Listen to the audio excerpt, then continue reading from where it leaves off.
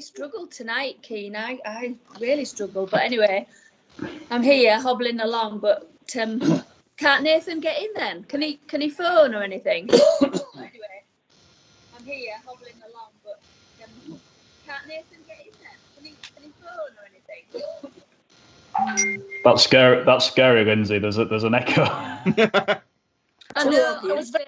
We're hearing you in duplicate, Lindsay. That's scary, Lindsay. There's an echo. Oh God, we heard Keen twice then. Yeah, one Keen is quite enough. I'm really concerned. Yeah, you'll hear me in a minute. You'll love that. Is somebody calling Nathan because he really is struggling? God.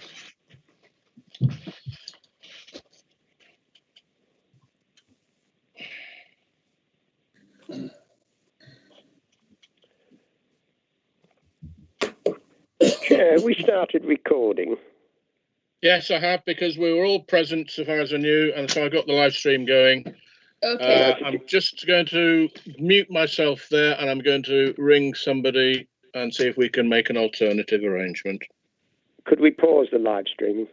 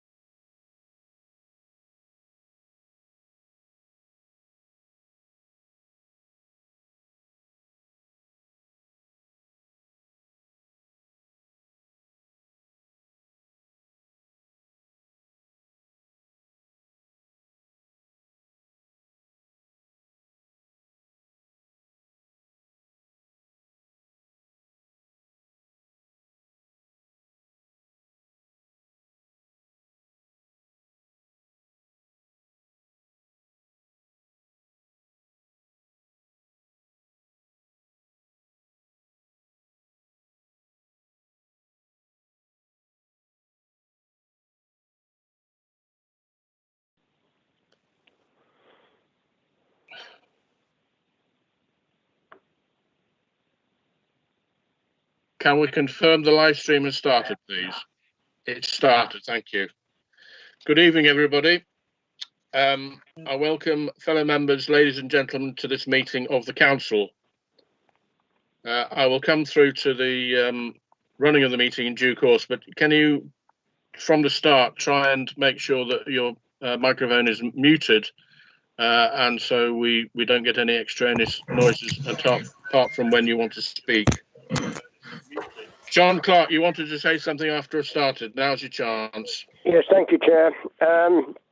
In the scrutiny meeting, there was a call-in attempted on the 49,000 being put in to the KPMG bid, and it was ruled out of order on the legal advice, which the Chair took, and agreed that it had been an urgent item in P&R and therefore couldn't be called in.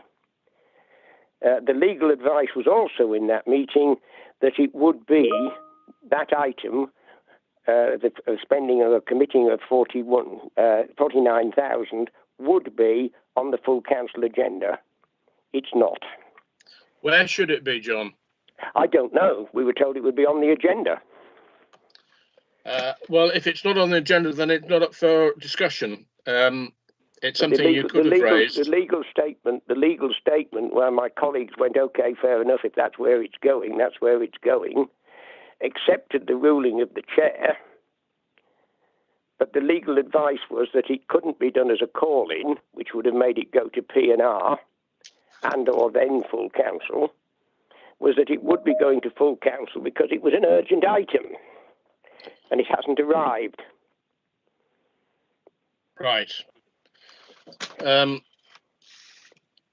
You may wish to get legal advice with the meeting while the meeting's going on. Well, I think that's exactly what we'll do.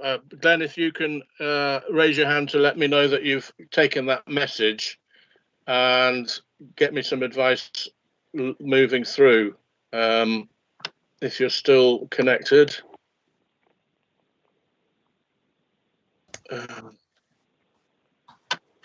Thanks. I can see your hand raised. If you'd lower it, and we can speak to you later.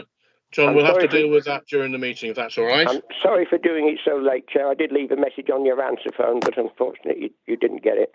Right. Okay. Right. I will go back to the agenda, if I may. Just briefly, I know more often than not, or when Father Tim isn't available, I ask you just to remember why we meet and the people in the district that we represent. I think it's as well just to allow me to say that from time to time.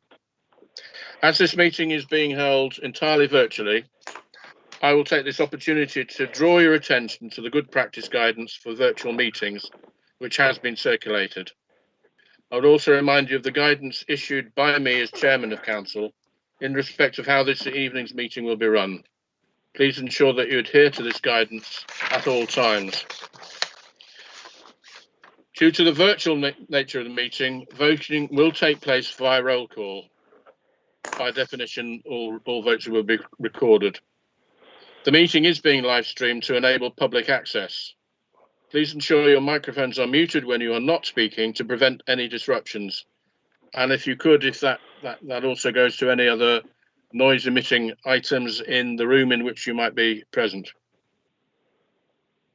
Please use the electronic hand raising function available in Microsoft Teams to indicate a wish to speak. If this is not possible, for example, if you joined by telephone, please speak up to indicate your wish to join the debate. From time to time, I will ask generally who wishes to speak and add you to the list I have. Please lower your hand as soon as you have spoken.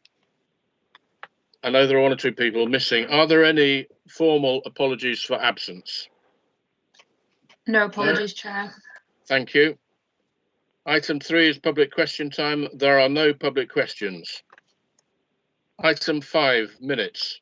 We have 3 sets of minutes to go through this evening. With your consent, I will deal with them en bloc.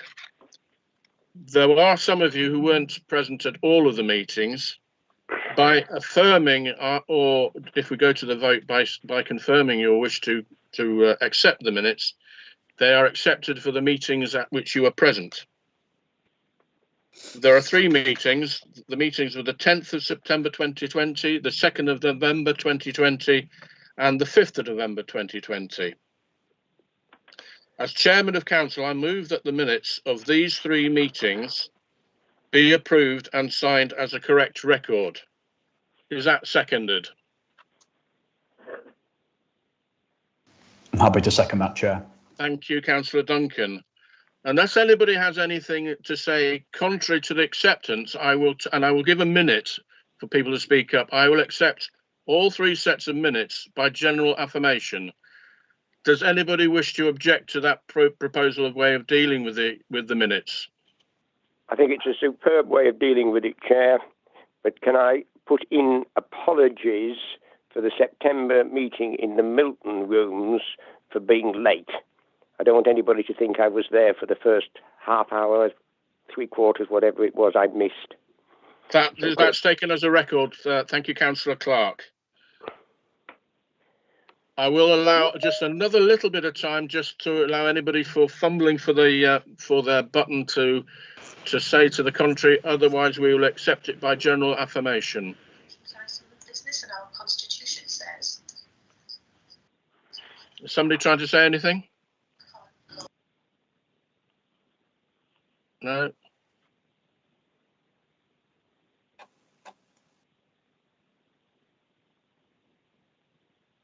I will just allow another few seconds.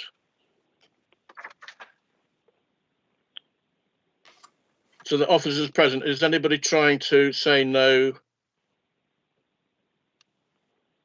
I see no hands up. That's it. No hands raised, Chair. Thank you. In which case, I will accept by general affirmation, the 3 sets of minutes have been accepted. Item 5 is urgent business. I have no urgent business. With one Item possibility, Chair. Somebody trying to speak? With one possibility. Waiting for your legal advice. Waiting for the legal advice. I accept that. We'll get that as it comes through. Item 6, declarations of interest. I will take the presence of at least 2 North Yorkshire County Councillors present as recorded. Does anybody else have a declaration of interest for the items on the Councillor King? Thank you, Chair. Yes, a non-pecuniary interest in the Milton rooms, being the chairman of the trustees.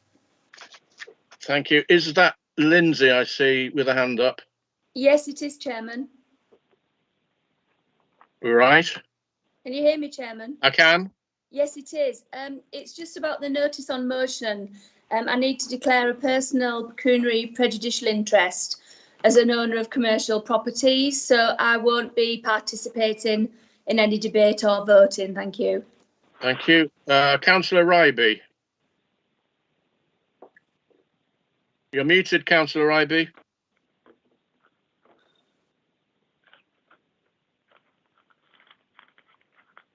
Sorry, I have no declarations of interest. You had your hand up. Did you want to say anything else? Okay. No. No, if you'd lower your hand then. Councillor Mason. I think I have to declare a personal pecuniary interest on the motion, car park motion, as well, as I am a shop owner in Malton. Thank you. If you'd lower your hand now. No others. Other than the item at the end, I am the council member champion for sport and physical recreation. Excuse me, Chair. I thought I had my hand up, but I don't think it was. It's Councillor Rain. Councillor Rain. I need to declare on Rule 11A car park personal pecuniary and prejudicial interest as Principal Kirkham Henry Community Interest Company in Malton. Right. And also item 17, personal pecuniary. Thank you. Thank you. Councillor Joy Andrews. Ditto, I've got a premises in Pickering as well, so that on the same motion. Right, okay. Councillor Ryby, your hand is still up, I believe. I've tried to switch it off. I never put it up. I'll tell you what. AR is also Councillor Rain, I believe. If you could lower your hand, Councillor Rain. If there are no other items of declarations of interest, I will move on to item 7, announcements. Unfortunately, I have to announce some of you will not know that a former councillor of the district council, Ed Jowett, died the weekend before last. Some of you will know about this, and unfortunately some of you didn't until this evening. So it's my very sad duty to inform you of this. Ed was not only a councillor, but he was a good friend of mine, and a help to a number of us. And I'm sure we will. You will. I think we should have a minute's silence. But before we do that, I'm going to ask Lindsay Burr, as Ed's former group leader, to say a few words as well. Lindsay. Yes. Thank you. It's very, very sad news. Ed was a councillor on Ryedale, and he really was a genuine guy, a true gentleman, and he was a friend of mine. He was passionate about getting the best for Malton and the residents, and he did take his role as councillor very, very seriously. And Ed campaigned for things that were really true to his heart. He stepped back from Ryedale and then went on to join Malton Town Council to continue to do his best for the town and the residents. And I'd like Ed's family tonight to know that we're all thinking of them. And I'm sure that all councillors who knew him will remember Ed fondly. And I'd like to say that in all sincerity, Ed will be sadly missed. Thank you. Thank you for that. I think we will. Keane, did you want to say something? Yeah, thank you, Mr. Chairman. I just wanted to echo the comments from Councillor Burr, just to pay tribute to Ed and just saying that it was a pleasure to work together with him cross-party on a number of issues, particularly on the Overview and Scrutiny Committee. And as leader of the council, I just wanted to pay tribute to him as well. And memories of riding down the River Derwent on a boat with him, looking at the riverside as well, a project that he was involved with at that time. So yeah, my tributes to Ed, and he will be sorely missed. Thank you. We'll have a minute's silence, I think. I know we have a lot on the agenda, but we'll have a minute's silence. Thank you.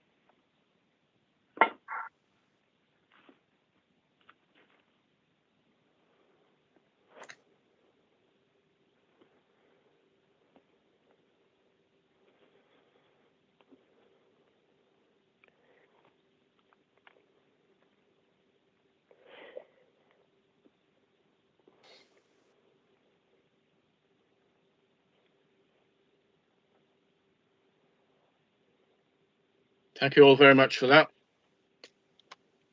We'll move back to the agenda. Agenda item 8, members' questions on notice.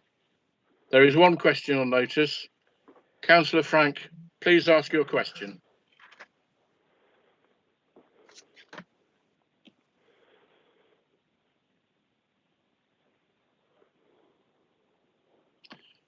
Councillor Frank? Yeah, please, can the leader advise whether there has been any progress in respect of the cattle market project?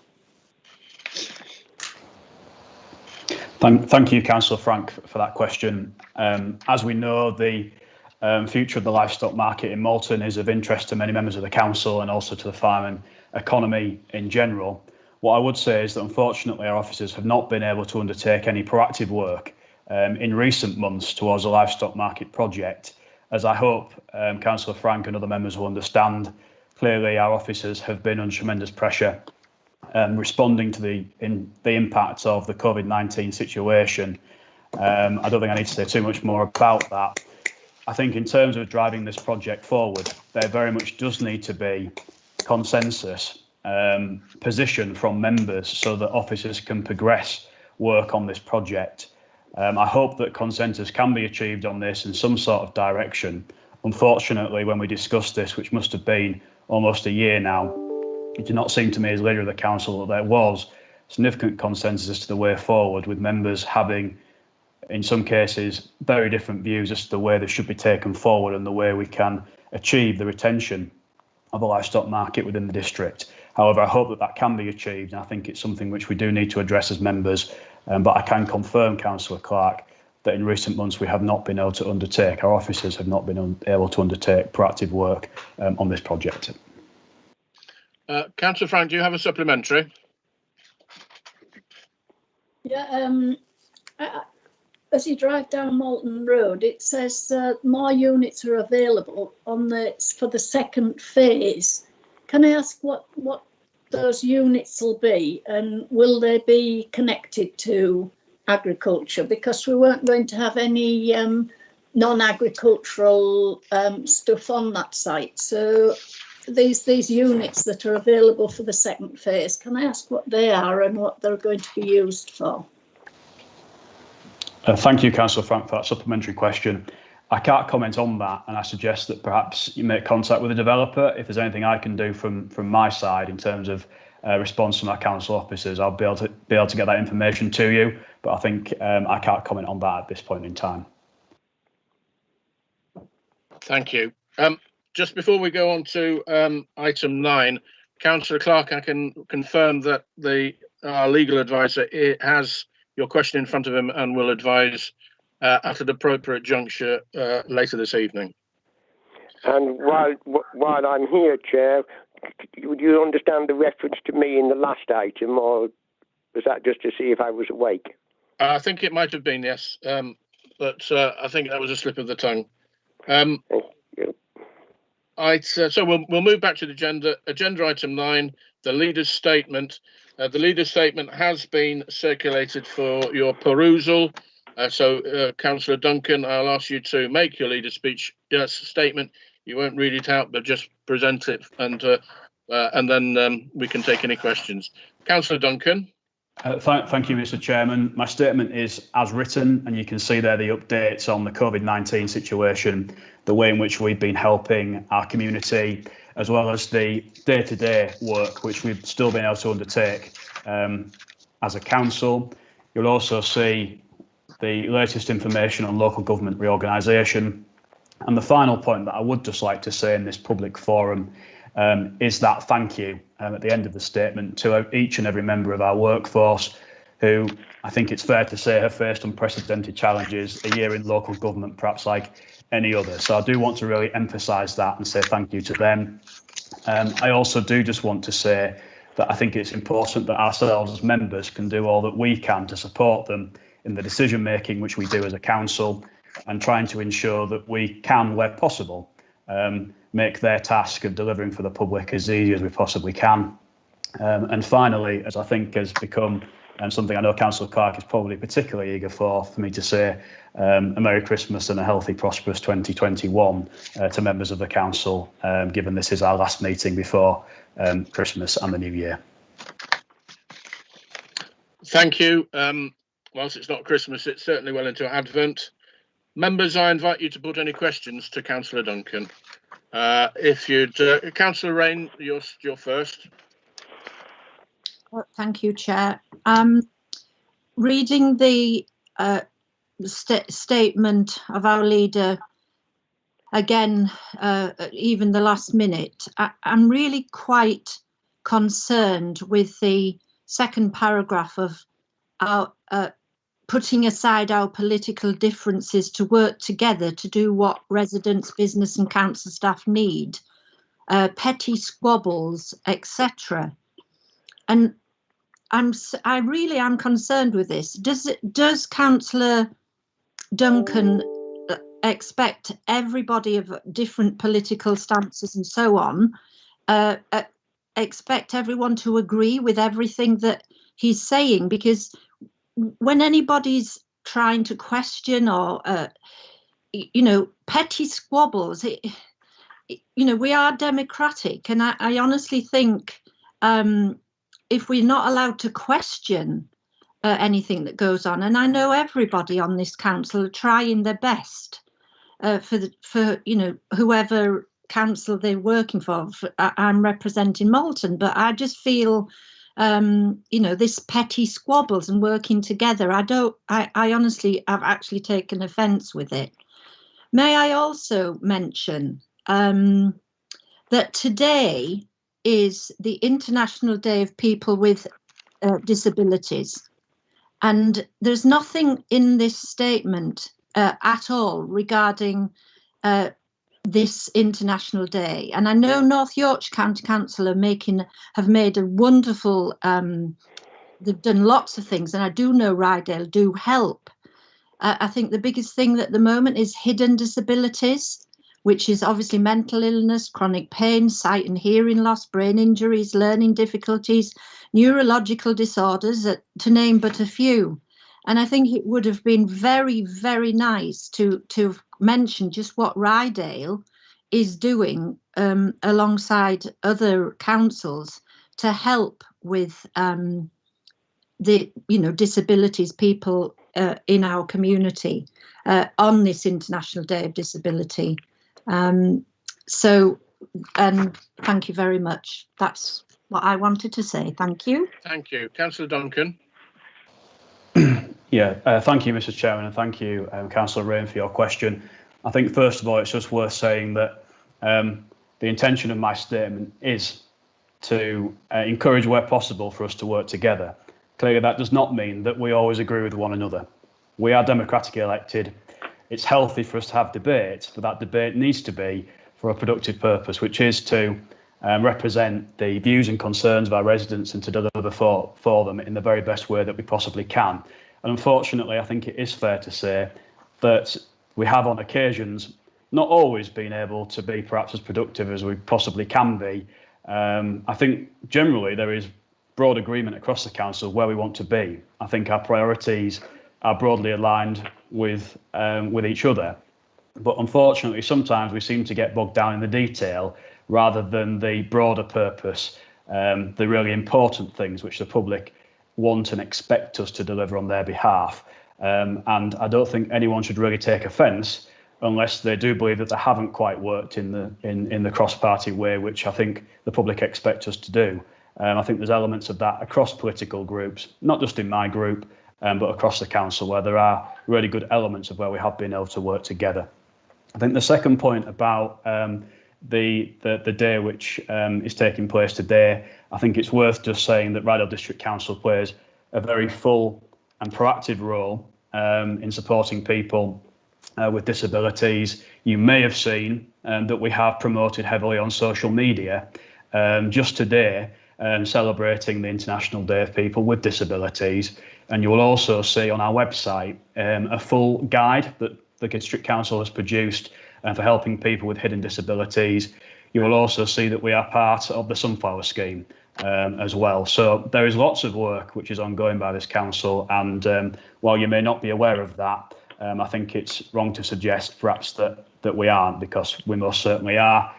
One thing I would also say is that my latest statement cannot reference everything that we do as a council. It's an impossibility for me to do so. I try to keep the information to the salient points, the most relevant points, and also point out that this statement is written several weeks in advance of the meeting and publicised and shared with members of the council several weeks before as well. Before moving on, just to let you know that I can see your hands raised, I have Councillors Ryby, Paul and Joy Andrews and Mike Potter to speak. Next question, please, from Councillor Ryby. Can you add me to the list, please, Chair? I will do. Thank you, Councillor Clark. Councillor Ryby. Thank you, Chair. Yeah, I would like to make comments about the leader's statement, followed by questions, if that is okay. So Well, this is questions rather than statements. So if you'd like to make a question to the leader's statement, I to will the make leader, a that's question. fine. So the local government reorganisation, whether we like it or not, I don't like that strong language. And as a result of him making that strong language, I'd suggest that perhaps he doesn't have the mandate to say whether we like it or not, because he's in charge of a group that is in a minority rather than a majority. Assuming Councillor Middleton honours her statement in the Gazette and Herald where she said she was no longer enfranchised with the Conservative Party. In paragraph 2, the eyes are upon us. The majority of local people we represent do not want to be merged with Scarborough and York, which would make the urban population totally dominant by a ratio of 3 to 1. In paragraph 6, this is a question. A refreshed website. I noticed Pickering, Malton and Elmsley are going to get an updated system. I represent Kirby Moorside. Why is Kirby Moorside not benefiting from this situation? I note that we got a letter via Stacey yesterday, I think it was, with all the signatories to the letter to the Prime Minister. Strangely enough, this echoed some of the things I've been pleading with our leader a number of times, and it acknowledges what I'm saying. For example, the government will not enforce the local government reform against the will of the people, and also it mentions ratio of rural to urban again. In paragraph 9, he talks about public support is now growing, and you may have a 2 to 3 majority in favour of the population in favour of an east-west split. Well, I don't understand his figures, because York is against it, and that is 50% of the east-west split population. And my constituents, almost to a man, 100% are against the merger with York and Scarborough. If you do it, take notice of a poll. Yeah, if you ask the right questions, you get the answers you want. Yeah, I don't think that's good. The other point he's making is that the Unison and the Mr. Chairman, can I just say, Councillor Ryby, I did suggest right at the beginning that this is a question to the leader, not a statement on your thoughts on local government reorganisation. I've asked one question, I'm about to ask another, Chairman. Beth Evans clearly stated last night that the officers should not be seen to be politically impartial.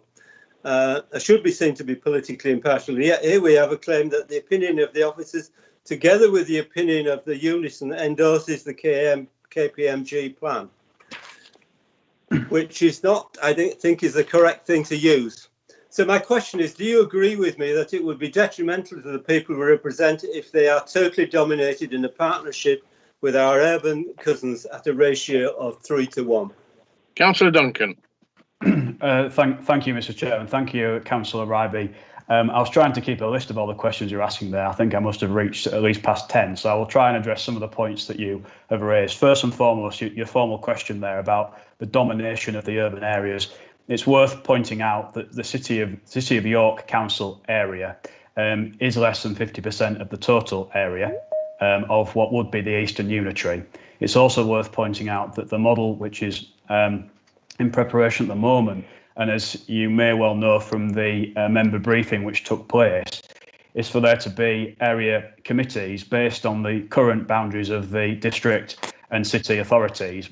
The councils will come together in those authorities. There will be perhaps a devolved budget based on population and based on need for councils in that area to spend on the issues that they see fit, on the priorities for that area, which will mean, hopefully, that no one area will be able to dominate, because there will be, in effect, these semi-autonomous committees able to make decisions on behalf of local people in their patches.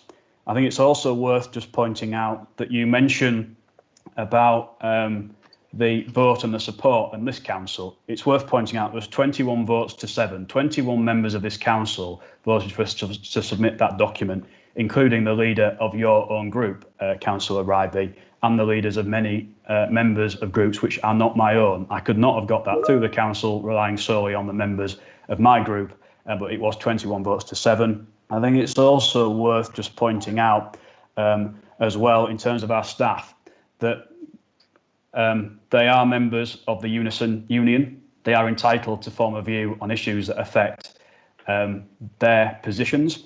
It's right and proper in a democratic society for unions to exist and to express views. That's what they have done, and that view has been overwhelmingly in favour of the East-West proposal. What I would say also is that in terms of stopping this process, there is really very little that we can do other than form a constructive, optimistic bid to put forward out there to government, because if not, and if we hadn't gone through this process and had the foresight to have commissioned a piece of work, which we did, and to have submitted it to government, there will be one option on the table, which will be the proposal from the County Council, and the government would have one option to take forward. I sense, Councillor Ryedale, I don't want to put words in your mouth here, that you do not feel that a County Council unitary, one council serving all of North Yorkshire, will be the right solution. Given that, it was the right thing to do, the proper thing to do, for us to come up with an alternative. We've done that, and it may not be perfect. I actually think it's a really phenomenal proposal, a really fantastic proposal, which we've been able to pull together in a very tight time frame. Credit to our officers on that front, working across councils. Credit to the leaders, myself included, I have to say, for working cross-party, genuinely cross-party, on this. Labour, Independent and Conservative leaders coming together. So I think what will be best is, I need the support of all members of this council. I hope I can get support to take this cause forward and make the strongest possible case that we can to central government. Before going to Councillor Burr, I can say that we also have Councillor Braxton wishing to ask a question. We are getting tempted, rather than asking questions on the leader statement, to enter debate into the items mentioned. We're going to debate a lot of those at another time. Please don't start the debate on the leader's statement item. Councillor Burr. So you're on mute, Councillor Burr. Thank you. I'm just picking up on the leader's statement where he says ongoing effects of COVID. And obviously this year, it's been extremely tough for everybody, for our residents, care homes, hospitals, and our businesses. And in March, we were in a 3-month lockdown. And in November, we've just been in another month's lockdown. And some businesses are really having to put up with an awful lot, and the people who work in their businesses. And I'm particularly worried about our hospitality sector, as I'm sure you are, which does have its impact on tourism, etc., etc. So would you agree that the government probably got it wrong when they put us in tier 2 along with London? And would you agree that it might be worth writing on behalf, as leader, from this council to urge the Prime Minister to put us into tier 1? I know that our MP is urging that, and I just think that it would be really good if we could work together on this to try and get us down as quickly as possible to tier 1. Thank you, Councillor Burr, for that question, which I think is a really pertinent one and a relevant one. What I would say first and foremost is that our council officers have done a phenomenal job in getting grant funding out of the door to businesses which need it. The most recent total that I've been given is that we've managed to get out £25 million to businesses in need of assistance across Ryedale, a truly phenomenal effort. And they've done it in quick time as well, in many cases working round the clock to get that support and assistance out there. Clearly there are businesses that have applied for funding, and we're working to get through those as quickly as we possibly can. There are some businesses which do not qualify for the statutory element of the funding, but there is the offer of discretionary funding, which we've also made available. So I think all councils will agree that we've done a phenomenal job in doing that and helping in terms of support. Clearly, grant funding is one element. Getting back to business is the other element, which we need businesses to be able to do. And for many, tier 2 is a nightmare situation whereby legally they can reopen. Clearly, retail can reopen, but some businesses, trade is still down, significantly impacted, and we do need to get ourselves back up and running as quickly as we can. I was disappointed by the tier 2 decision, but clearly I don't think there was anything that I could do about that, or anything that even our Member of Parliament could do about it. In terms of that, he is advocating, as you know, for a district by district approach, not a blanket approach across the whole county. perhaps indicative and representative of the vast area which North Yorkshire covers. And I think it's worth pointing out that the key thing is we need to get our businesses back up and running, back on their feet, because grant funding is can only go on for so long. We need to get people up and running again. Thank you. So, to answer my question, are you going to write a letter for us? I mean, I'm happy to write a letter if that's the will of the council. However, I'm not confident, Councillor Burr, that it's going to have any material impact whatsoever on the decision making. But I'm happy to do that. If members want to get in touch with me to articulate their views and I can formulate something together, I'll be very happy to do that. Thank you for that. Just before going on, I can just confirm that we've got councillors Paul Andrews, Joy Andrews, Potter, Clark and Carrie Braxton wishing to ask questions. If anybody else wants to ask questions, if they'd put their hand up pretty soon, I'm going to try and wrap it up so we get on with the rest of the agenda. Councillor Paul Andrews, your question, please. Yes, Chair. Again, I come back to COVID-19 and businesses, this time to the businesses that have been able to open. Now, I understand that a lot of them feel penalised by the fact that the government has recommended that all payments should be by machine and by card, even for the very smallest items of expenditure. And they feel that this has this has put them to some disadvantage, as they have to pay considerable fees to the banks when debit charges are used. When debit cards are used.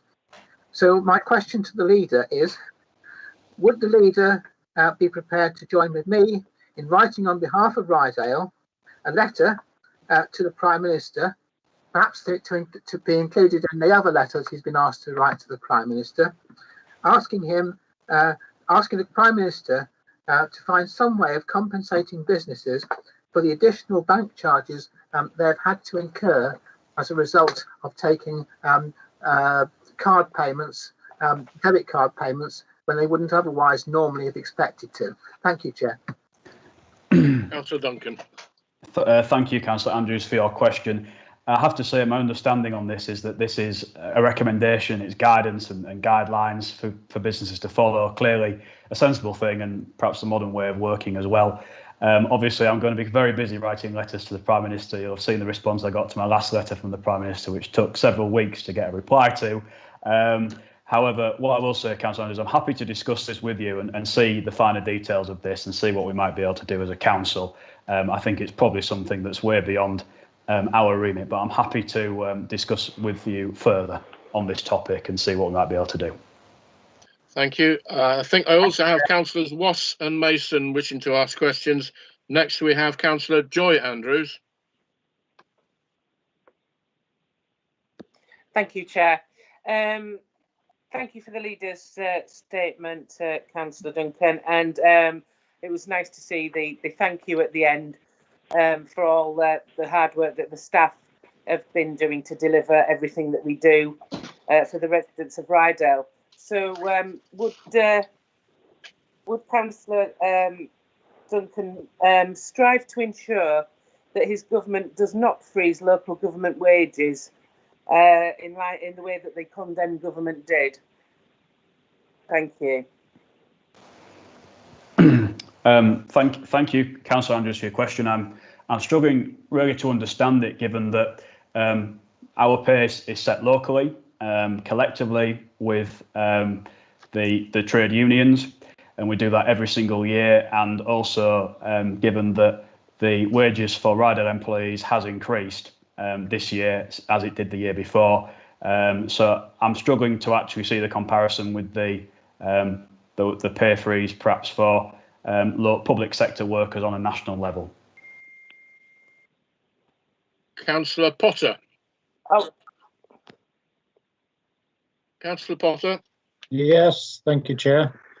First, can I just endorse what Councillor Rains said, because I represent the views of Pickering residents, not the views of the Conservative group. And to me, these are neither petty squabbles or procrastination, and I also take exception to this statement. So moving on, could the leader please tell me why he would be answering questions directed to the Chair of Planning regarding purely development control? Thank you, Councillor Potter. I'm not quite sure exactly the question you are asking me. However, if members do have questions about planning policy and they put them in as questions on notice, then logically that would be something answered by myself as chairman of the Policy and Resources Committee, given that it is within that committee's remit to decide planning policy for this council. Yes, supplementary, please. So, well, therefore, could the leader and chair of P&R explain how a decision on a specific planning application relates to planning policy?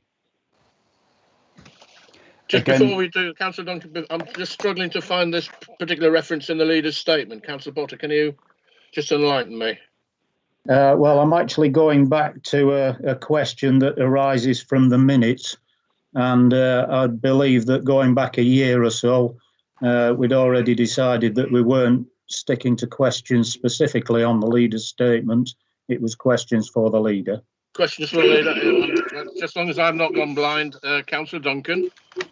Only to say again, I'm a little bit lost by Councillor Potter's question. If he has a direct question which he wishes to ask me on planning policy for Ryedale, then he's happy to do so. Happy to submit a question on notice, or bring it to this forum in future. What I would say is that we are Ryedale District Council, and as leader of this council and as chairman of Policy and Resources Committee, I will answer all questions related to policy in the fullest and best way that I possibly can. Yeah, I've another supplementary there, Chair. Thank you. It's actually referring to pages 8 and 9 of the agenda, which is going back a couple of meetings. So could I just ask the leader, without wishing to know the details of how the Conservative group works, does it comply with the Constitution to have his group decide how to handle questions to the Chair of Planning?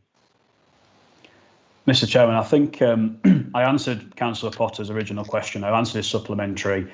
Clearly, he isn't entitled to a second supplementary question. But what I would say is that if he has any particular question he wants to ask me, as chairman of Policy and Resources, happy to do so at a future meeting. Thank you for not answering any of my questions, Councillor Duncan, and for not answering them when I asked them first in the meeting on, I forget when it was, 2nd of November, was it? Anyway, thank you. Before going to Councillor Clark, I've also got Councillor Oxley wanting a question. Councillor Clark, your question, please. Thank you, Chair.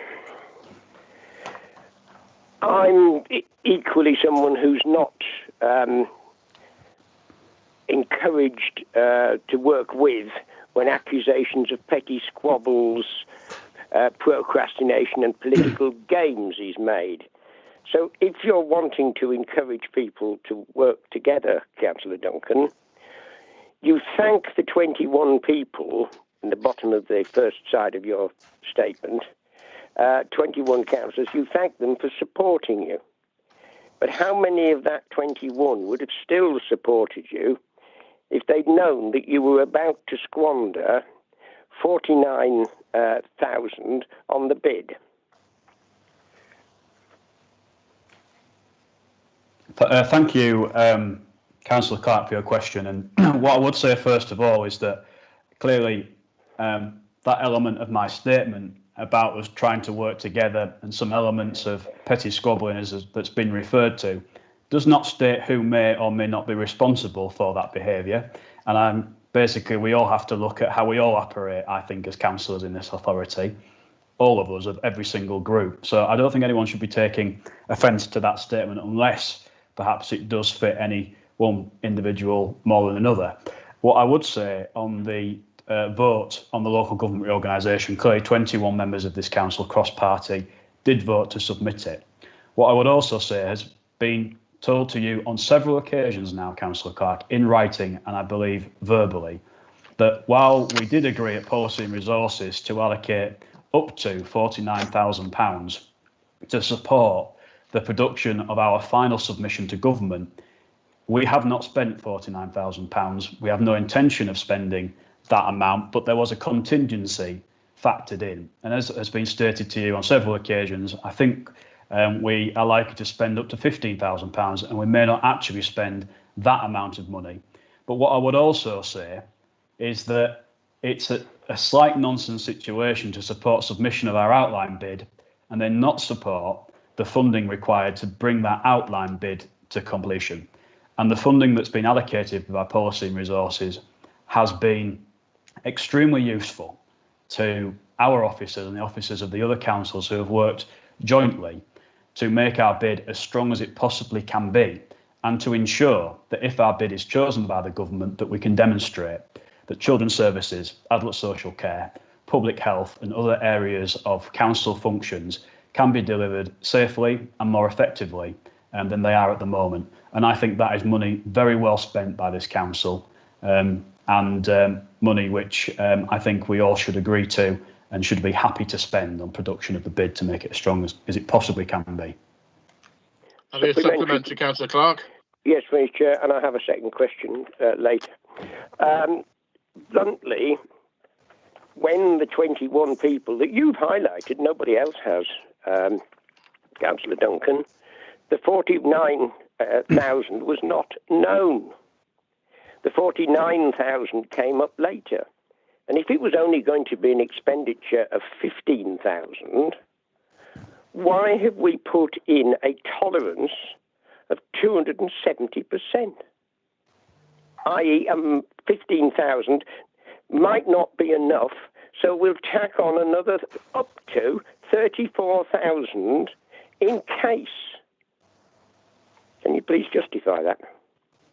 As I think I've explained, Councillor Clark, thank you for your supplementary, that this has been an extremely challenging process for everybody concerned. I think for us as members, for our officers who are employees of this council, and for the public as well, the uncertainty which exists. We have approached this in the very best way that we possibly can.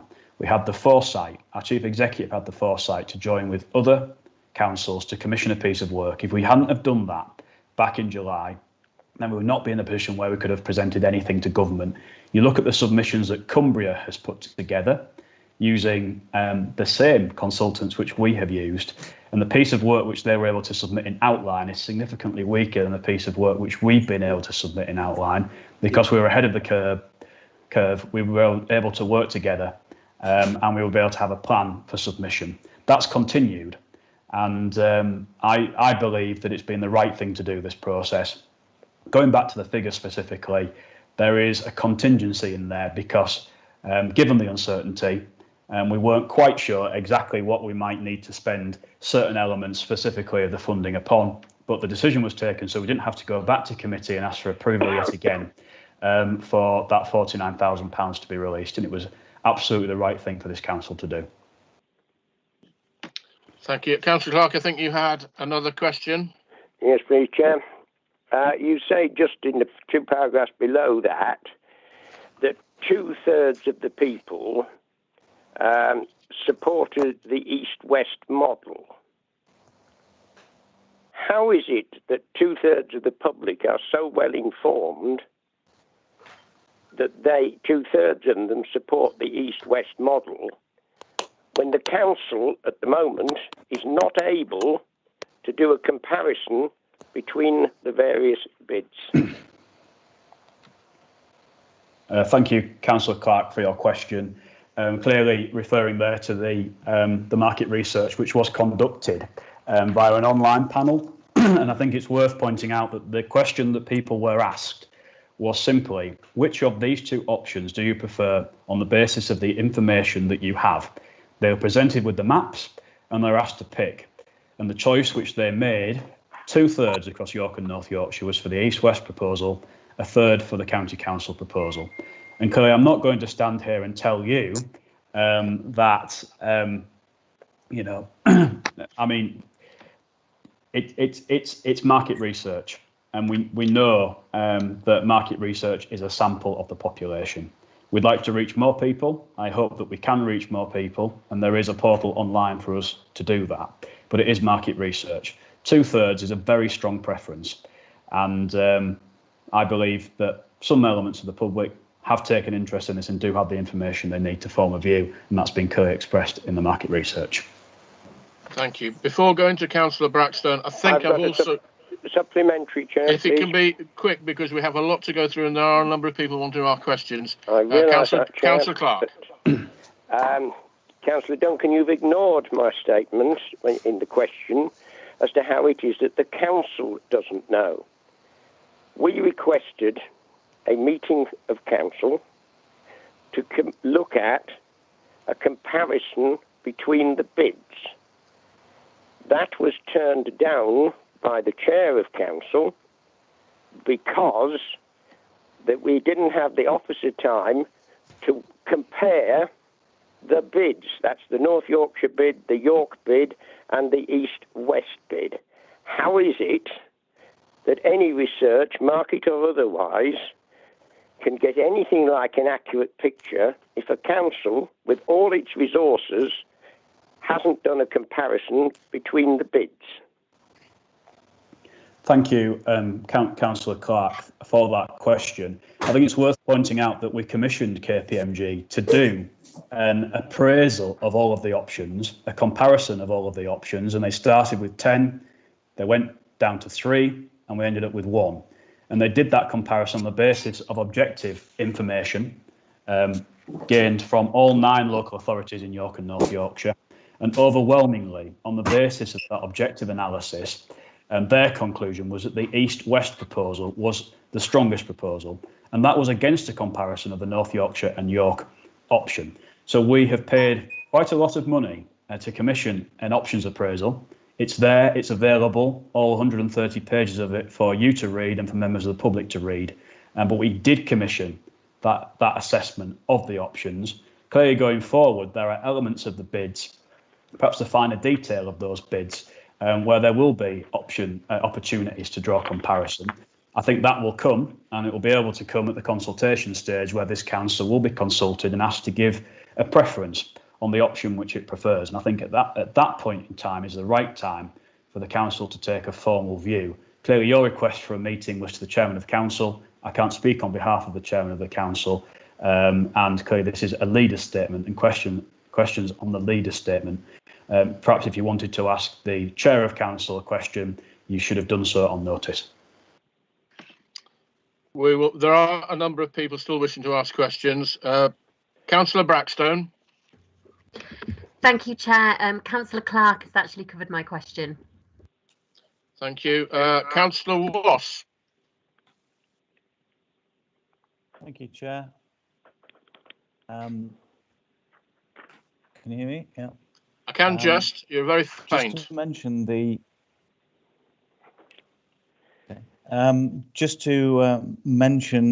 to Keane about the monies paid out, which I would like to thank the officers for their help in this, and Keane, who helped me with businesses in Pickering, and I know there was businesses in Malton that were struggling.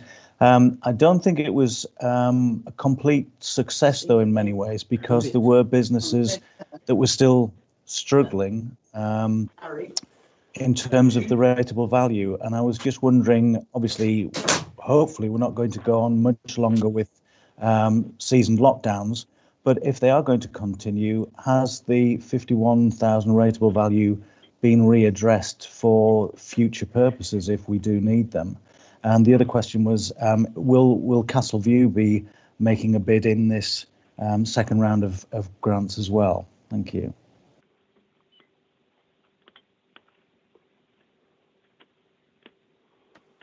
Councillor Duncan, I think you're muted, and it gives me a good opportunity to ask other people to mute because there's a bit of extra noise coming off. Councillor Duncan. Excellent. Hopefully we've got that muting the right way around now. I do apologise. Thank you, Councillor Wass, for your question. I just wanted to say thank you to you and to other members of your group and members of other groups who did approach me as leader of the council, requesting assistance on behalf of some of their constituents who were facing difficulties in the first lockdown. We were able to get some resolutions on those issues from those approaches which I got. We were able to get cash out to most people, although I do recognise that there are some who did struggle and were unable to access cash. We did open up and broaden out the last of the grant scheme to ensure that anybody in need of assistance was eligible to apply, with some much less restrictive criteria. And every single pound of the money which we got from government went out in that first round. We have got this second round of funding now for the latest lockdown, which we are discharging and hoping to get out. But the indication we've got is the funding pot that we've got. So clearly, if there are further lockdowns, that money may not be enough to see us through that period of time. So it's a sort of a watch and wait situation, unfortunately. I can't talk about specific examples, Councillor Wass, because I don't know the background detail. But if you want to contact me outside of this meeting, I'm happy to try and get that info.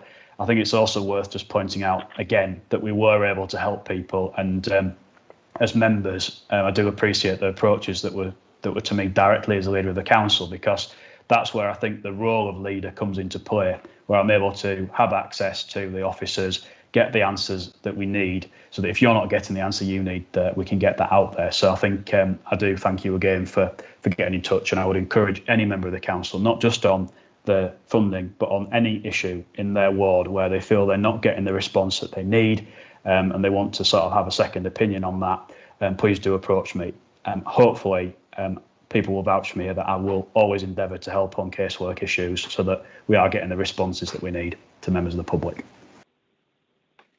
I've got I think Councillor Mason, I took your, that's right, fine. We're going on to Councillor Oxley, then I do have Councillor Paul Andrews and Councillor Rain. I think your hand's still up wanting another question, and then I will end the questions and we'll move on with the agenda. Councillor Oxley. Thank you, Chair. We're all aware of the issues, and the leader has highlighted them, that COVID and everything that goes with it is brought with us. However, there's some really good news in the leader's statement. And would the leader agree with me that in these times, as difficult as they are, that things like the better Wi-Fi systems for Malton, Pickering and Malton, the engagement of 2 community civil enforcement officers who I know have already been out and helped people to put things right, that they are the sort of issues that we ought to be talking up as well, not just worrying about the bigger issues to do with the pandemic? Thank you, Councillor Oxley, for your question. You asked me if I agree with you. I'm happy to say I do agree with you. Thank you for your question.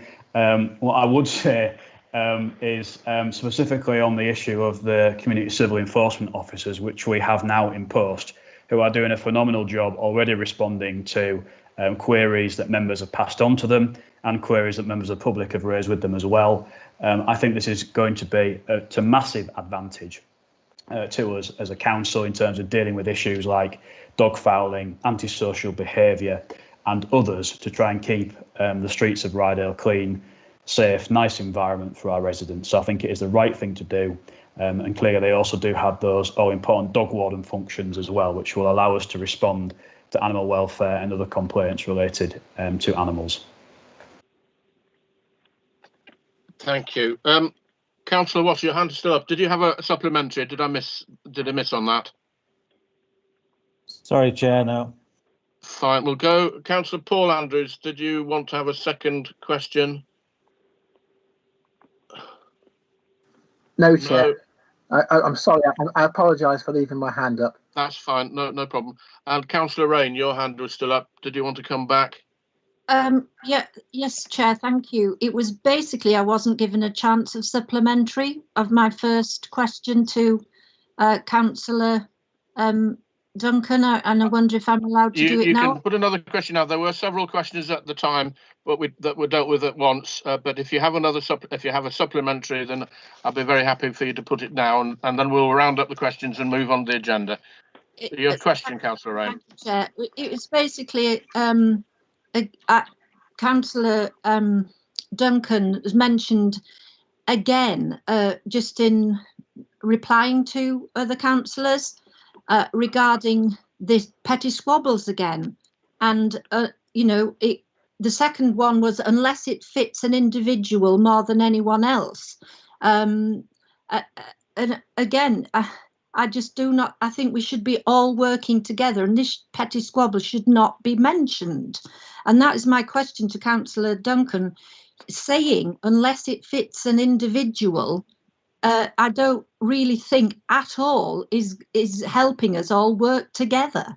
Thank you. Councillor Duncan, did you want to come back on that? I would just say, Mr. Chairman, I don't think there was a specific question there, but what I would point out is that we have so far now spent an hour and 10 minutes, and all that we've been able to do is approve 3 sets of minutes so far, and the substantial items on the agenda, of which are of great importance to the public, we have not yet been able to touch a single one of those. And I think that does perhaps put into perspective sometimes. The public expect us to be here and delivering on their behalf. And that's what I'm here to do, what I'm trying to promote us to do, so that we don't get ourselves in a bit of a tiz about things which, in the grand scheme of things, the public do not care about. That is not to diminish the role of any member representing their constituents. I want us to represent our constituents, and that's why I want us to be able to get into the items of substance where there are clear differences of opinion. That's what I want to encourage us to have, the proper and full debate as a council. But unfortunately, sometimes we seem to get ourselves stuck in the mud a little bit with the mundane items rather than cracking on with the things that the public truly care about. Thank you. We'll move on. I see 1 or 2 hands up, but we're going to end the questions there because we've got a lot to do and we've slipped out of questions into statements. We're going to move on to the agenda item 10, to consider for approval the recommendations in respect of the following public Part B committee items. Item 10A, the update on the Moulton and Norton infrastructure and connectivity workstream, which you'll find on pages 47 to 78 of your agenda papers. For the record, the committee voting was unanimous. Councillor Duncan, please briefly introduce this recommendation. Thank you, Mr. Chairman. Only to say that I move the recommendations as referred from Policy and Resources. This is an important item for our residents. Clearly, traffic issues in Moulton and Norton are of grave concern to many. I know members of the council and members of the public. It was a unanimous decision by PNR, and I'm hoping that we can perhaps move swiftly into the vote on this one, given that there was a consensus at PNR. But I am happy to take any questions if there are essential questions from members on this item. I think before we deal with that, we'll just see if there are any questions. I think Councillor Keel, you've got your hand up, and Councillor Arnold. Councillor Keel. Thank you. Yes, I also have my hand up. Councillor Keel, thank you. Okay, yeah, I will be supporting this this item. I'm very pleased to see it here finally, but I do have a couple of questions. This has been rumbling on for a long time, a lot of years, and what I'd like to know, and unfortunately I couldn't make the last update meeting simply because it was held during the working day and I'm unable to attend meetings at 9 o'clock on a Monday morning. But what I'd like to know is if we have pinned down any timelines on when this work might be going to happen. I appreciate things are difficult at the moment because of COVID, and as that has pushed a lot of work back. But I think, you know, we have debated, discussed and chewed this issue around for so long now. We really do need some timelines. And my second question is, obviously we're being asked to commit money from Ryedale, and I do agree. I think we should be spending this money because I, like many other members, are concerned Ryedale won't be here for very much longer. So let's spend our money while we can. I'd like to know, though, what other authorities are proposing to contribute, and do we have any figures from the County Council yet, please? Thank you, Councillor Keel, for your questions, which are very pertinent ones. I think I'm as frustrated as you are. I think you know that. I'm sure frustrated as many other members of the council are. Clearly, the scheme of work, which is outlined in the report, ranges from short-term interventions to some long-term solutions, which realistically are not going to be possible, perhaps in the next 10 or 20 years or so. So there is a long way to go to truly deal with the issues. You can see that the total budget is potentially up to £94 million. We cannot resource that alone as a council. but what we can do is allocate funding to help unlock some of those opportunities. I think of most relevance is the scheme which both myself and yourself have been part of in terms of the working group set up by North Yorkshire County Council, which has been looking at issues around Butcher Corner and issues around the level crossing. There's been representatives of both towns' councils on there as well as Councillor Burt. And I think it's worth just saying that we have identified a solution, as you know, Councillor Keel. Further work needed to take place in terms of air quality, which does present a headache in that location and around the town, as we know. I'm hoping that we can take that proposal out to public consultation as soon as possible. However, that is for the County Council to formally do so, and they are seeking some legal advice and some guidance around the air quality information that's come back. So I'm hoping that we can get a solution. In terms of the funding from other bodies, clearly the improvements on the trunk road, the A64, potentially opportunities to harness funding from Highways England. In terms of the highway network, obviously the County Council as well will have to be the chief contributor. But in terms of unlocking that short-term scheme around the level crossing Butcher Corner, we've put our money where our mouth is on that. So finance should not be an issue. We're prepared to give the funding. I hope County Council are equally prepared to do so. It's over to them really to give a kickstart to this, but our officers are really pursuing this. I'm pursuing this. I know other members of other groups are as well. So it's a key priority, and I'm pleased, Councillor Keel, that got your support on this item. Can I just come back very quickly, Chair? Indeed.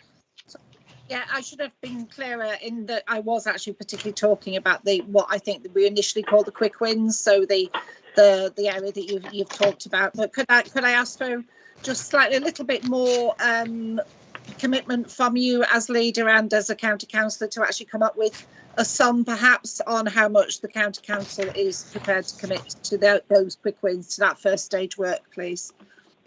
I'm happy to take that forward, Councillor Keel, and hopefully we'll get that answer through the working group. Thank you. Before I've got Councillors Mason and Andrews for questions, if nobody else wishes to ask a question, we'll move on to debate after that. Councillor Mason, then Councillor Andrews. Councillor Mason. Actually, no, this is more for the debate, actually. But just say okay. I will be backing this.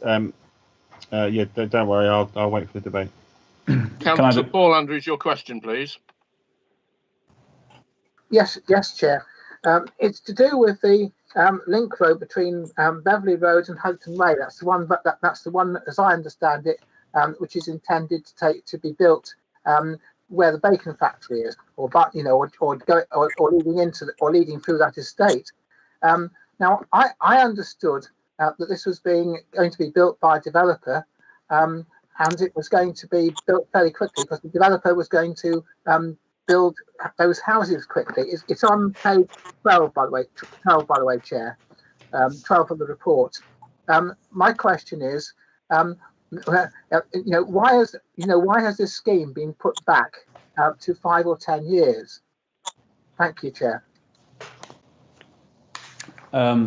Thank you, Councillor Andrews, for your question. Can you just give me the page reference again, please?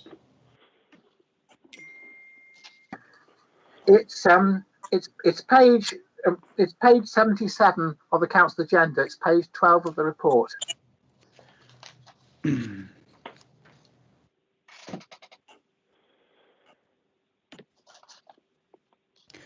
Yeah, thank you, Councillor Andrews, for that question. Obviously, I am very familiar with the location that you're talking about, given that it falls within my ward. What I would say is that clearly that site has been allocated within our local plan, and if that site does not complete successfully, we do not fulfil the allocations within our local plan. We do not meet the needs and the targets which we need to meet, given the size of that development. As you are right to say that the link road is associated with the residential development. I am surprised by the long time scale that's been listed there. What I do know is that we are waiting for that planning application to be received, and clearly to get that link road fully connected and operational is going to take some time, even if planning permission was agreed within the next couple of months or so for the start of construction.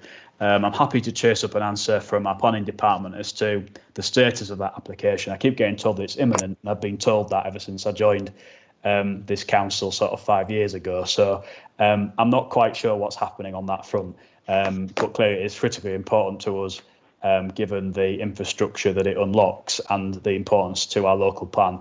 I don't want to get into a discussion, Councillor Andrews, about the local plan, the rights and wrongs thereof, but I'm happy to chase up an answer on that to see where things stand.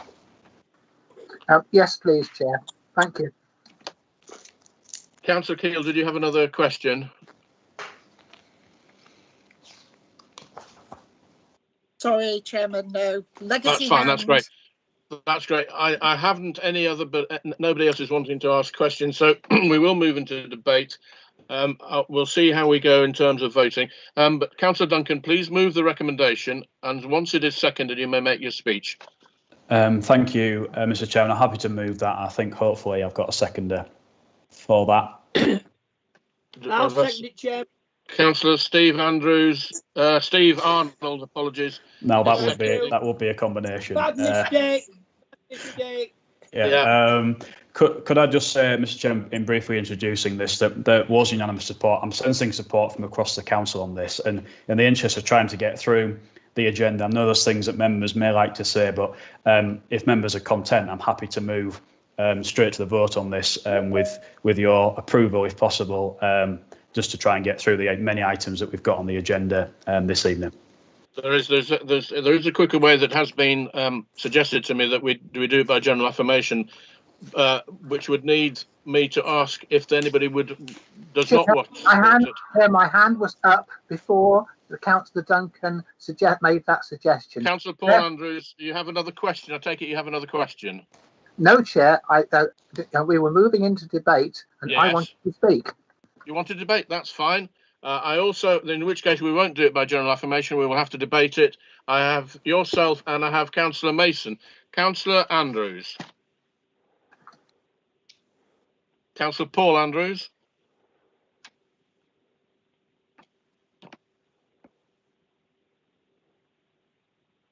Councillor Paul Andrews, you wish to speak to the debate? I beg your pardon. Yeah, I beg your pardon, Chair. Can you hear me now? I can. Yeah. I only want to make a small point, Chair, and that is that although I welcome the report, I really do feel it is tinkering round the edges. And like Councillor Duncan, I don't want to get into a debate on the local plan. But I would draw attention to the letter that was written on behalf of the council to Richard Marr on 2nd April, which is on page 61 of the agenda, which makes it quite clear that our council's view is that although these measures are very welcome, they're not going to go anywhere. They're not going to have any real effect or impact until we get a four-way intersection at Broughton Road and at Museley Bank. I personally think Broughton Road would do the trick on its own, but I know that's a matter of difference of opinion, and I really want that point to be pushed hard and home. It's not as though we're going to magically. The public should not get the impression that because we've agreed this report, everything is going to magically get better overnight. It's not. We have a long way to go yet, and that needs to be made very, very clear. Thank you, Chair. Councillor Mason. Mine kind of echoes that point as whether we should be prioritising some of these schemes, particularly the cycling provision with regards to climate change, but also congestion removal particularly from Motherby and linking in Swinton and Motherby together. I'm glad that's on here, and I know the Councillor for Hobbingham has probably spoken on this as well for the link from Hobbingham to Moulton as well. So I'd like to thank firstly that is on there, but I would like to see provision on low carbon initiatives being brought forward as a priority, as well as Paul says, echoes, try to get this four-way junction sorted as well. Thank you. Does anybody else wish to speak for or against Councillors Mason and Andrews, if you'd lower your hands. If nobody else wishes to speak, there is nobody, I don't think, has spoken against the is wanting to decline it. Therefore, I'm going to try and push this through by general affirmation, which means I will give you some time to object to it, in which case we'll go to a full vote. But if nobody wishes to go against it, it will be accepted by general affirmation. So I'll give you a moment just to reach for your buttons. And failing that, we will do that and move on to the agenda. If you're on the phone, if you'd like to make yourself known, either way.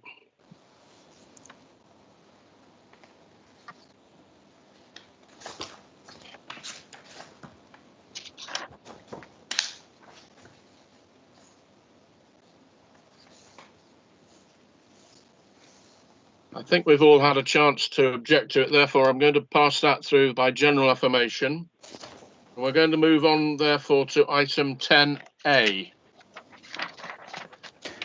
10B. 10B is the homelessness and rough sleeper strategy summary, pages 79 to 100 on your agenda papers. And the committee voting record for reference was unanimous. Councillor Duncan, please briefly introduce this recommendation. Thank you, Mr. Chairman. The recommendation is there that the strategy is approved by full council. It's worth pointing out this is 2020 to 2025, yeah, basically it's as written there in the documentation. I'm going to open it to the floor for questions. Does anybody have any questions for Councillor Duncan? I don't see any hands raised. Let me just double check. No questions. Councillor Duncan, please move the recommendation, and once it is seconded, you may make your opening speech. Thank you, Mr. Chairman. I'm happy to move that, and I believe hopefully I should have a seconder. Can I have that seconded, please? Yes, Councillor Dockwra. Oh. What?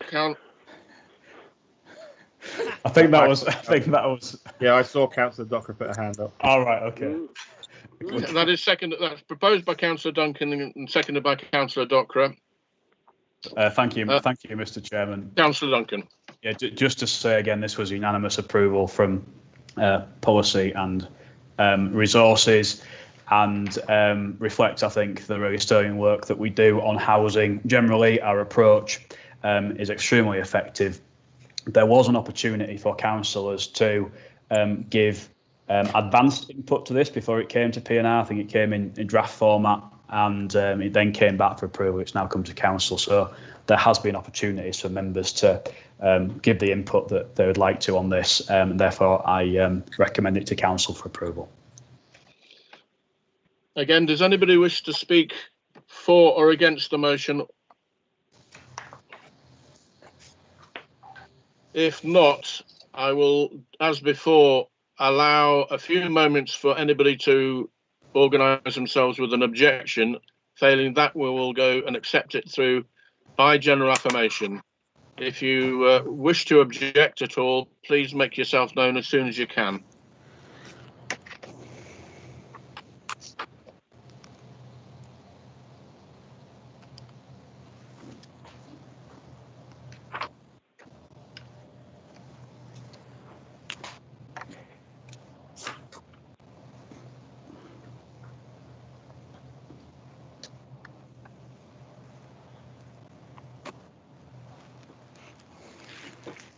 I don't see anybody wishing to object, therefore I will accept that this is being passed and accepted by general affirmation.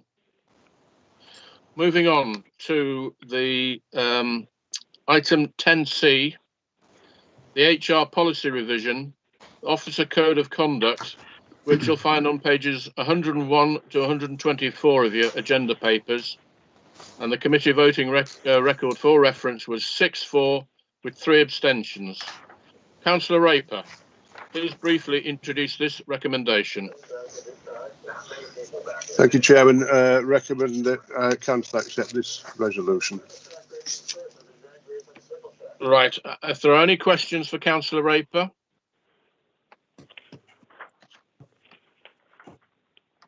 Yes, Chair. I'm just trying Councillor to. Clark.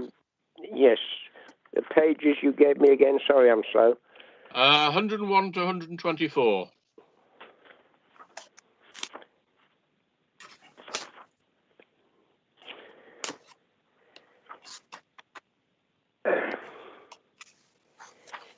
Is this the one that had in it the members, officers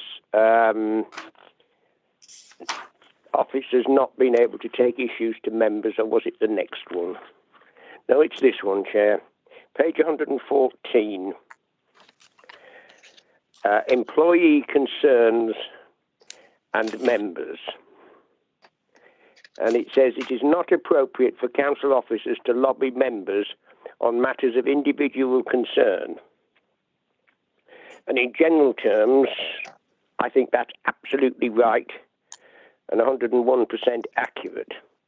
And it recommends that rather than do that, that officers go to their manager, or if they're in one, to a trade union or the senior manager. But there's a problem there, and we've had this problem, that if that system all breaks down, which it has once in Ryedale, and Ryedale was unfortunate that it broke down, there is no release valve. Yet the Ryedale Council has got a release valve in there, and that is not any member of council, but the staff champion. And I think that needs to be added into there, that an officer who has done all the things in there, taking it to their officer, take it to their union, taking it to their manager, and then, if necessary, taking it to the senior manager. Councillor Clark, can I just interrupt you? We're still in questions. We haven't quite got into debate yet. Yeah, well, this is a question for John Raper. Fine. Right. I'm giving him the backgrounder position. Does he not agree with me that the staff champion is the only councillor, but is the councillor that should be approached, if necessary, when all that has failed? Councillor Raper. I've been looking through this document, Chairman. I can't find reference in it to staff champion anywhere in this. No, there isn't. There isn't. It's page 114, employee concerns and members. No, it isn't a 2, it's a 3. 310. I've got the particular document in front of me, Councillor Clark, and yes, it says what you said it says, but there's nowhere else in this report that's referring to a staff champion. Exactly. And actually, do we have a staff champion in the first instance? I don't know. We do have a staff champion. We used to have one. We do have a staff champion. Voted at some point. We voted to get rid, I understand. Well, I'll let you know if it happens. My point is that the council is the board, and that if all else fails, and this document is absolutely spot on, the process is absolutely fine, but there isn't that release valve at the end of it if all that fails. Would you not agree with me that it ought to say at the end of there that if that has not worked, then officers may raise it with the staff champion? Councillor Raper, before you reply, just to let you members know that I have Councillor Frank wishes to ask a question, and there is some noise coming from somewhere. Can you make sure you're muted unless you're asking a question? Councillor Raper, an answer to Councillor Clark's question.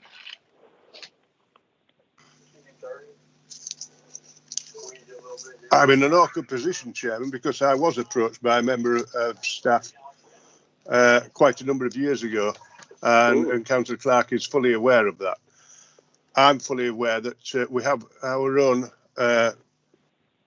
employee rules, and they're there for a reason. they should be going through the normal scheme of things and the normal way of things, and that should work. It's only when it doesn't work that things go awry.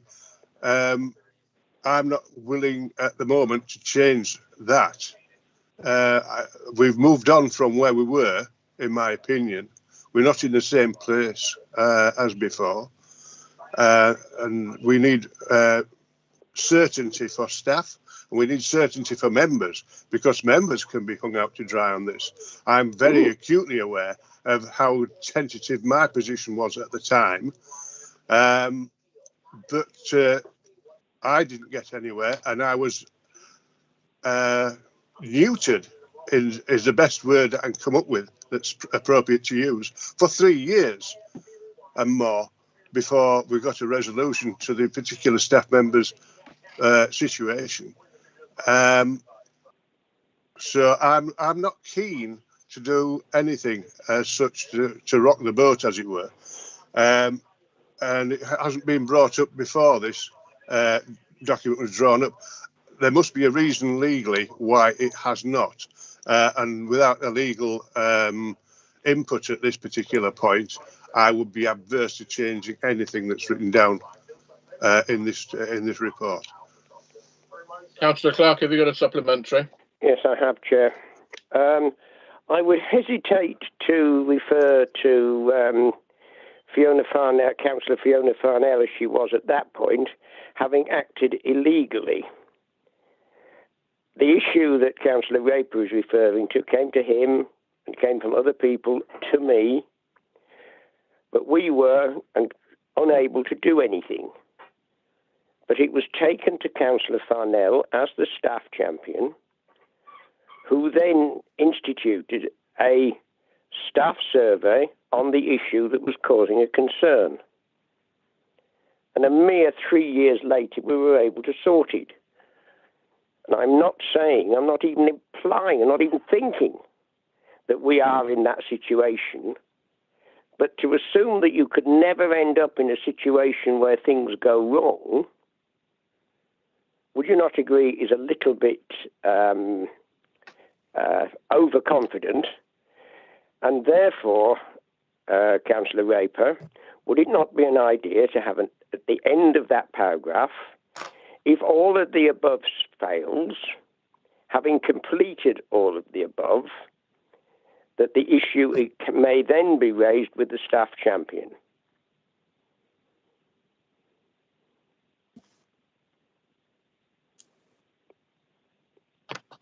Councillor Raper. Giving a good deal of thought to this, Chairman. In actual fact, I agree totally with Councillor Clark, but I'm acting as a chair of the committee here, and I have a report in front of me that I agree with, and nobody up to this point has brought this particular aspect to it, especially when it was in committee, where it would have been better served as being brought forward. And a vote, I don't remember a vote being taken on this particular point in any debate that I've been in scrutiny committee before now. So unfortunately, we are where we are, and we are basically we've got a policy here. If after it's gone through, Councillor Clark wants to join me in putting a clause in at a later date with full access to the legal team to formulate it, I would be okay with doing that. I have a number of other questions that a number of councillors want to ask questions. I can hear somewhere a radio or television programme in the background. Councillors, either mute yourself. Please mute yourself if you're not talking, and please silence anything in the background because it is distracting. I've got Councillor Frank with a question. Councillor Frank. Yeah, thank you, Chair. Thank you for mentioning that Coronation Street's going on in the background or some such, because it's quite difficult to hear what's being said. I wanted to ask, it says many of the current HR policies are outdated. When was it last updated, and ought it to be kept in date? Should it be reviewed annually and kept up to date? Because it's the kind of thing that really ought not to be outdated. Councillor Raper. I agree that we should look at our documents and our systems and whether they're active, working or required on a regular basis.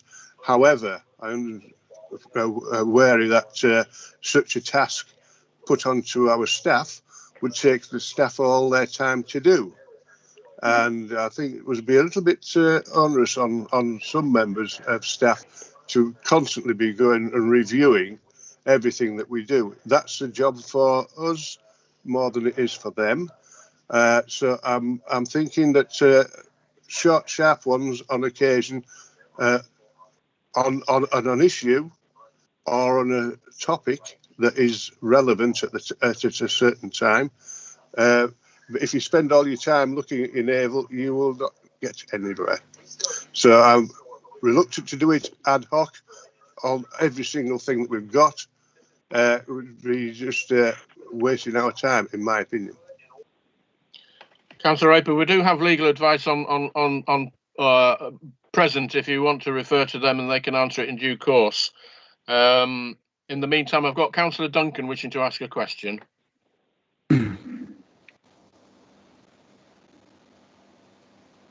Councillor Duncan.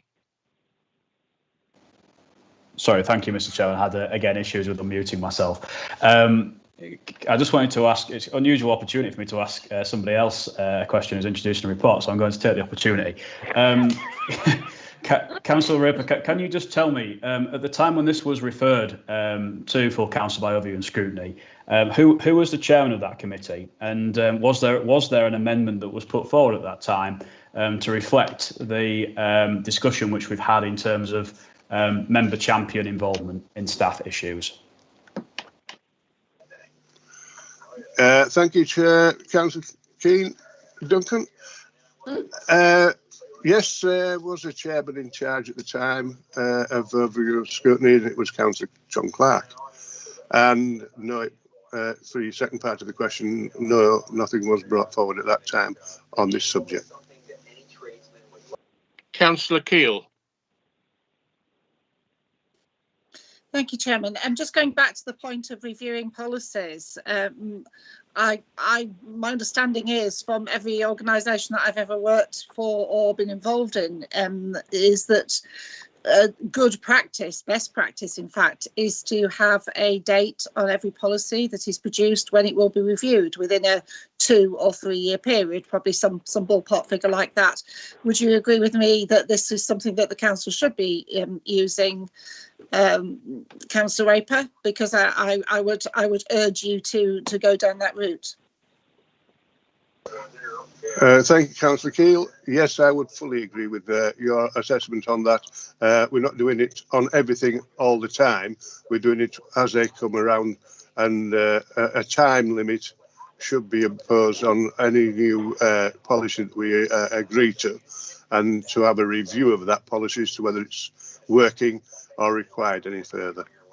Definitely. Councillor Frank, your hand is up. Did you want to have another question? Yes, sorry, I hadn't put my hand down, but I just wanted to say that I wasn't talking about navel gazing. I was talking about keeping important policies up to date, and I think Di's quite right.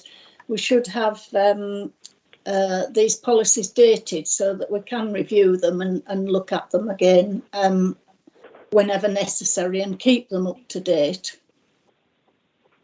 Thank you. If there are no... Councillor Frank, I agree with you on that, and sorry if I've misunderstood you. I don't see anybody else wishing to have any more questions, in which case we will go into debate. Councillor Raper, please move the recommendation, and once it is seconded, you may make your speech. Thank you, Chairman. I move the recommendations as on the agenda papers, I have nothing Thank you. further to say other than that recommendation. And do I have a seconder for that motion, please? Happy to second that, Chair. Sounds like Councillor Oxley. Thank you. Chair, I'd like to speak if possible.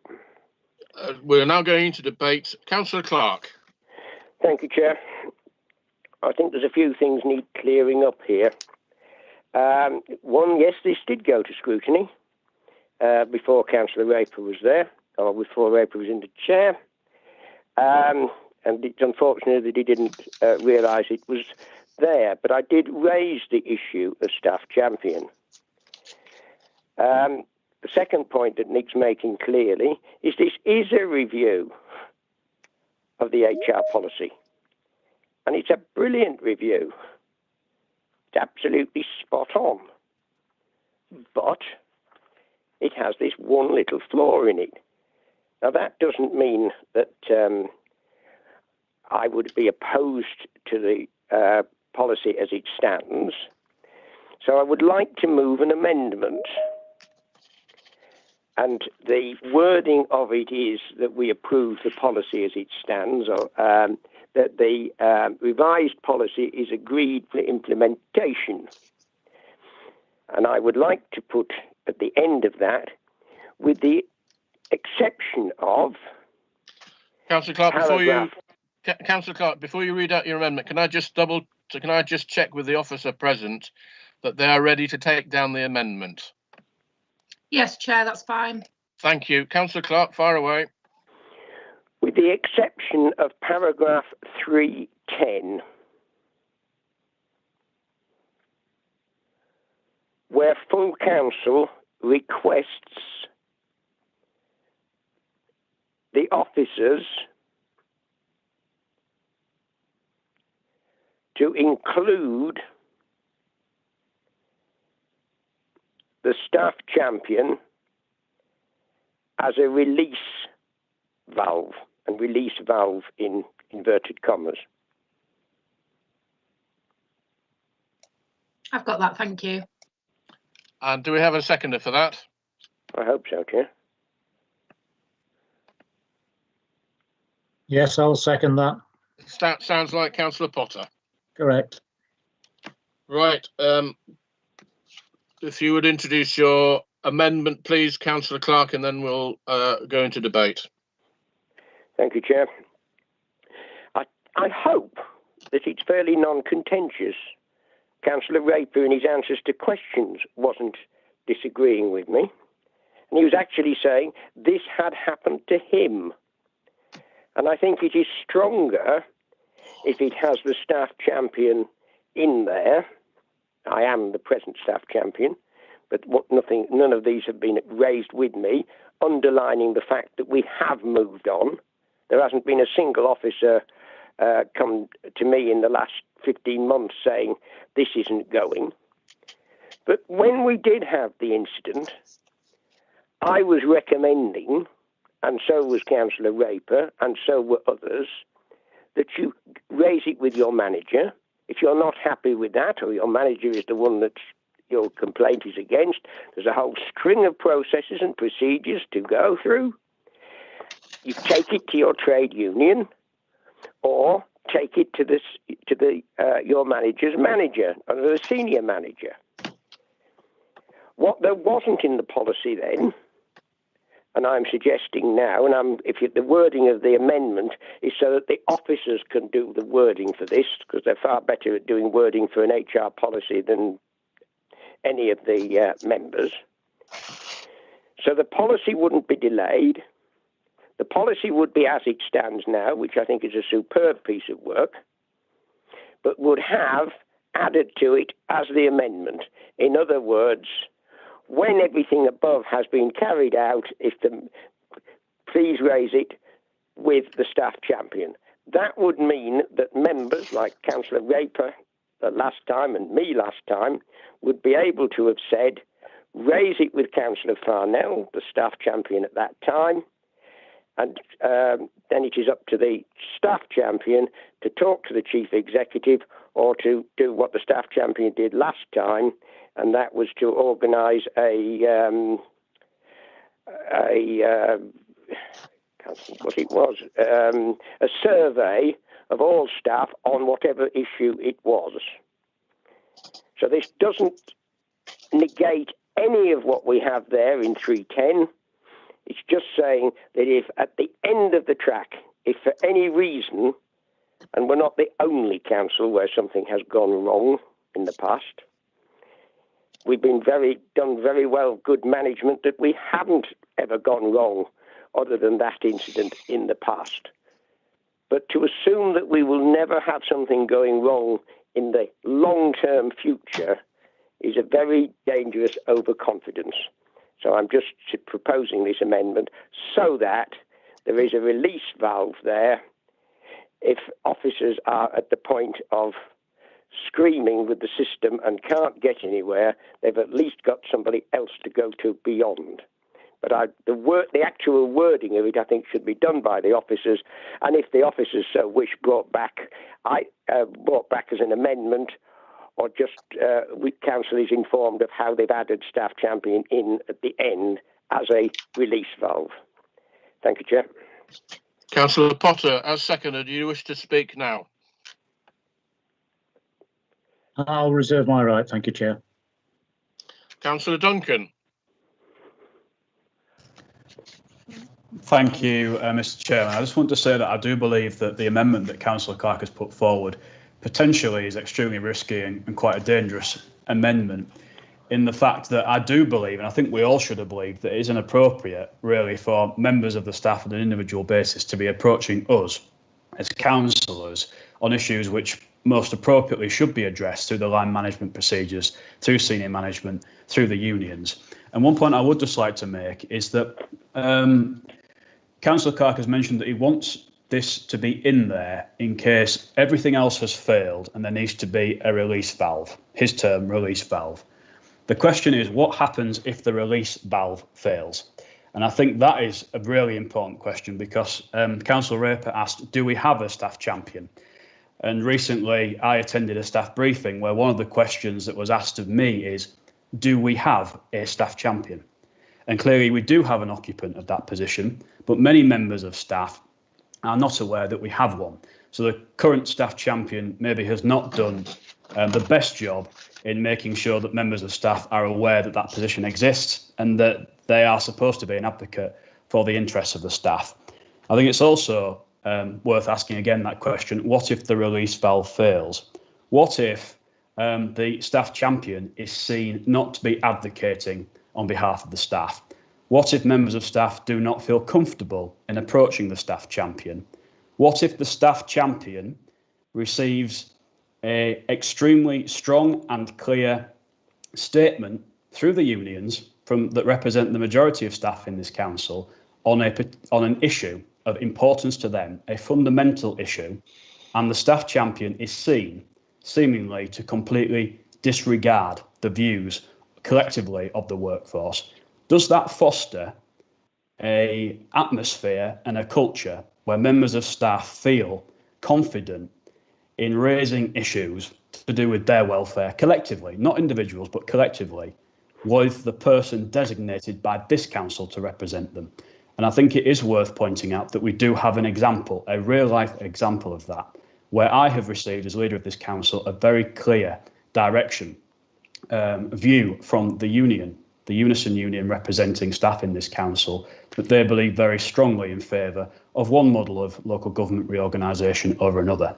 And seemingly the staff champion is advocating in completely the opposite direction to the majority, overwhelming majority of staff.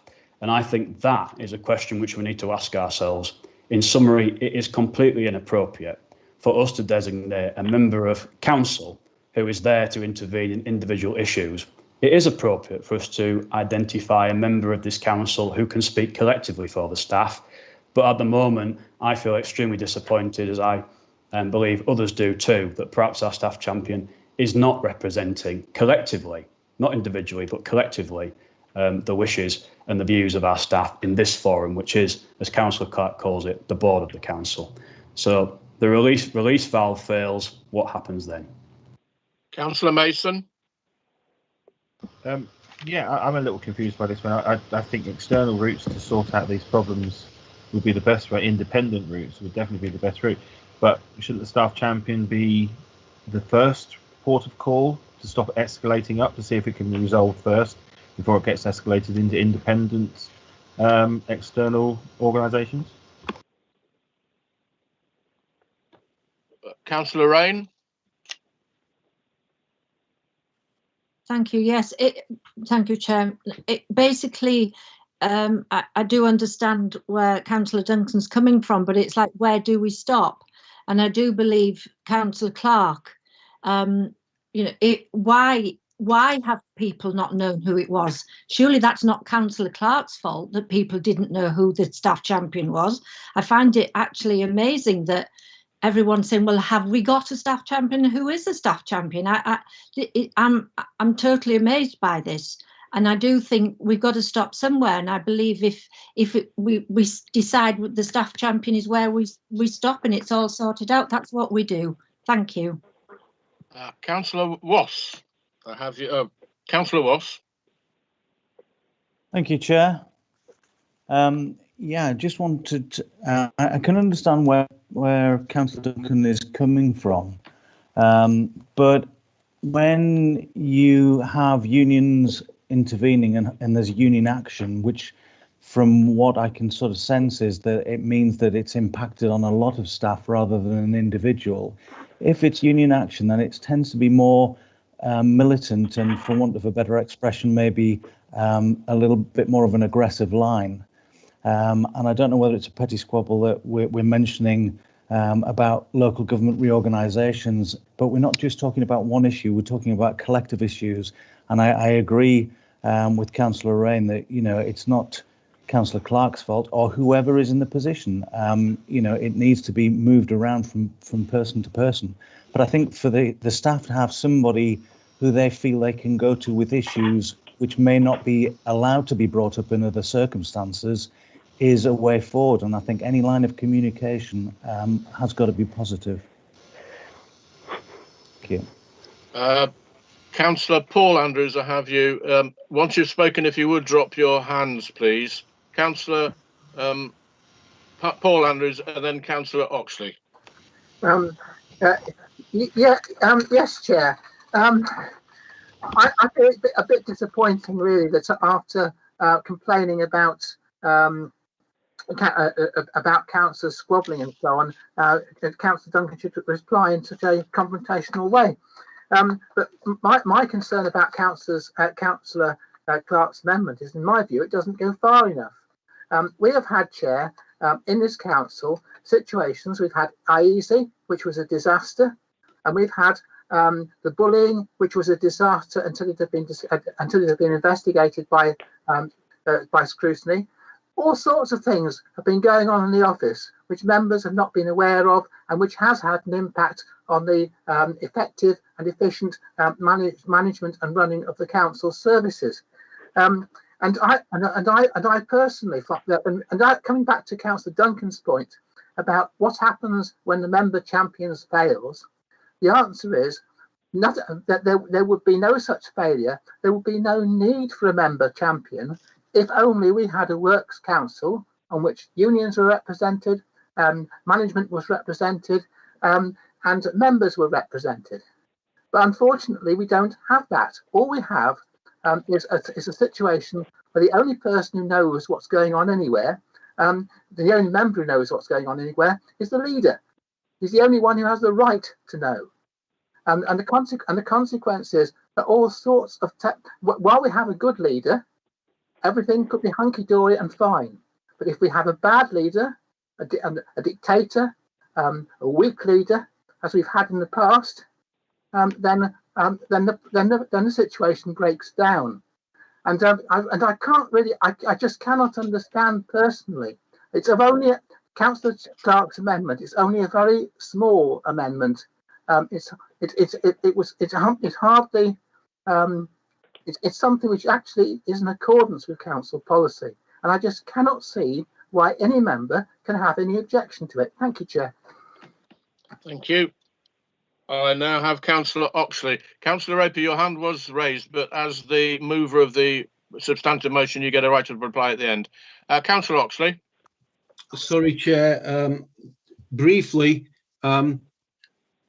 we've had a problem with this policy. It's needed a review and it's got one. It's been done professionally and it's a very, very, very good piece of work.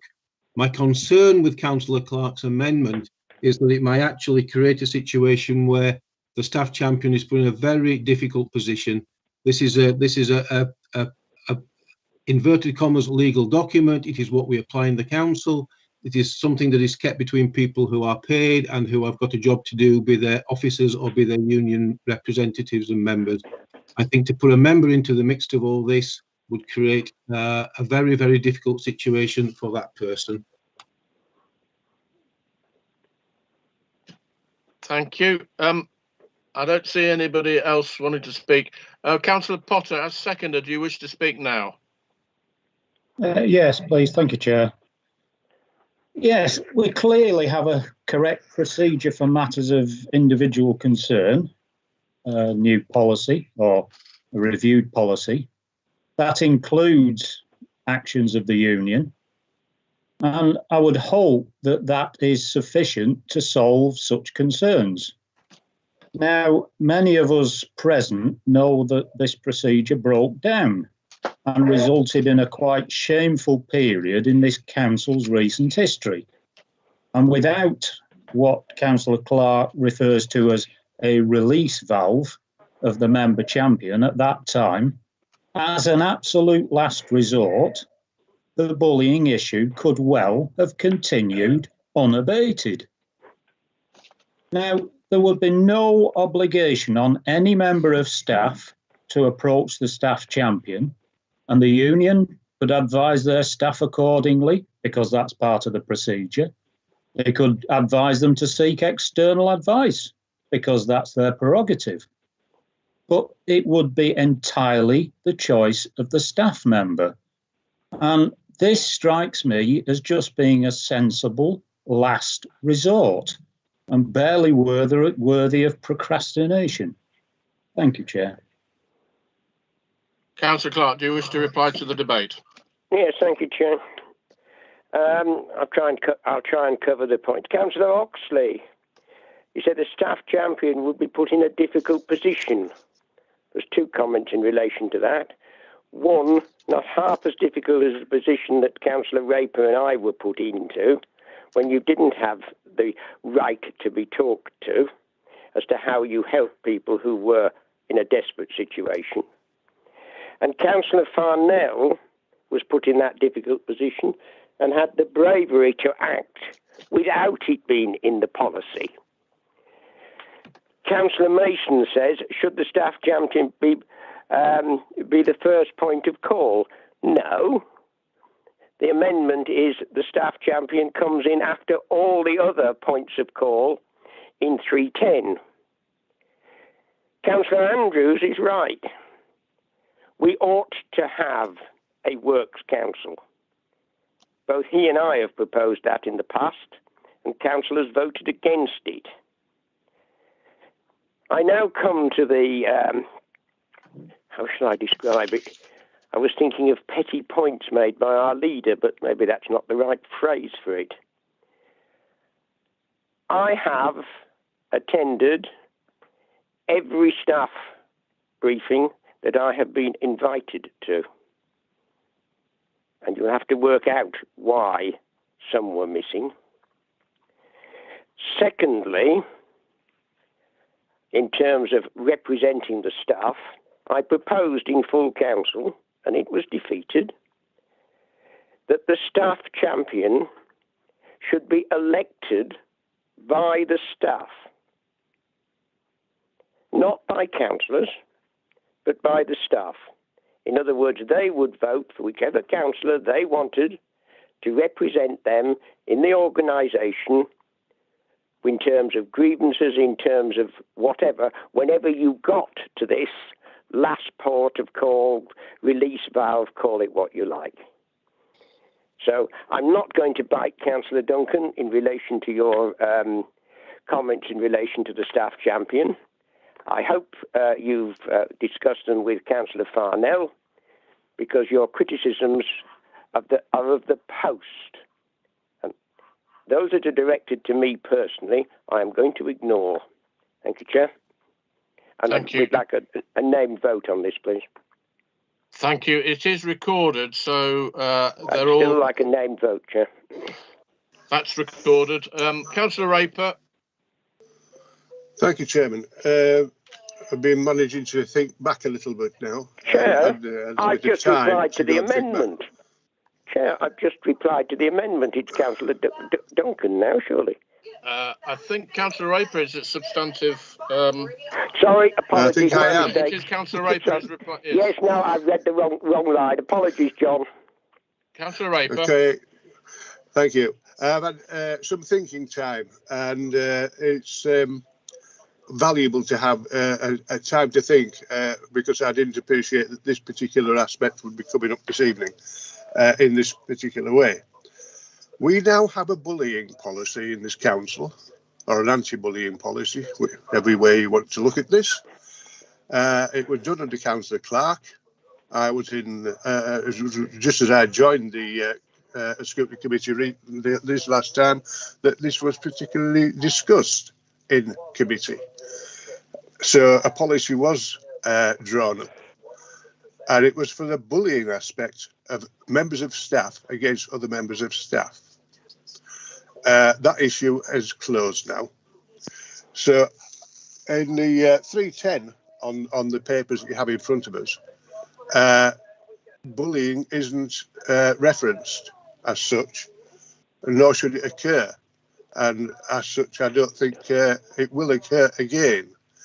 Circumstances and staff have changed. The people involved are no longer with this council at all. So I think this is a surplus to requirement amendment to what has been described by the proposer of this amendment as a sound and valuable document, which I will endorse on that. So I would respectfully ask members to reject this amendment. Before going to the vote, members, Ellen, can you read out the amendment, please? I can, just bear with me, Chair.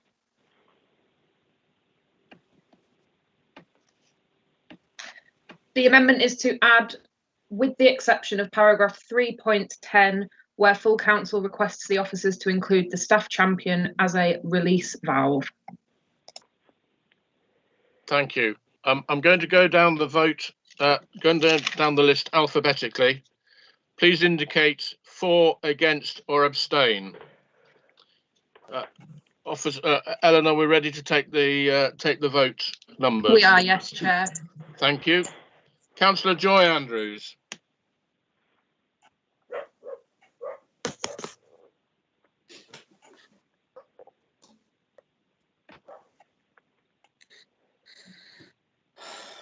Councillor Joy Andrews. For. Councillor Paul Andrews. For. Councillor Steve Arnold. Against. Councillor Jim Bailey. Against. Councillor Brackstone. For. Councillor Burr. For, Chairman, and could I just say that unfortunately my IT has crashed and I can't get my hand to go, so could someone from IT ring me? Sorry, apologies. Thank you. Councillor Clark. For. Councillor Cleary. Against. Councillor Cousins. Against. Councillor Delaney. Against. Councillor Docra. Against. Councillor Duncan. Against. Councillor Frank. For. Councillor Garbett Moore. Against. Councillor Goodrick. Against. Councillor Graham. Against. Councillor Hope.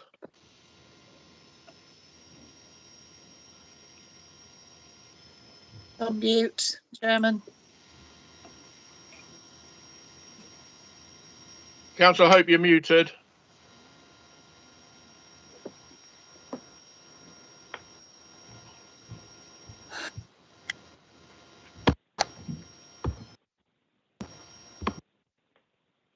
Eric, you're still muted.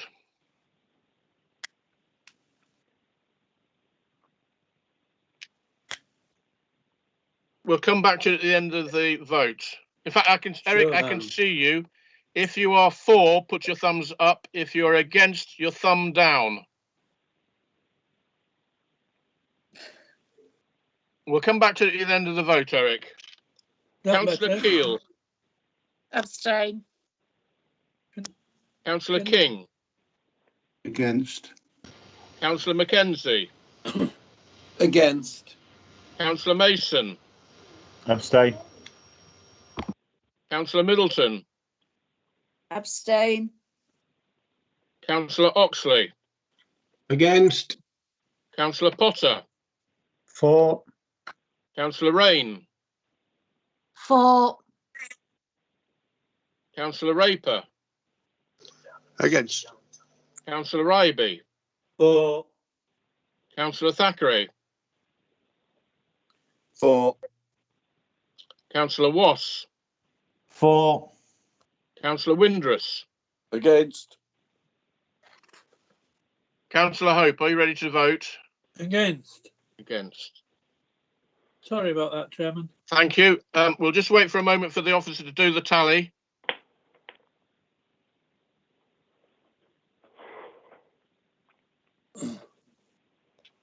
Chair, that's 11 votes for, 16 against and 3 abstentions.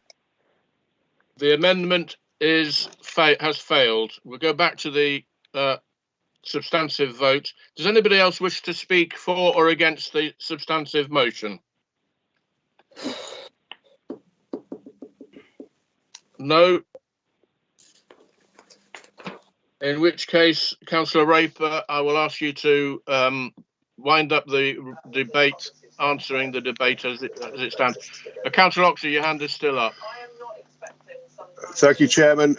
It's been an interesting few minutes debating this particular document.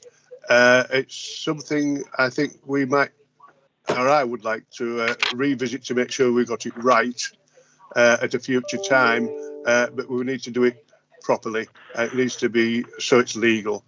So it's something that won't go away so far as I'm concerned. So I thank members for their participation, and I think we come to the right conclusion just at this moment in time. Thank you. Councillor Mason, your hand, we have actually wound the debate up, but your hand is I up. just want to echo what John said. I don't know enough about the employment law to deal with this. I think it would be good to review this properly. I think there's a general consensus that it's an ongoing subject and should be addressed on a regular basis. We're going to go to the vote now. Officers, are you ready to take the tally? Yes, Chair. Thank you. As before, we'll go down alphabetically. For, against or abstain. Councillor Joy Andrews. Abstain. Councillor Paul Andrews. Abstain. Councillor Steve Arnold. Sorry, Chair. Unmuted. For. Councillor Bailey. For. Councillor Brackstone. Abstain. Councillor Burr. Abstain. Councillor Clark. Abstain. Councillor Cleary. For. Councillor Cousins. For. Councillor Delaney. For. Councillor Docra. For. Councillor Duncan. For. Councillor Frank. For. Councillor Garbett Moore. For. Councillor Goodrick. For. Councillor Graham. For. Councillor Hope. For. Councillor Keel. For. Councillor King. For. Councillor Mackenzie. For. Councillor Mason. For. Councillor Middleton. For. Councillor Oxley. For. Councillor Potter. Abstain. Councillor Rain. Abstain. Councillor Raper. For. Councillor Ryby.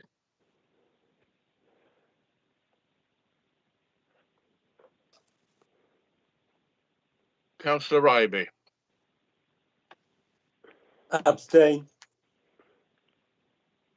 Thank you. Councillor Thackeray. Abstain. Councillor Wass. Abstain. Councillor Windrus. For. Thank you. We'll just wait for the officer to do the tally. I believe it's been carried with ever so many abstentions.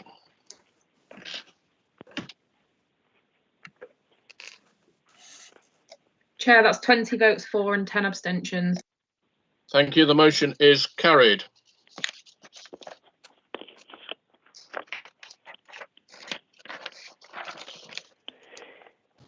Moving on to the agenda, item 10D. To consider the submission to government of the York and North Yorkshire devolution asks, which you'll find on pages 125 to 130 of your agenda papers. The committee voting record for reference was 6 for, 2 against and 2 abstentions. Councillor Duncan, please briefly introduce this recommendation. Thank you, Mr. Chairman. The recommendation is there on page 125. That agreement is given to submission of the York and North Yorkshire devolution asks to government so that devolution negotiations can commence. Are there any questions for Councillor Duncan? Yes, Chair. Councillor Clark. What are the asks?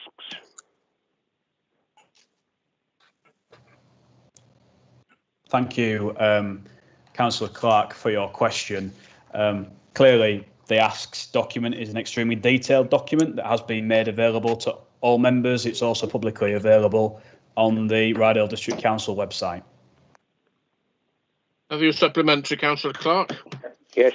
How many of the asks are promises from the government? Thank you, Councillor Clark, for your question. They are asks. There are no promises. There are no guarantees. These are asks. We're asking the government to give us things which we'd quite like to help boost our area. They may say yes, they may say no, they may change the amounts, but we're asking for things and we're hopeful that on at least some of them they might say yes. I have a second question, Chair. Thank you, Councillor Clark. Will not the combined authority that is likely to be going with this not just create another layer of local government to replace that is being removed?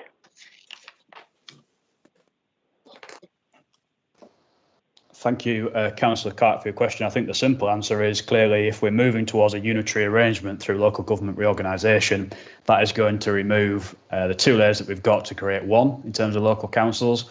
And clearly the combined authority, with or without a mayor, would create in effect a layer above that, but it is a combined authority of the 2 councils, the unitary councils that exist going forward into the future. The combined authority will be able to take a strategic view on issues across all of York and North Yorkshire.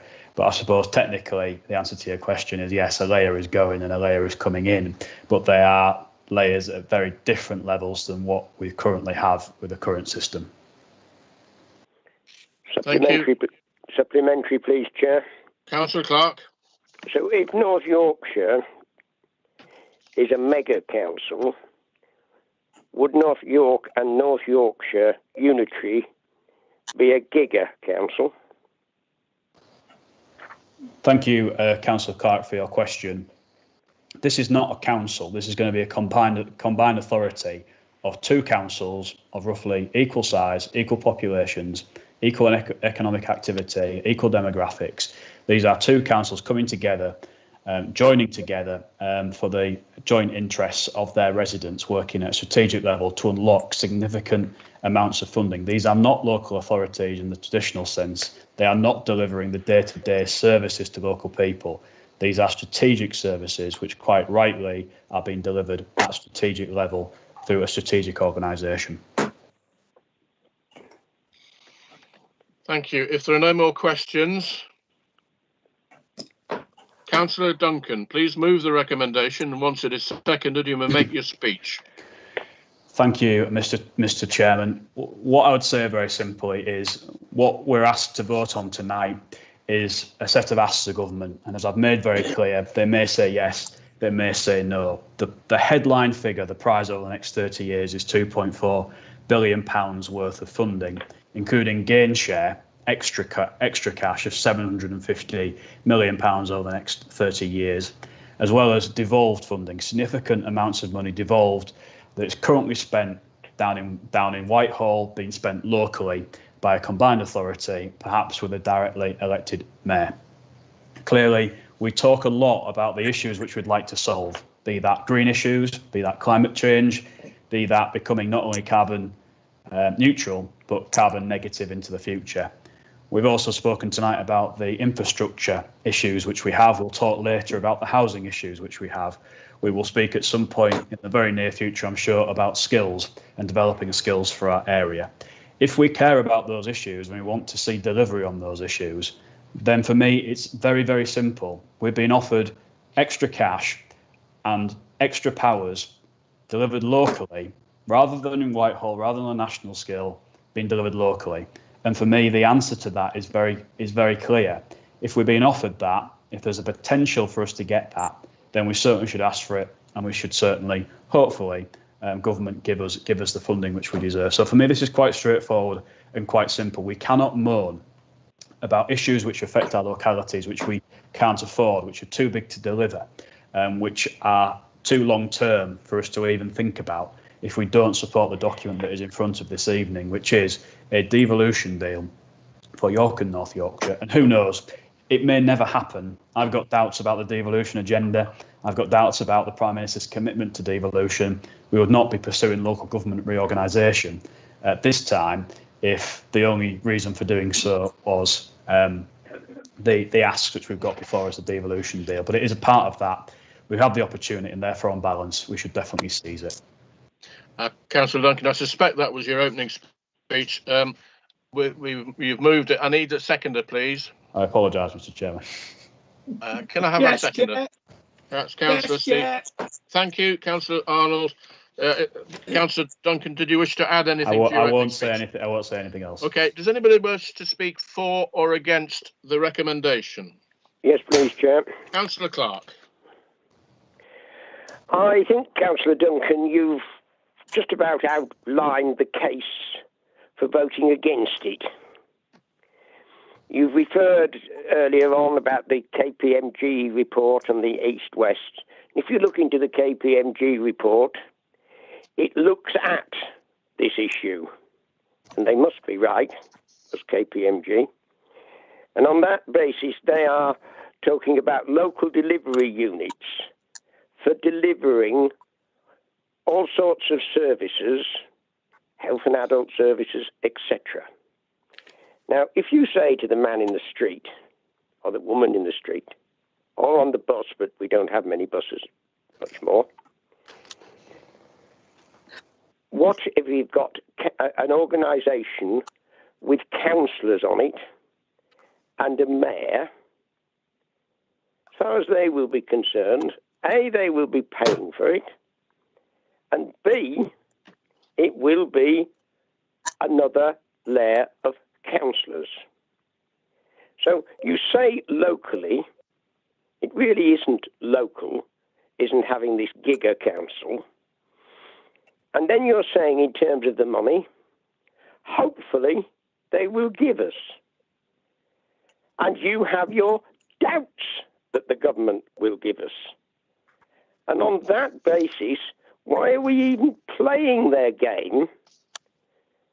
We shouldn't have started in the first place. And therefore, on that basis, I'm opposed to doing this. And we should have been opposed to going into a wrangle over unitaries at this time. But we've got into that. But to now set off the ball rolling into creating another layer of local government will undo what some of us are trying to do, because we're now in a position of having to create unitaries. To create a council above the unitaries would be just, in the public's eyes, a further waste of money on a hopefully and doubtful, and we don't know how much. It's a complete non-starter, Chair. I've got Councillors Mason and Paul Andrews wishing to speak. Councillor Mason. I take a slightly different view to John actually on this one. I just want to pick up a point on Keane, saying I support probably submitting this report. Whether I have made a decision on actually which is the way to go yet, I'll wait for the public consultations and everything else and consult with other people on that. I just wanted to, for me, I take note of the reply that the Prime Minister sent to the Lib Dem councillor from Eden Council that was circulated around the councillors a few days ago. The Giles Archibald's from Giles Archibald's letter. I think they're going down this route, and I think it would be remiss of us not to put another option on the table, at least to create the debate around it. So that would be my position. So I would support submitting the document. Let's see if we actually go down the route of actually supporting the outcomes. Thank you. Councillor Paul Andrews. Yes, Chair. The problem with Councillor Mason's view is that actually we're not putting something different on the table. This applies to both the county bid and also to the east-west bid. I'm not convinced, Chair, that this is going to be a good idea. I was prepared to go along with it while that we were told that this did not mean a reorganisation. Of course, then as soon as we'd gone along with it, they told us we were going to be reorganised. We've listened in recent weeks, first of all, to locally elected mayors, devolved government, asking governments for things and not being consulted, and we've seen Whitehall overrule local devolution in much the same way as they have always done. We have also seen, Chair, that instead of giving money to the local mayors, they've asked the local mayors to bid for them. So, and there is absolutely no guarantee that this money is going to come through. And if it does start to come through at the end of a couple of years when this is in play, there is no guarantee at all that the next government, whichever colour that might be, will continue with the system. We are being bribed to do something which central government wants us to do, which is basically to give them more control over us. And for that reason, I have severe misgivings. I now have severe misgivings about going and continuing to go down this path, Chair. Thank you, Chair. I've got Councillors Bailey and Frank wishing to speak. Councillor Bailey.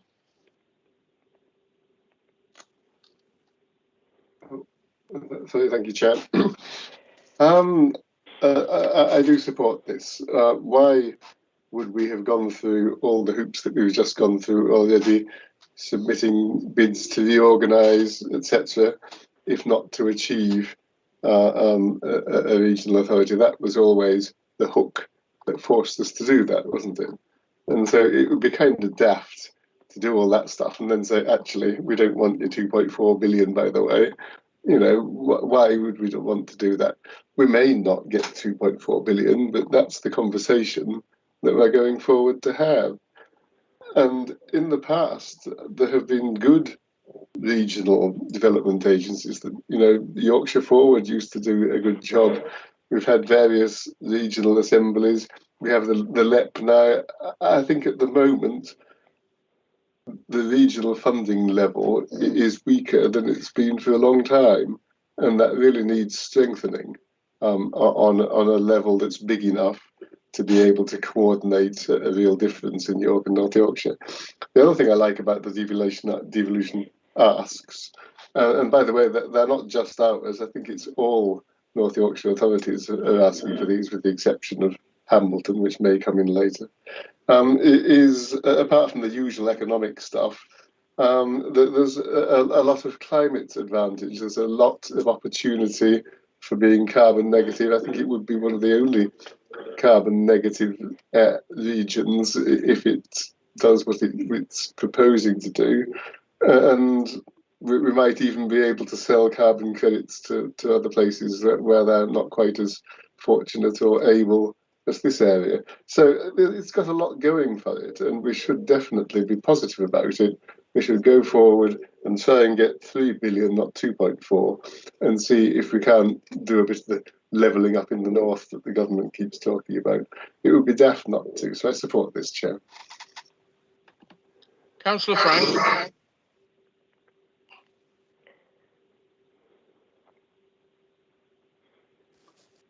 Yeah, okay, so we have to support this. I think we have to support it, but I am sceptical about it.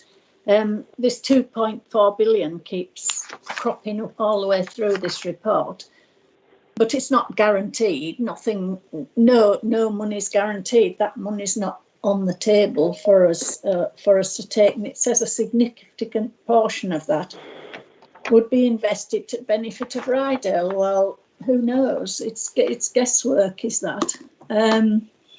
It says devolution. Again, this 2.4 million of investment for York and North Yorkshire would potentially be lost. Potentially, maybe not. Maybe, you know, it's all kind of guesswork as far as I can see. Conservative government said they have an ambition for full devolution in England, and that was in their manifesto. Well, it was also in their manifesto to have 100% broadband, but they've backpedaled on that now. Russia said they're not going to pay for it, so so it's something else that might not. It says for the residents of Ryedale, it could mean major investment. Could mean, does mean, doesn't mean, might mean or might not mean. This is what my granddad would have called a pig in a poke, because none of it's guaranteed. There's nothing guaranteed in any of this, and I do think, well, I think we do have to vote for it. I think we do have to, if you like, poke our toe in the water or whatever. But I'm very sceptical about it. I'm very sceptical about any of this coming to fruition. I might be wrong, but I think I think a lot of it's too much of it's guesswork for my liking. But I won't vote against it. Thank you. I've got councillors Potter and Oxley wanting to speak. Once you've spoken, if you would lower your hands, please. Councillor Potter. Yes, thank you, Chair.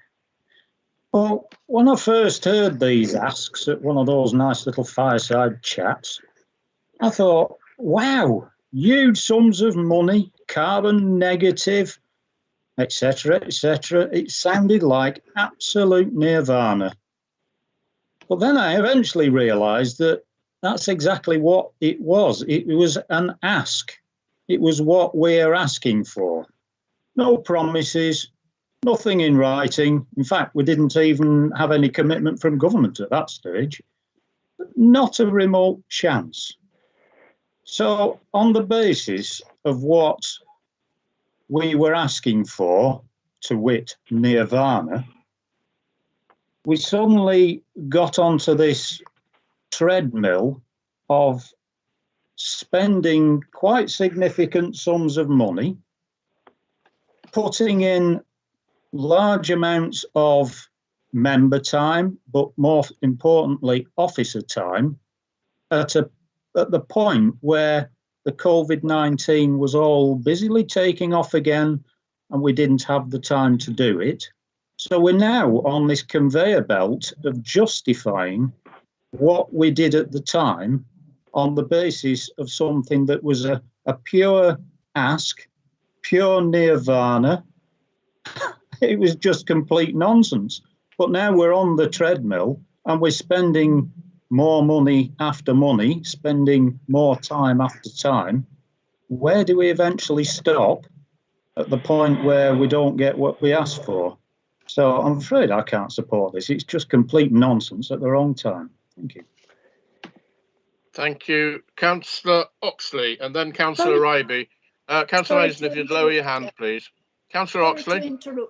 Sorry to interrupt, Chair. Could someone ring Eric up because his system's crashed? He isn't able to carry on in the meeting. Could some of the tech people give him a ring and try to get him back on? Thank you, Councillor Oxley. Yes, thanks, Chairman. Yeah, these are asks, but if we don't ask, we don't get.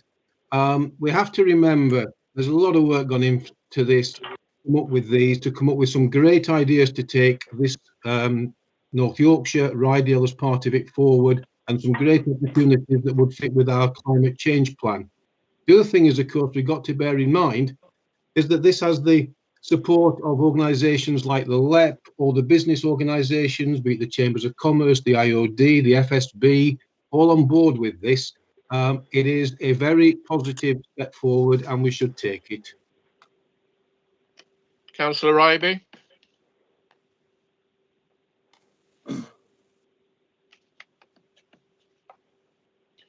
You're muted, Tony. Chairman.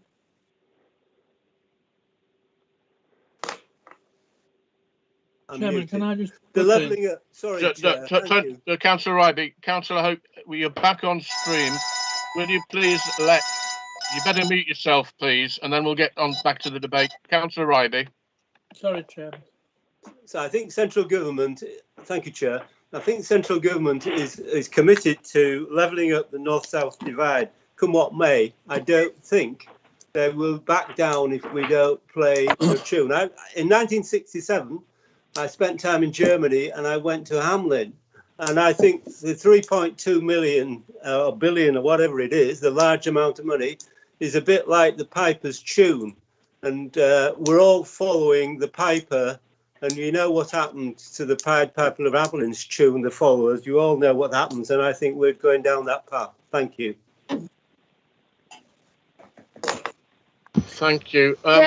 Chairman, sorry for interrupting. Could I be allowed to speak at the end? I've got no hand signal. You can speak now. I can't see anybody else wanting to speak. Councillor Burr, the floor is yours. Oh, thank you, Chairman. Yes, I wanted to probably back up some of my fellow councillors' worries, and I think about this, really, really seriously, and I think we're actually getting deluded. 2.4 billion is being bandied around, but we haven't got that in writing. It's not definite. It's an aspiration. I said right at the start of this that I was unhappy about it and not sure, but I think we've been bamboozled into being told we had to do something and we must do something, and if we don't, etc., etc., etc. It seems as though we're looping and lurching into Fantasyland, and we're all being told that it's going to happen. Yes, everything, we must carry on, it's going to happen, but we have heard quite a lot that, there are reservations, there are grave reservations, and tonight councillors who support this are saying that they're not sure, how it's going to go. They don't support the Prime Minister. They're not sure that he is going to commit to this. I think as we've gone on, things have been muddied, and we were asked for the money. We weren't really sure how much it was going to be, and then we came back and we asked for more, and we were told, well, now we've started, we must finish. It's a really difficult one, because often a lot of people think, well, we're down this route now, so we can't stop. So I'm getting really frustrated with this, and I'm starting to think, really, what are we actually trying to achieve? It's rather like the Brexit scenario, when we thought we knew what we were voting for, but we weren't really sure. But now we're getting to the end of everything and we're not really going to get anything, or we're not sure. So unfortunately, it's become top priority for this council, for sure it's top priority. I don't believe that should have been top priority. So I'm not convinced, and I'm sure it will go through tonight, but it hasn't got my 100% backing. And if it hasn't got my 100% backing, I just can't go forward with it. But I'm sure it'll get through tonight. I'm sure it will. Thank you. Councillor Mason, your hand is up. You have actually already spoken to the motion. Okay. Okay, so Councillor Arnold, you seconded the motion. Do you wish to speak now? I certainly do, thank you, Chair. I can understand a lot of the worries, but we do not have to make a decision at the moment. This is purely about asks and submitting asks and not making a decision. If and when the government comes back to us, with or without a decision in our favour, then that is the time for us to decide on our future and not now. Thank you. Very nice and short. Councillor Duncan, do you wish to now reply to the debate? Yes, thank you, Mr. Chairman. I would like to reply to the debate because I'd have to say I'm slightly perplexed by some of the views that have been expressed this evening by councillors. I'd like to start by saying very categorically and clearly, Councillor Burr mentioned that there's nothing in writing. We don't have any commitments. No, we don't, because we're starting negotiations. We are asking for things from the government. Councillor Burr's called it, we're going down a route and not knowing what we're going to get out of it. No, we don't, because this is the start of negotiations. Top priority for this council. The top priority for this council is to get investment into jobs, into skills, into infrastructure, into the green agenda, which we all come to this council and say that we care about. We have the opportunity to take funding, and if we don't take it, I do not want to hear from any member of this council in future complaints on those issues. If we have the opportunity to ask government for funding to help us to deliver on those issues, for us not even to ask for that to happen. Councillor Frank has mentioned about pig in a poke, and I was going to say that my granddad would say, if you don't ask, you don't get. Will Oxley, Councillor Oxley mentioned that, so take from that what you will during the course of the debate. Councillor Andrews had mentioned that we've been bribed with cash, investment and powers into our area. That to me sounds like a very good deal if indeed we are being bribed on this. Councillor Mason mentioned about another option on the table. Actually, this is not controversial. All of the councils, all 9 councils, Labour, Liberal Democrat, Independent and Conservative in York and North Yorkshire, have all aligned themselves around these asks. Hambleton have not yet to take a decision. We're the second last to do so. I believe Hambleton are happy with the asks in principle, but have not yet taken it through their council. Councillor Andrews mentioned earlier about traffic issues and the fact that we're not doing the big solutions which we need to do to tackle traffic. The only way we can do that is if we have the money and the resources, the investment to do so. So if you're concerned about traffic in Moulton and Norton, and we have the opportunity to spend hundreds of millions of pounds in North Yorkshire on traffic and infrastructure measures, and we don't take it, that to me seems like an extremely wasted opportunity for us and for this council. I think Councillor Clark has mentioned about us paying for it. Local taxpayers, this money is not from local taxpayers, from council taxpayers. This is from central government funding. And while all government funding, unless it's borrowed, is from taxpayers, this is not local council taxpayer money. This is money which is already spent by central government. There is some extra investment in there, but this is not precept cash. The local combined authority, the mayor, could have powers to precept, but that will be a democratic decision which he or she would have to take, and he or she will be held accountable at the ballot box for that decision. So I think overall it's important just to recognise and take a step back from some of the issues that have been raised. Councillor Mason on green issues, Councillor Frank on broadband, Councillor Andrews on transport and infrastructure. We have the opportunity to try and invest, to achieve those things, get the money that we need to do so, and for us to not even ask the question. And if we are satisfied with what comes back, we can say no, but not even to ask the question seems to me like a grave, grave mistake. And I just hope that councillors will be able to get behind this upon reflection, because very clearly we have big aspirations, we have grave challenges, we need to address those. And if this is potentially the way to do that, we should at least ask government for it. If you don't ask, you don't get. I think that needs to come across very strongly from this council, and I hope that we are able to support the start of the negotiations with government. Thank you. I'm going to go to the vote. Point of personal explanation, Chair. Councillor Clark. Very straightforward and simply, I wasn't suggesting the 2.4 million is what was going to cost us, even though it will cost taxpayers all over. I was saying that the setting up of a combined authority will end up being paid for out of local taxation. Thank you. We're going to go to the vote as before, alphabetically down the list. Eleanor, are we ready to take the score? Yes, Chair. Thank you. We'll start the vote. Councillor Joy Andrews, for, against, or abstain.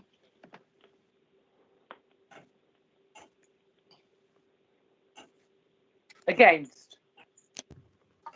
Councillor Paul Andrews. Against. Councillor Steve Arnold. For. Councillor Bailey. For. Councillor Brackstone. Against. Councillor Burr. Against. Councillor Clark. Against. Councillor Cleary, for. Councillor Cousins. For. Councillor Delaney. For. Councillor Dockra. For. Councillor Duncan. For. Councillor Frank. For. Councillor Garbett Moore. For. Councillor Goodrick. Very firmly for, Chairman. Councillor Graham. For. Councillor Hope. For. Can I apologise, Chairman, for being offline? Thank you.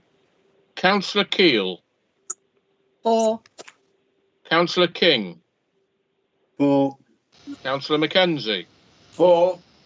Councillor Mason. For. Councillor Middleton. For. Councillor Oxley. For. Councillor Potter. Against. Councillor Rain. For. Councillor Raper. For. Councillor Ryby. Against. Councillor Thackeray. Against. Councillor Wass. Against. Councillor Windress. For. Thank you. We'll just wait for Ellen to do the tally. Sorry, Chair, could I just double check Councillor Mason and Councillor Middleton's votes, because my connection dropped out a bit there. Councillor Middleton was for. Sorry, what was the other one? Councillor Middleton and Councillor Mason. Councillor Middleton and Councillor Mason both voted for. Thank you.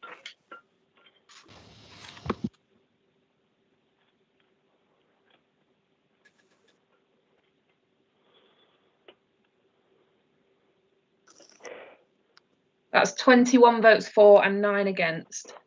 Thank you. The motion is carried. Moving on to item 10E, the timetable of meetings 21 to 22, which you'll find on pages 131 to 136. Councillor Duncan, please briefly introduce this recommendation. I'm happy to just propose, Mr. Chairman. Hopefully, we've got a seconder straight away, the timetable of meetings. Which Is that seconded? Certainly, Chair. Thank you. It has been moved and seconded. Does anybody wish to speak for or against, or can we go to a general affirmation carrying of the motion?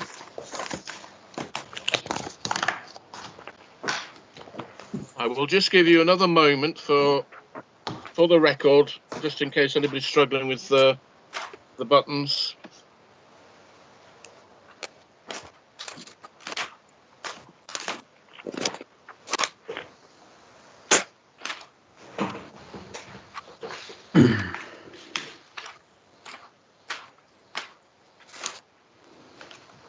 I see nobody needing to make comment on this, so it is passed by general affirmation.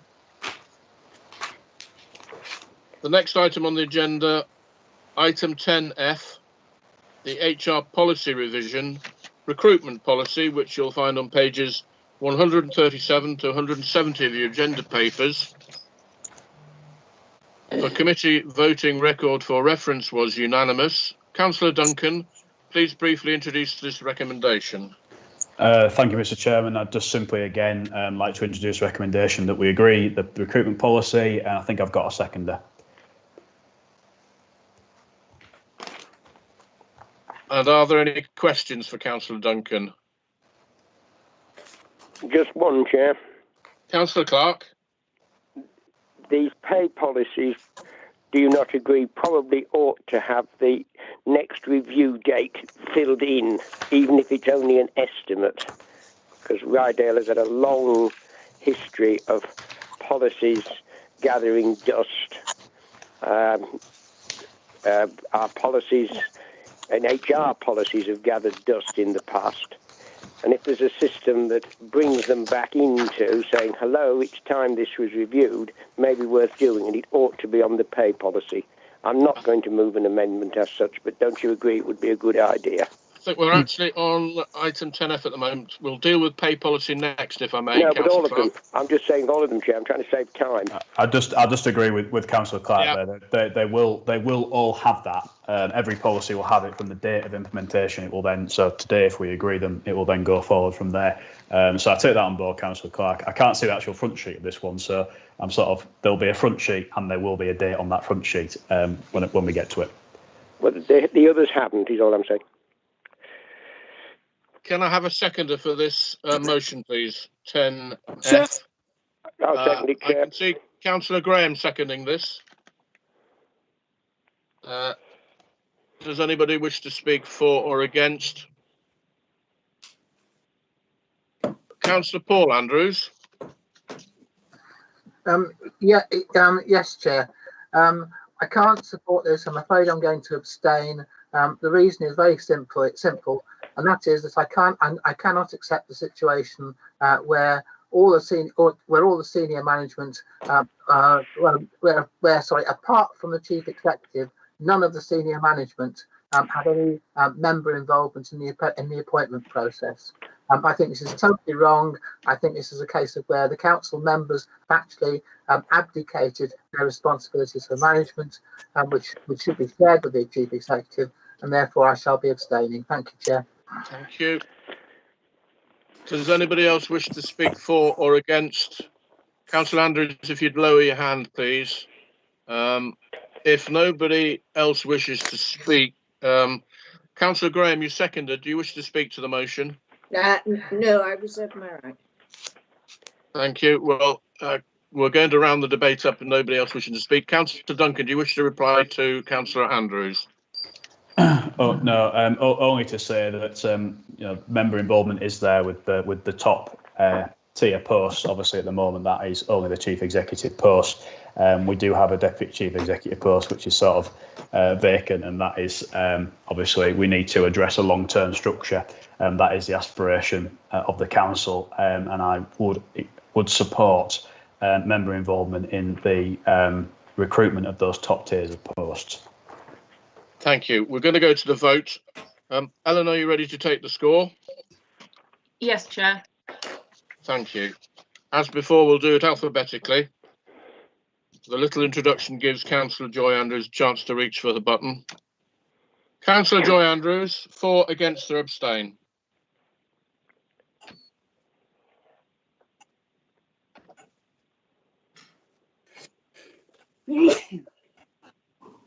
Oh dear. Excuse me. Councillor Andrews. Councillor Joy Andrews.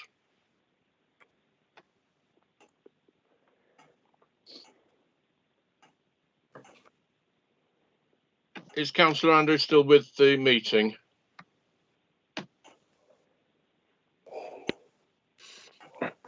No,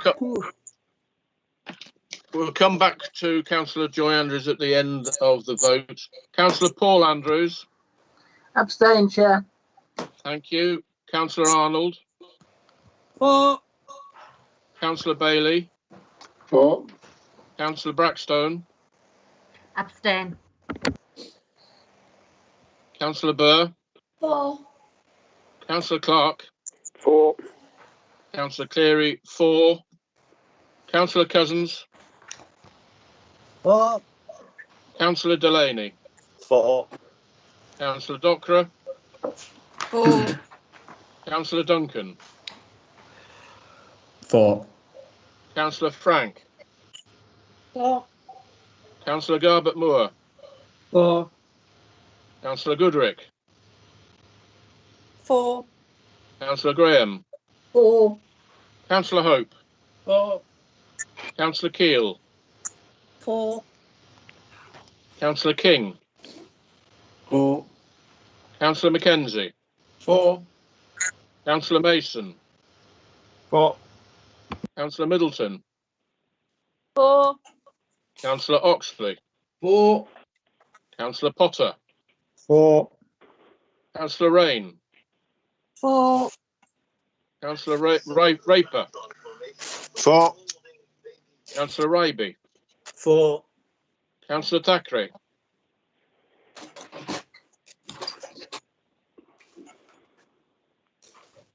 Apologies, the button wasn't working. For. Thank you. Councillor Wass.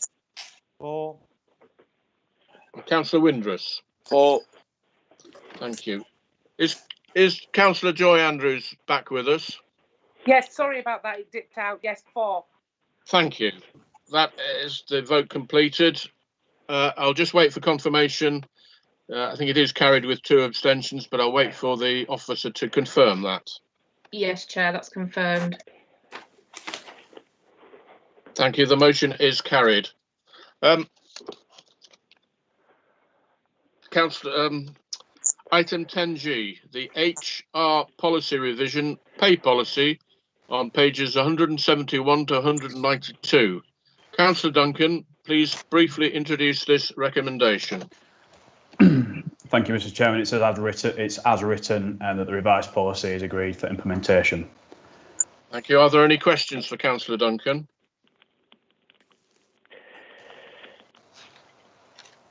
No. In which case, Councillor Duncan, please move the recommendation, and once it is seconded, you may make your speech. I'm happy to move the recommendation. I think I've got a seconder. Thank you. Who's seconding? Do I have a seconder for I'll this? second it, Chair. Councillor Clark, thank you. Excellent cross-party working. Thank you, Thank you. Councillor Clark. If I'd known that, I wouldn't have done it. Councillor Duncan, your move of speech, please. Only to say that, again, this was unanimous from Policy and Resources. It updates the existing policy and therefore happy to commend it to the Council for approval. Thank you. Councillor Clark, you've seconded. Do you wish to speak to the motion? No, thank you, Chair. Does anybody wish to speak for, against? In which case, we can go straight to the vote. In fact, if nobody wishes to speak against it, I'm happy to take it by general affirmation. I will leave you a moment to consider it and make your objections known, and then we'll take it by hopefully by general affirmation.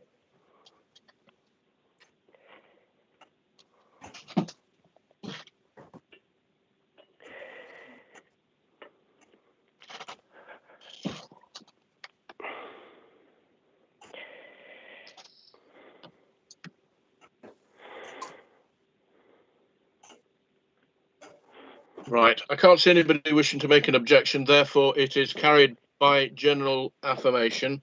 We'll move on to item 10H, the localisation of council tax support 2021-2022 scheme, pages 193 to 198 of your agenda papers.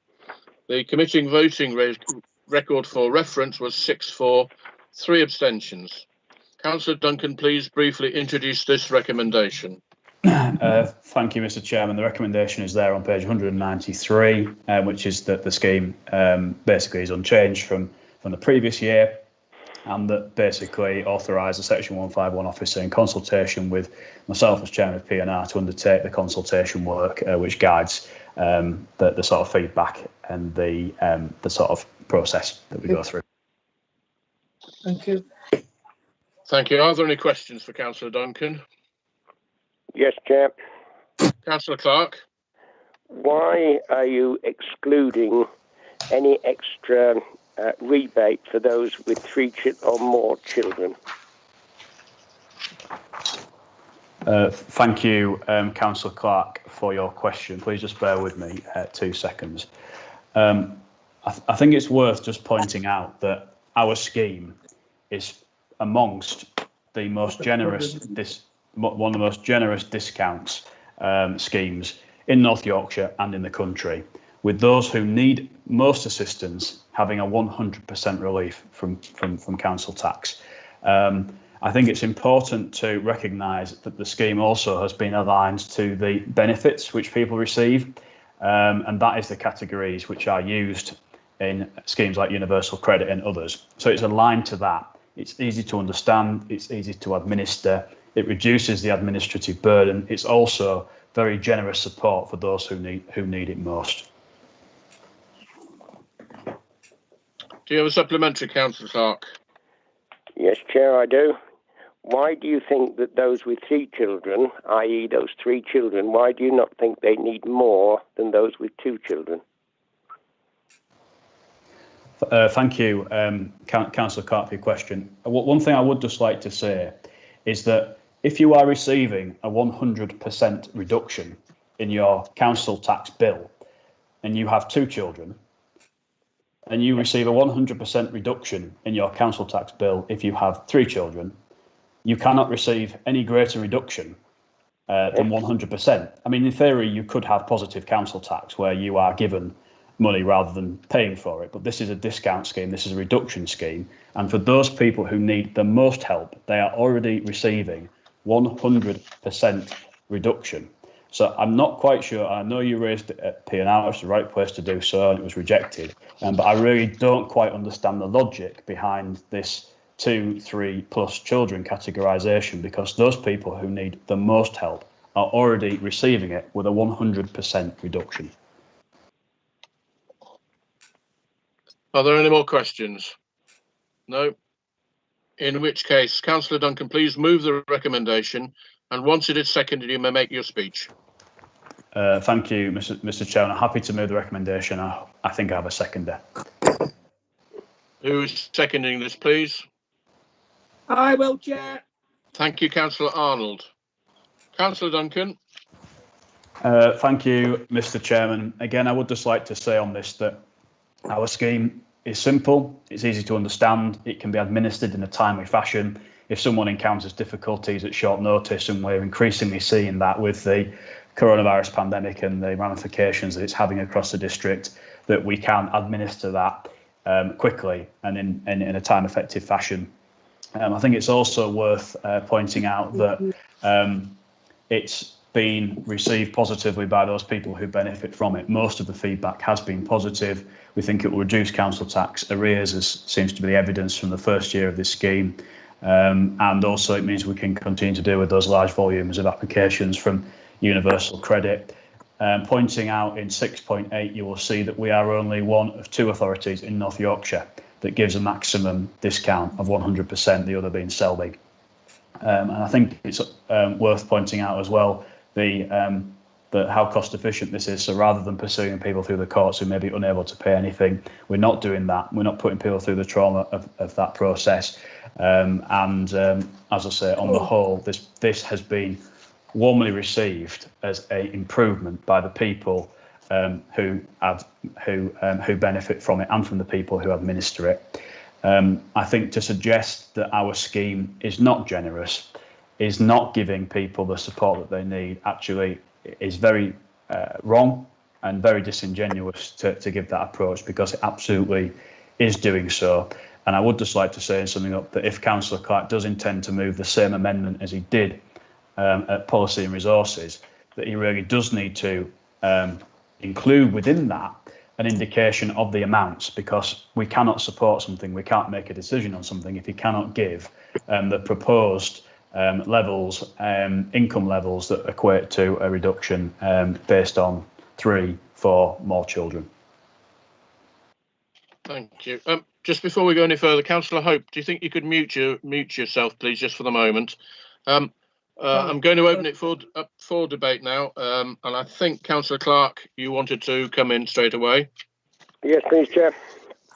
I wish to move the same amendment, and that is we add, apart from the increased discount to families with 3 or more children, to recommendations 1, i.e. as printed on page 193 and proposed and seconded at P&R. Thank you. Ellen, are you clear? Do you want to find that and make sure the amendment is clear in your head for what the amendment reads? It is, yes. Thank you, Chair. Thank you. Do we have a seconder for this amendment, Councillor Clark? Yes, I hope so, Chair. I'll second it. So was that Councillor Joy Andrews, was it? Yeah. Thank you. Thank I can't see you. I can hear the voice, and it's a bit. Right. So we have it proposed and seconded. Councillor Clark, if you would open your amendment, please. Thank you, Chair. It's a fascinating series of answers from our leader that people are getting 100% discount. And if they're getting 100% discount, this doesn't apply to them. But the same rules apply in terms of income, except that you give a larger discount, not if you're already on 100%, that if you're on a lower percentage, you get a larger discount with 3 children, then 4 children, etc. Now, the cost of that, which I asked for, haven't received, but I was told it was negligible. But Councillor Duncan is saying that it is nil because people are getting 100% discount. This doesn't apply to those that are getting 100% discount. But those who aren't getting 100% discount are not getting as big a benefit for their 3rd child as they are for the 2nd child. Apply the same rules. And as to the cost of it, the whole cost of it, you'd have difficulty in finding how small amount it is to the council. But it's not a small amount to that 3rd child or 4th child, and there aren't many. I've asked for those numbers, but I haven't got them. But it's a small number of people looked at from Ryedale's standpoint, but it is a large number of people. If you've got a family of 3, and your discount ought to be bigger because you've got 3 children as opposed to 2. As for doing it so that it can fit in with universal credit, that should be reason enough for anybody to run a mile.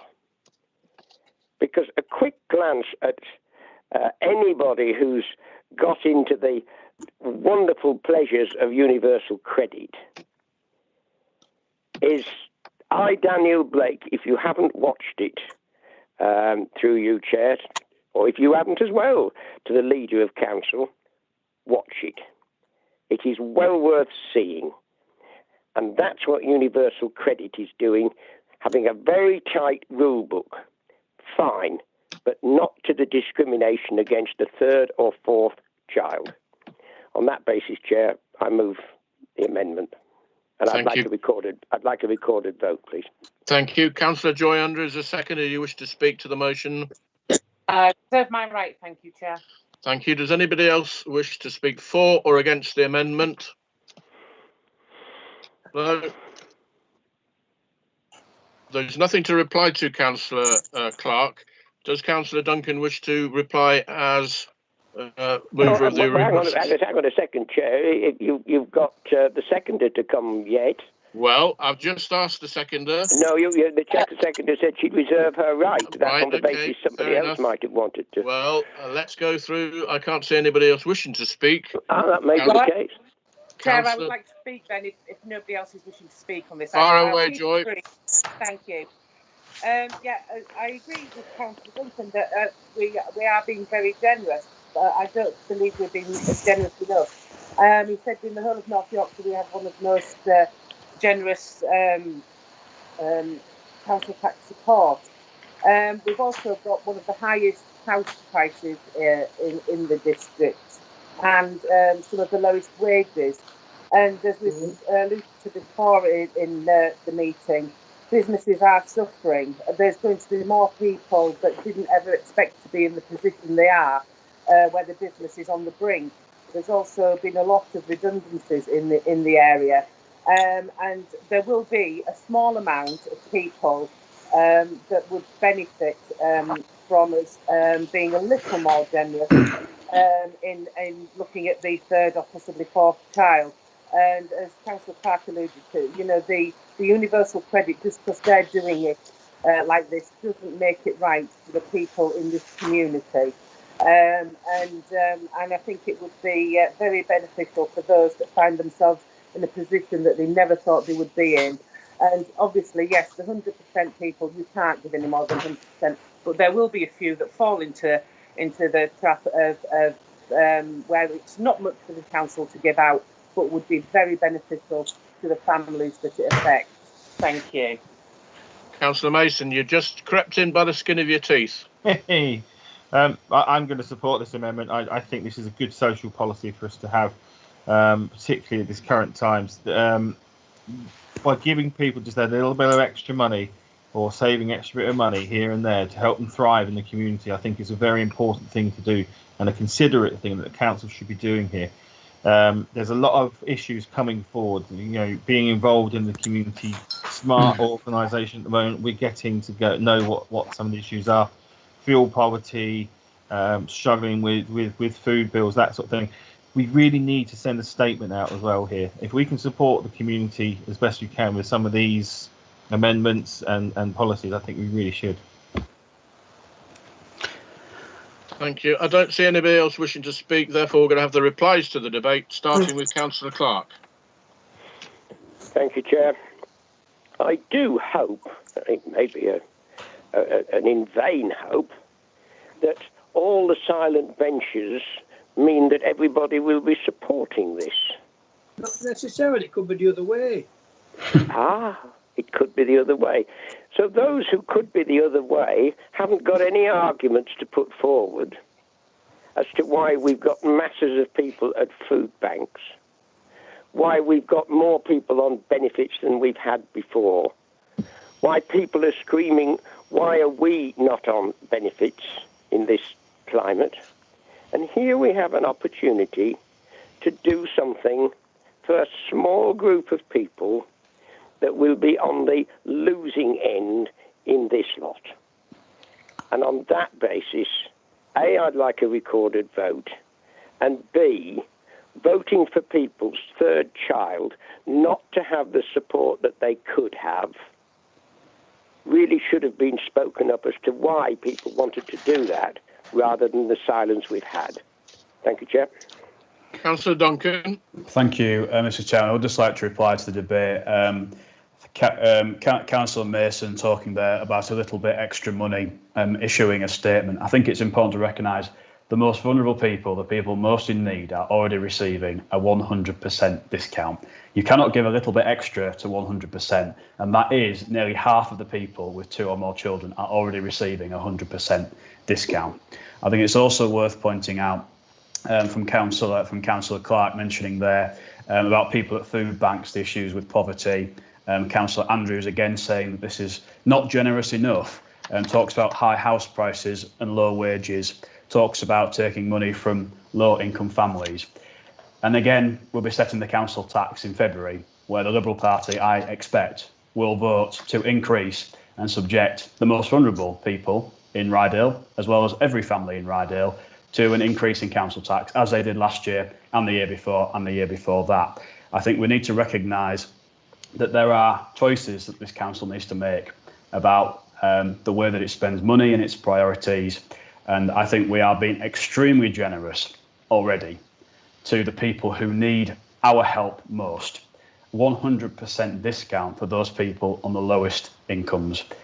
It's positively received by the people who benefit from it, as I've said already, positively received by the people who administer it. And therefore, I believe we actually need to put aside those sorts of claims about mass poverty and people at food banks and the pressure on the most vulnerable, because I know that people are struggling. We all know that. But actually now this is not just a small section necessarily of Ryedale. There is more and more people struggling every day. And therefore I would just like to say we are giving as much help, I think, as we possibly can, very generous support. And also from a practical point of view, the amendment that Councillor Clark has put forward does not have a single fact or a single figure about how he is proposing to give an increased discount to families with 3 or more children. And on that basis, I don't think reasonably, even if you support the principle of what he's putting forward, there is no pathway there to ensure that we're going to get a reasonable and logical scheme that aligns with what's been worked up, what's gone through P&R, what's been looked at and assessed by our officers when we had the opportunity to ask them the questions on this. It was rejected at P&R, and it should be rejected here. We have a very generous and very successful council tax support scheme. Thank you. I'm going to go to the vote. Councillors Delaney and Mason, your hands are up, but we are with the debate finished. We're going to go to the vote. Ellen, are you ready to take the score? I am, yes, Chair. Thank you. We're voting on the amendment. For, against, or abstain. And again, if we'd start with Councillor Joy Andrews, please. For. Councillor Paul Andrews. For. Councillor Arnold. Against. Councillor Bailey. Against. Councillor Brackstone. For. Councillor Burr.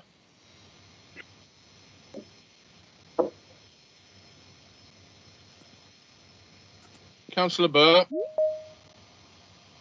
It was going so well. For. 4, thank you. Councillor Clark. 4. Councillor Cleary, against. Councillor Cousins. Is now joining. Against. Councillor Delaney. Against. Councillor Dockerer. Against. Councillor Duncan. Against. Councillor Frank. Against. Councillor Garbett Moore. Against. Councillor Goodrick. Against. Councillor Graham. Against. Councillor Hope.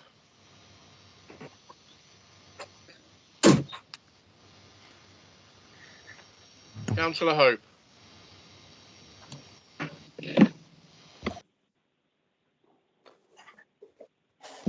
We'll come back to Councillor Hope at the end of the vote. Councillor Keel. For. Councillor King. Against. Councillor Mackenzie. Against. Councillor Mason. For. Councillor Middleton. For. Councillor Oxley. Against. Councillor Potter. For. Councillor Rain. For. Councillor Raper. Against.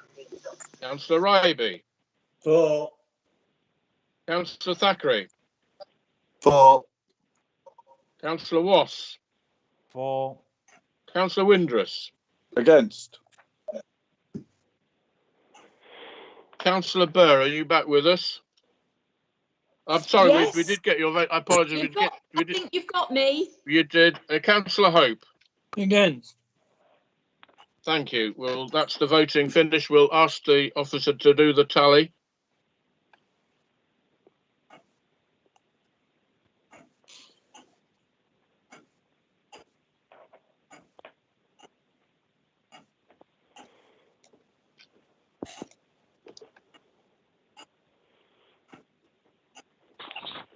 Chair, that's 13 votes for and 17 against. Thank you. The amendment is lost. We'll go back to the substantive motion. Does anybody else wish to speak for or against the original motion? In which case, Councillor Duncan, do you wish to reply to the overall debate? No, thank you, Mr. Chairman. We'll go straight to the vote then. This is on the substantive motion, item 10H. Ellen, are you ready to take the vote? Yes, Chair. Again, the vote is for, against, or abstain. Councillor Joy Andrews. Abstain. Councillor Paul Andrews. For. Councillor Arnold. For. Councillor Bailey. For. Councillor Brackstone. Abstain. Councillor Burr. For. Councillor Clark. Abstain. Councillor Cleary, 4. Councillor Cousins. For. Councillor Delaney. For. Councillor Dockerer. 4. Councillor Duncan. 4. Councillor Frank. For. Councillor Garbett Moore. For. Councillor Goodrick. 4. Councillor Graham. For. Councillor Hope. For. Councillor Keel. Abstain. Councillor King. For. Councillor Mackenzie. For. Councillor Mason. Abstain. Councillor Middleton. For. Councillor Oxley. For. Councillor Potter. Abstain. Councillor Rain. Abstain.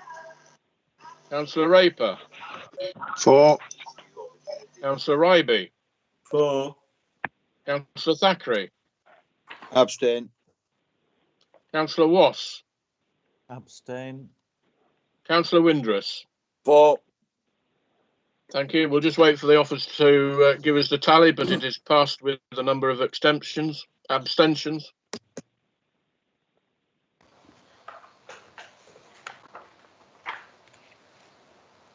Chair, that's 21 votes for, 9 abstentions.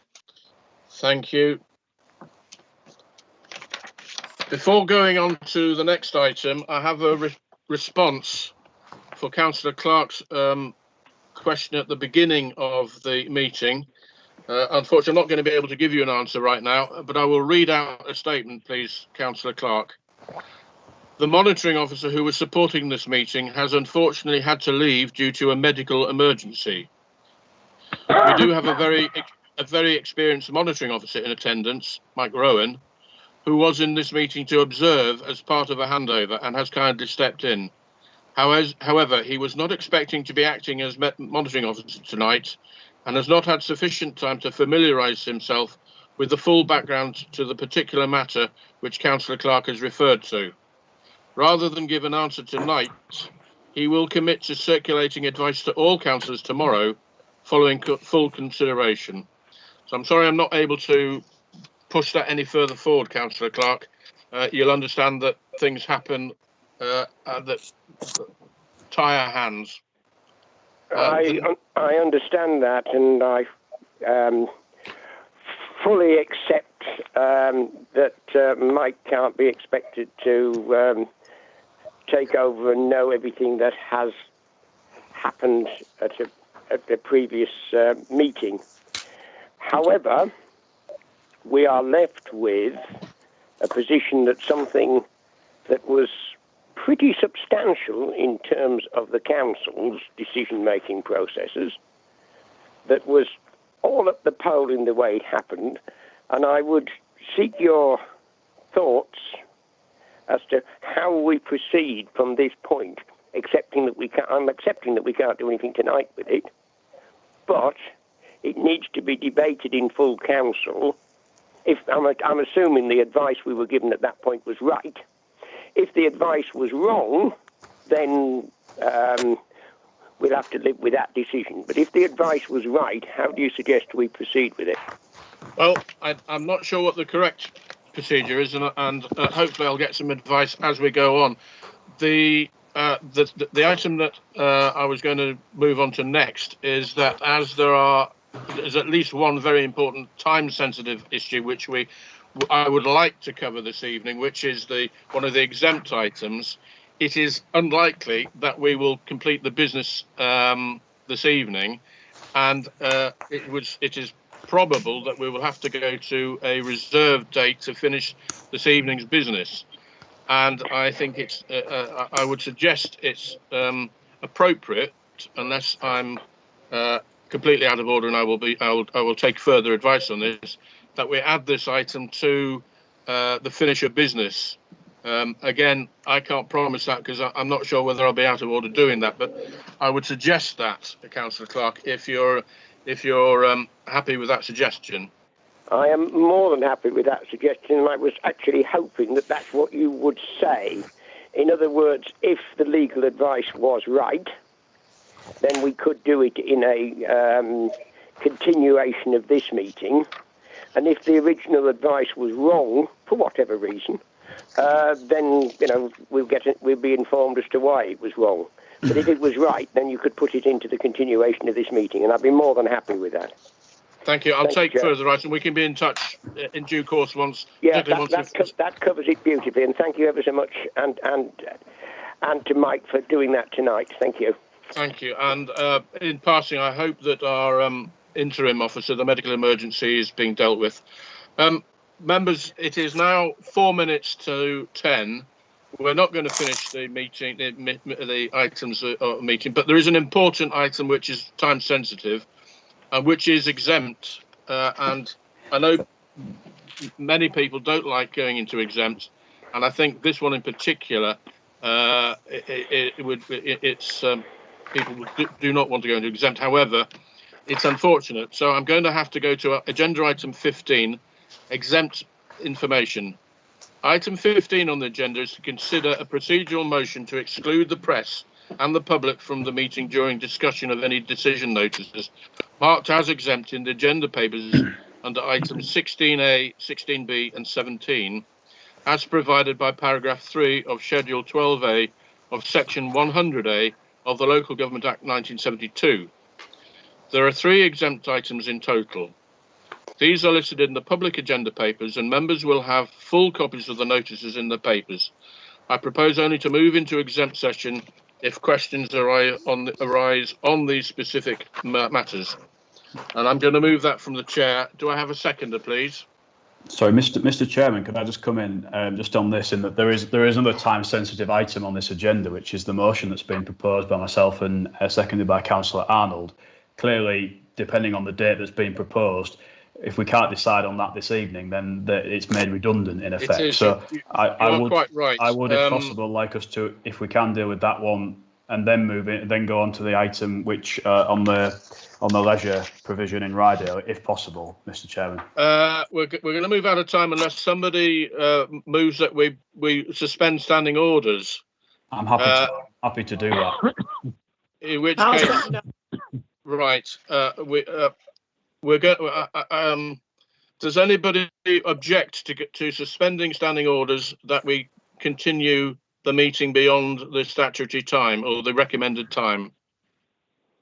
Councillor Middleton. Before you take that vote, you've got the decision to go. Are you going to take 2 more items?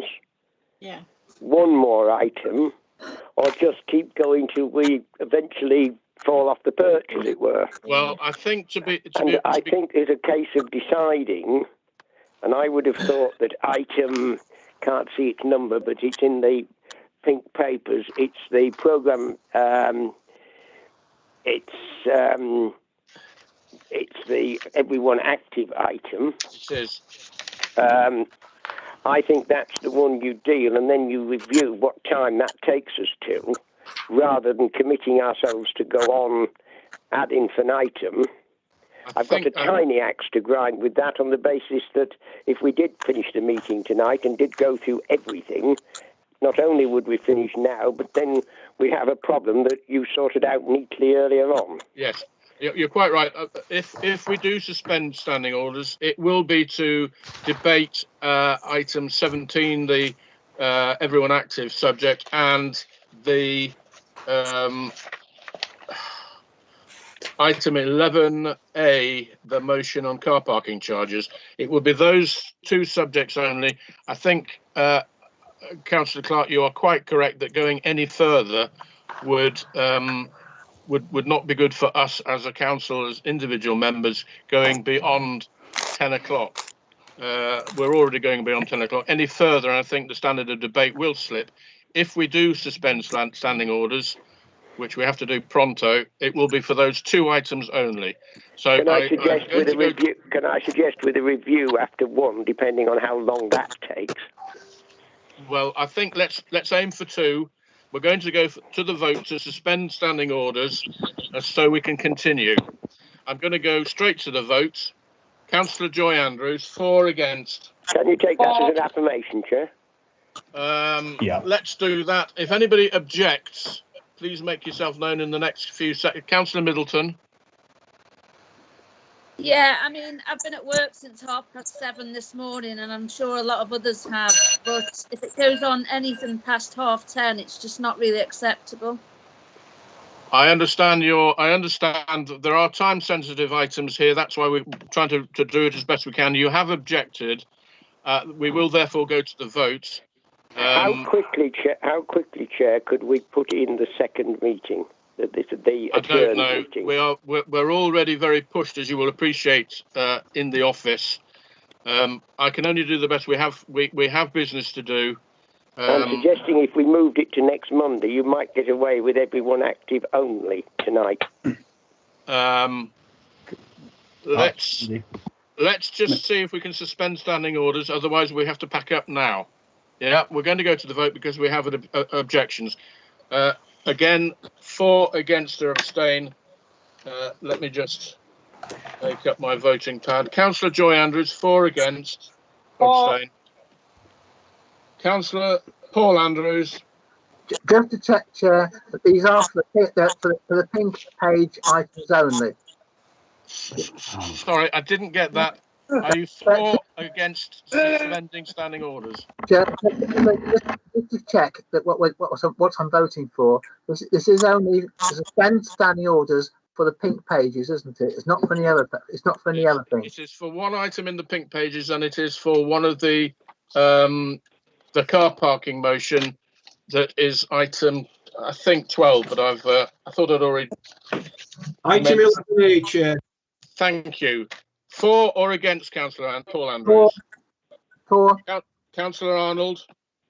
For. Councillor Bailey? For.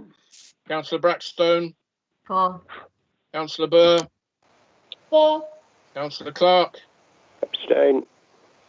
Councillor Cleary, for. Councillor Cousins?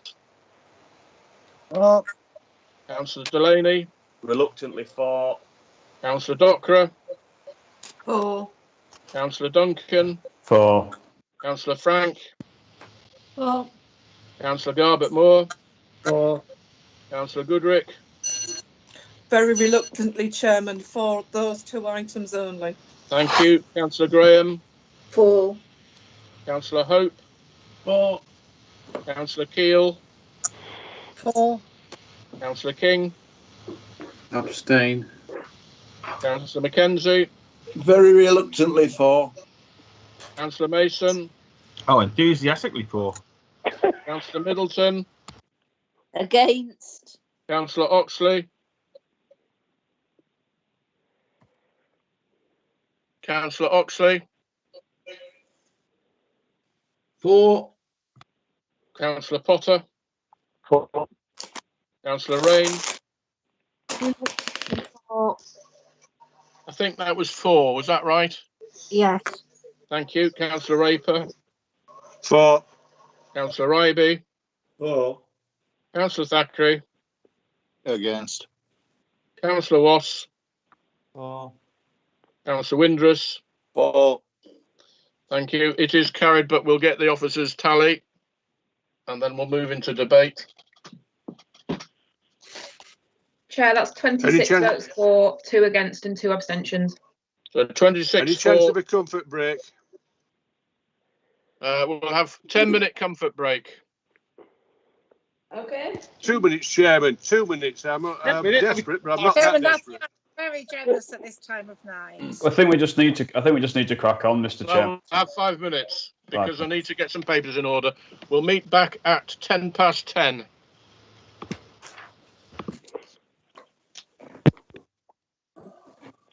John Clark. Is now exiting. Is it snowing yet anywhere?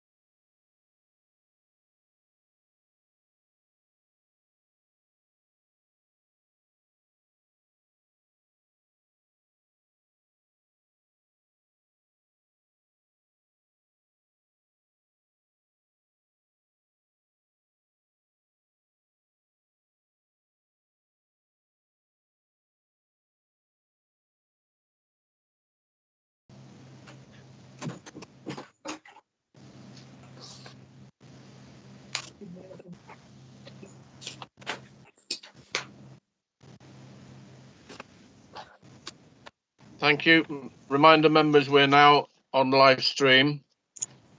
Thank you for agreeing to stay behind or stay on and move 2 items which are time sensitive. The first one is item 11A, a notice on motion.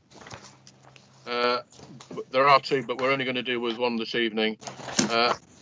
The proposer is Councillor Duncan and the seconder is Councillor Arnold. Councillor Duncan, please move your motion, and once it is seconded, you may make your speech. Yeah, thank you, Mr. Chairman. I'm happy to move the motion as written on the agenda papers. I think I've got a seconder, which is Councillor Arnold. Thank you. I don't know whether we go into questions. Does anybody have any specific questions that need answering now that aren't answered on the agenda papers? No. Remind me the page number. It is on the 3rd page of your agenda papers. Would you like me to read it out? No, that's fine. Thank you. Councillor Frank. I'm a bit concerned about this. I wanted to know if it was going to be actually timed, if the free parking would be timed. I did mention this before, but I have a concern about it in that if there isn't any time put on the free parking, people will come, particularly in Helmsley, in the town square in Helmsley, where there is limited parking. People could come and park all day, maybe go off for a walk up Duncan Park or over to Ryedale, and actually take up the spaces that are really. I mean,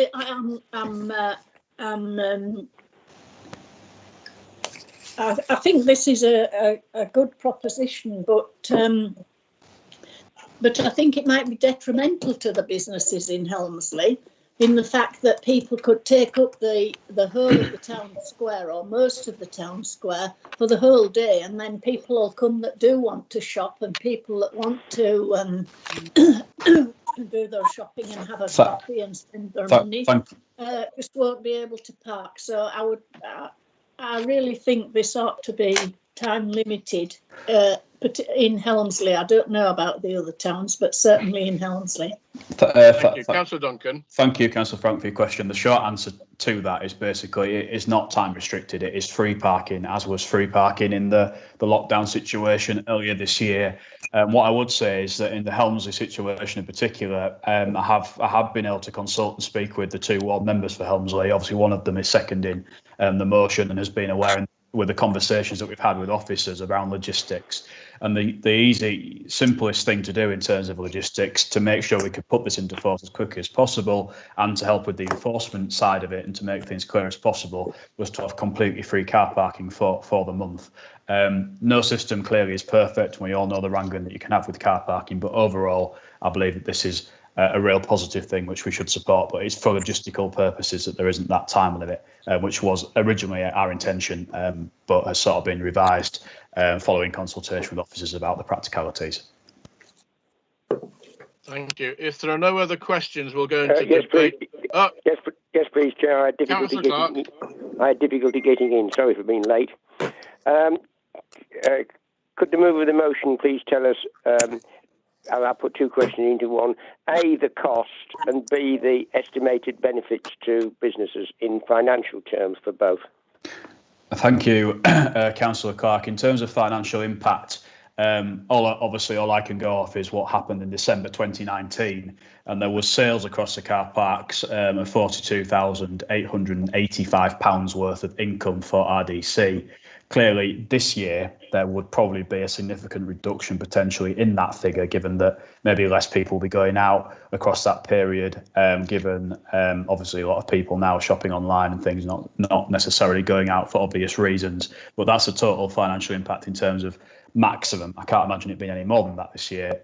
Lost income, which is 42,885. In terms of financial benefit, clearly, Councillor Clark, that's impossible to quantify. But what I do believe strongly is that this will be supported by businesses, independent small businesses in our market towns who want to make sales, who want to be supported by the public, and hopefully will make things as easy as possible as an attractive offer to get people in to the towns and shopping and spending money. Do you have a supplementary, Councillor Clark? Yes, please, Chair. On the basis you don't know how much benefit it is, do you honestly believe that there will be many people who will go to shop locally, much as I want them to shop locally, and if this was for some other time, it may well be worth doing, but it would need measuring. So on that basis, is it a sensible use of 42,835 when people will, at the moment, if they're going out to shop, the cost of car parking will be irrelevant to them, as opposed to normally when it might be a benefit? What is the likelihood of it being a benefit at the moment? I can't see it. Can you? I think you're asking me, Councillor Clark, whether I believe this is the right thing to do, and I absolutely do believe it's the right thing to do. And what I would say is the car parking income last year was 42,000. It's unlikely that it would be anywhere near that figure potentially this year. And actually, this is a small gesture, a small token. I think it's something which will be supported. I think it's the right thing to do. And I do think that perhaps it will encourage people. If we announce as District Council the free car parking in the market towns, I think it can only be a positive thing for those businesses. And I think we've just got to make a call here. It's a sort of short notice, small thing. I think we've got to make a call as members. Do we want to support it or don't we? I do. Councillor Clark, perhaps you don't, and that's fair enough. But I think we've just got to make a call based on our understanding of the local business community, our knowledge of the area as to whether we think it's the right thing or the wrong thing. But I certainly do think it's the right thing. Thank you. Councillor Paul Andrews, I have a question from you. You do, Chair. Can I just ask Councillor Duncan if he would confirm whether or not the free car parking in Moulton has had a beneficial effect to local businesses in Moulton, and incidentally, that has. Would he also confirm that this has a 2-hour restriction on it, and that has benefited Moulton businessmen? And I would say, Chair, that if Councillor Frank wants to propose an amendment limiting it for 2 hours for each person's stay, I will be prepared to second that. Thank you, Chair. Now for an answer, please. Councillor Andrews, I'd just like to say, I mean, it is my belief, based on no scientific evidence before me at the moment, but through the information we've heard through the working party, which you were a part of and I was a part of, that I think that 2 hours has been positive. In terms of a long-term strategy, there's all sorts of information which we need to consider. We're doing that through the car parking review that's ongoing at the moment, and we'll come to long-term decisions. But this is very much lockdown has ended. Retail can reopen, non-essential retail can reopen. Let's try and get people into the market towns to make sure that there is no barrier whatsoever in terms of shopping. And what I would say is it states very clearly in the motion as well that there should be consideration throughout to public feedback, to social distancing, to public health advice. So I do think on the whole this is the right thing to do. In terms of the prospect of a potential amendment, as I say, from a logistical point of view, rather than having the arguments and this dragging on all night, from a logistical point of view, that if we want to implement this tomorrow or this week, if we do it in this way, we'll be able to do the thing which we want to do, which is get people there as quickly as we possibly can. So we can go through the rigmarole of an amendment, but just in terms of cutting this thing short, from a logistical point of view, it's the right thing to do, is having that blanket approach as we did during the lockdown. Councillor Keele. Thank you, Chairman. This isn't a question, but I want to put on record that I would like to put in an amendment. It will be quick and it will be dealt with quickly, I hope, but I would just want to give you notice that I intend to do that. Thank you. Councillor Ryby.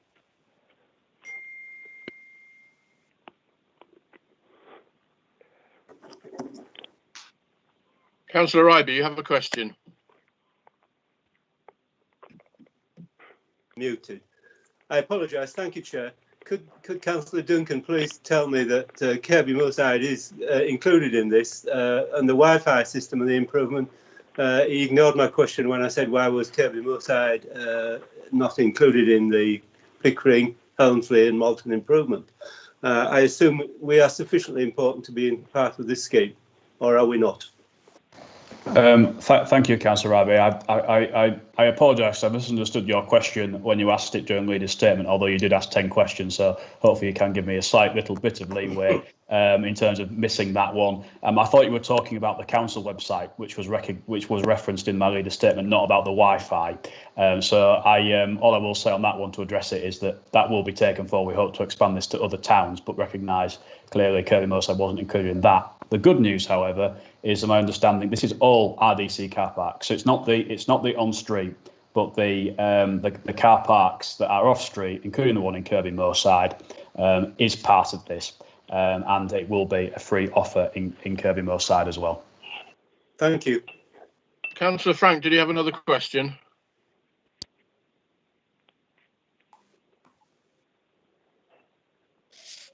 Councillor Frank? Yeah. Yes, I just want to ask Councillor Duncan. He said he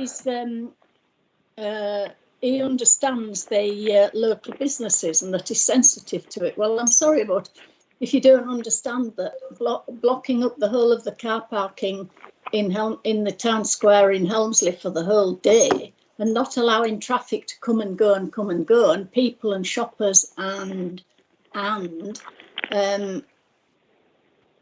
to come and go for that, it needs to be time sensitive. It needs to be 2 or possibly 3 hours. Is this a question, Is this a question, Councillor? Because I think I've addressed it. I've stated clearly my view on this, and I take your view. And as I said, it's not a perfect solution. Nothing is perfect. But do we want to do something quickly to help the business community? And I think overall it will help business. I think we're going into Councillor Frank. I think we're going into debate with this. We're still in questions.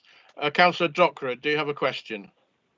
Yeah, Councillor Duncan, can you tell me if we try to put a restriction on this to 2 hours, how much extra work this is going to involve for the officers to actually set this in process? Whereas if we just had free parking, would that not be easier and simpler and less work for the officers? I mean, all I will say is clearly you've got your machine, you go to the machine, you get your ticket out. If we want to offer 2 hours, 3 hours, 1 hour, you've got to reprogram the machine.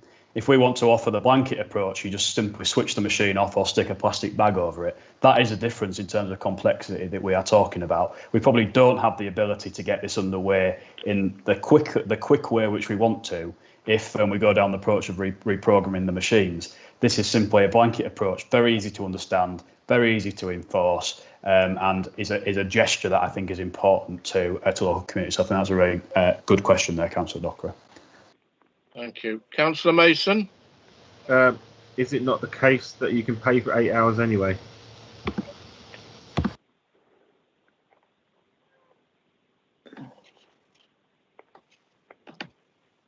So you're muted. Councillor Duncan, you're still muted. Can you hear me now, Mr. Chairman? I can. Basically, just to say that I don't quite understand the question from Councillor Mason. Yes, people can pay for parking for various different lengths, but this is about free car parking for businesses. My question is well, you can pay for 8 hours anyway, so the time scales on it, unless it doesn't really make a lot of difference. They're going to pay for the parking. They can pay for 8 hours in Helmsley anyway, if they're going to go for a walk. Yeah, I don't know the sort of detail of each machine and the lengths and times and things, but I take your point there, Councillor Mason. Councillor Paul Andrews, do you have another question? Is now exiting. I do, Chair. Could Councillor Duncan please confirm that in Malton the estates do very little to enforce the 2 hour car parking, and they actually rely on the public to obey the rules under which they promulgate. And is there not therefore a possibility that a 2 hour limit could be put into force relying on the public's goodwill to accept that 2-hour parking limit without the council having to incur any expense. Thank you, Chair. Councillor Duncan. Just to say, Mr. Chairman, again, we're talking here about a matter of weeks for this month and this month only. I can't comment about the estate and their car parking, and in many ways it's irrelevant to what we're discussing here, which is whether our council supports this scheme that we're putting forward, and I think that's the issue here. And it's a simple way forward. I don't know how many times I can really say this now. I think I'm sort of sounding like a bit of a broken record, but I understand, people asking questions to get to the same answer. My answer is still the same answer, but we're still in questions. I'd like to move on to the debate and like to get to the vote so we can all get through this. Thank you. If you'd lower your hands, we will go into debate once Councillor Duncan has made his mover's speech. Councillors Franken and Paul Andrews, your hands are still up. Councillor Duncan, if you make your mover's speech, please.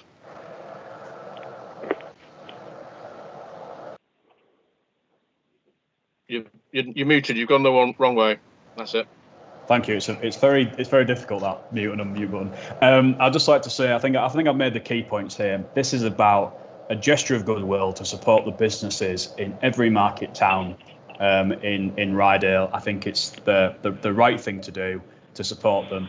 And I would just like to say I am actually quite surprised by some of the what I'm picking up might be opposition to this, because I thought that this was actually something which we'd all be able to get behind. And I just think, those councillors who may like not to support this, I think they've got to go out there potentially and go and visit these shops and see what they've got to say if they have not supported this move, which I think is a really popular one for the public and which they will support. So, I really hope that everybody can get behind it, because it is the right thing to do.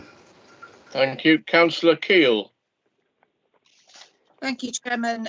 I would just like to say this is supportive of what Councillor Duncan is proposing, but I would like to make an amendment, please. Right, and if you'd like to give us the wording, please. Okay, so the wording is very simple, using exactly the same wording as we have here, except at the end of the first sentence where it says during December 2020, I would like to add and January, February and March 2021. And the rest of it is as written. Thank you. Ellen, have you got the wording or the gist of that? I have, yes. Thank you, Chair. Thank you. Councillor Keel, have we a seconder for this? I'll second that. Yes. Sorry, who was that? Councillor Middleton. Councillor Middleton, thank you very much. Councillor Keel, I think it's fairly clear what your motion is, but if you'd like to speak to your amendment, please. Yes, I will be brief, Chairman, because I know everybody is tired. The reason behind this is that, yes, I completely agree with what Councillor Duncan is trying to do with this motion and to try and boost local business completely. That's what we all need to be doing, and we need to be supporting our local shops. The issue is, I think, yes, there will be a bit of a lift in shopping in December, because everybody goes out and does some Christmas shopping, or as many people as they can. So that will be a boost for our businesses. But the problem is that it probably won't be a big enough boost to get them through the very lean months in the spring, the January, February, March. They rely on trying to make as much money as they can in the run up to Christmas to get them through that always difficult trading period. So I think if this council is serious about boosting the local economy, supporting our local independent shops, then we should be doing more than a gesture. We should actually be supporting them for a longer period of time. And yes, that does mean that the council takes a financial hit. But we are all talking repeatedly about how important it is to get local business going, to boost our local economy.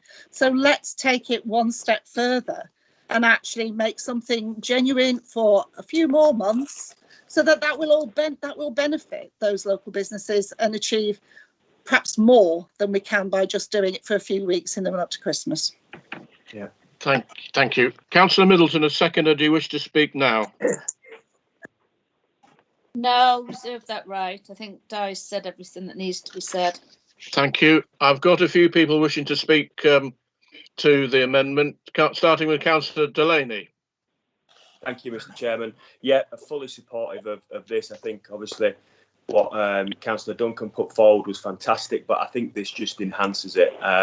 We're all, you know, when we speak to people and you see people on social media saying, let's shop local, let's help our local businesses. We all want to do that. You know, we've got local businesses or we know people who do.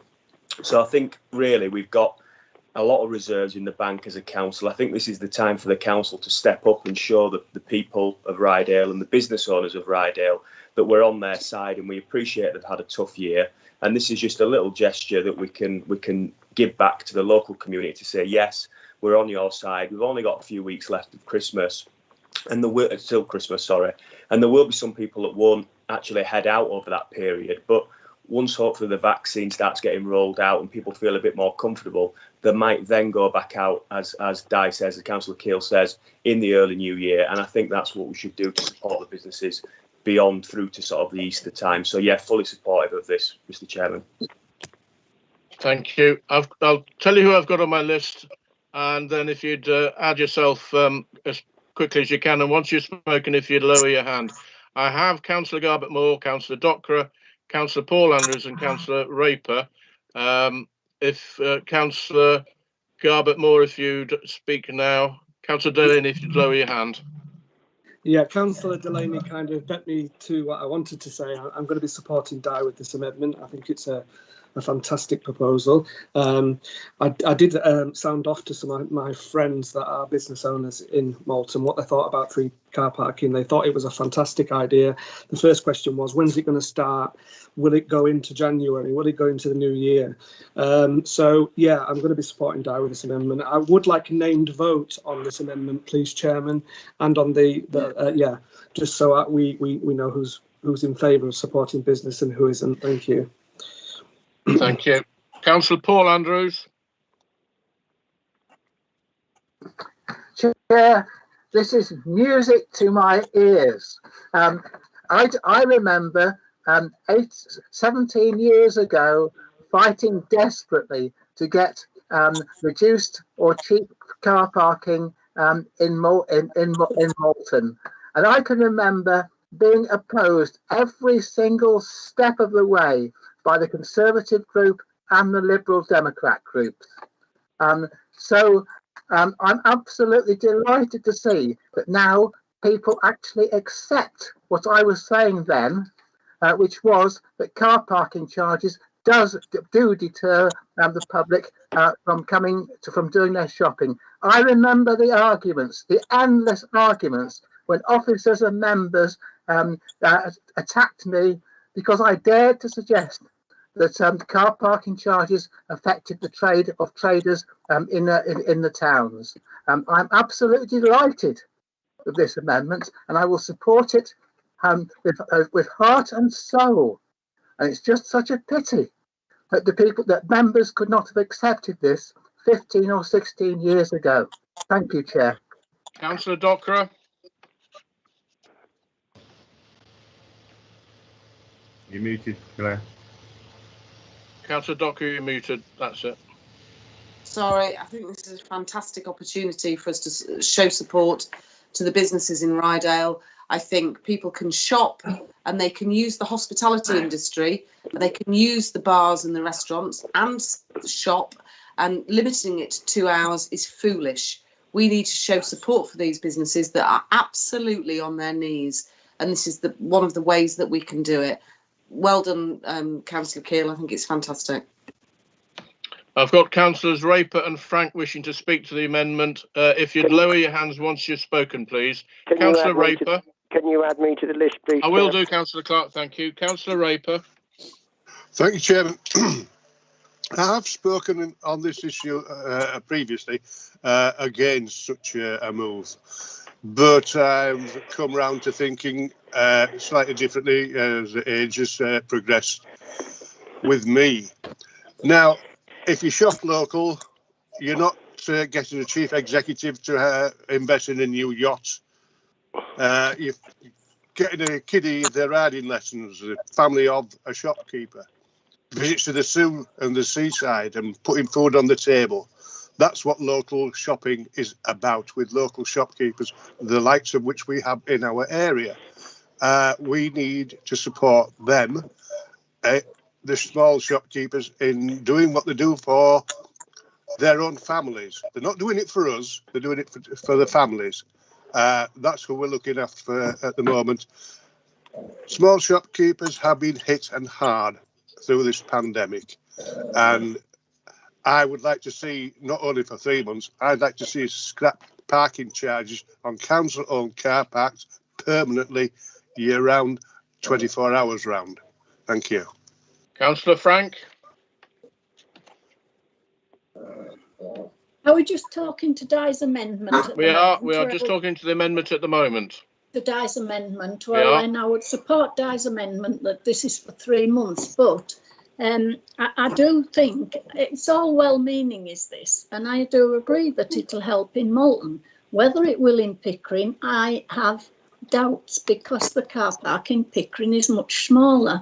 And if the car park in Pickering and the car park in the square in Helmsley become blocked, it will have a detrimental effect on the businesses. I'm all for supporting businesses. I understand that the businesses have had a really tough time of it. My son-in-law has a business, and I just can't, I just don't know how to make you understand that unless you do it time sensitive, and surely the ticket machine in Helmsley, which issues free parking for 20 minutes, could be altered to 3 hours, and the other ticket machine covered up or whatever, so that you could have 3 hours free parking in the square. And that would help the businesses. I'm sure that would help the businesses. But to block the square up with people parking there all day will have a detrimental effect on the businesses, without any doubt. So it really does need to be time sensitive in Helmsley, and I think in Pickering as well, because Pickering is quite a small car park, so people going up and down the street won't do that if the car park's blocked. So yes, I support Di's amendment, but I definitely think that it's got to be time sensitive in Helmsley and in Pickering, really. Councillor Clark. Thank you, Chair. Well, I was confused when I first read this motion, and I'm even more confused now, because my thoughts were, if you're going to do it, you really should be doing it for January and February, when business needs every support you can get.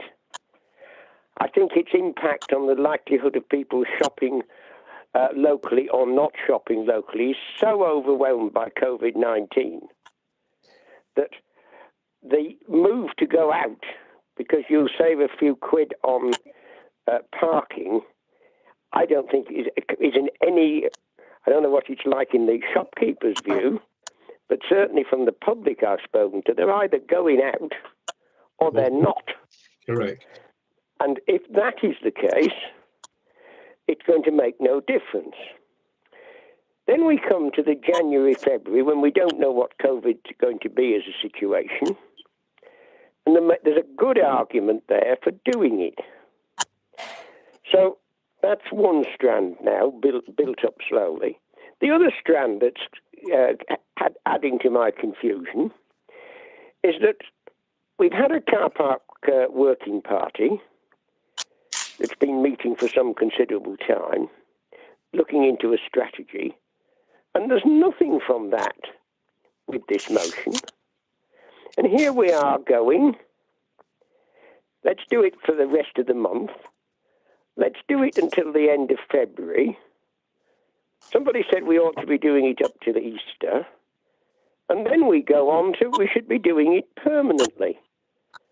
Now, I'd be quite tempted to vote for this amendment if we were going to have a review of it, a proper review of it in, say, mid-January, when we know what the shopkeepers' benefits from it are and what the shopkeepers' benefits aren't.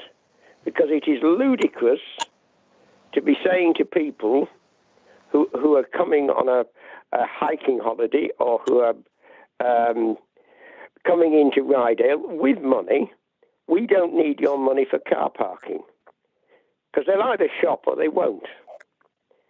Now, on that basis, I'd like to know, and I will move an amendment to say that we review it in mid-January if this amendment goes through. Because we can't say we're not good. Well, we can, because we've got the money, which we're chomping through quite happily. We've got the money for this, but we haven't got the money to support the third child. I'm very confused, and I don't think this is the way we should be making a policy. You can make a support for Councillor Duncan. I'm nearly there, Chair. You can make support for Councillor Duncan's statement. Let's do it for now till Christmas. That's not a massive cost, but it's a policy change if you're going to do it till the end of February. And I think those second 2 months are more important than the Christmas month. Thank you, Chair. I've got Councillors Arnold and Oxley wanting to speak. Councillor Paul Andrews and Councillor Raper, if you'd lower your hands, please. Councillor Arnold. I'm sorry, I can't support this. I think that we give them an extra 3 months and then you want another 3 months. I think it's really important that we do Christmas when people are going out spending to keep them spending local. January and February are quiet months and people don't go out to stay at home. Write it down, someone. So I feel that we need to just not support this and go back to what Keane said in the first place and just do December. Councillor Oxley.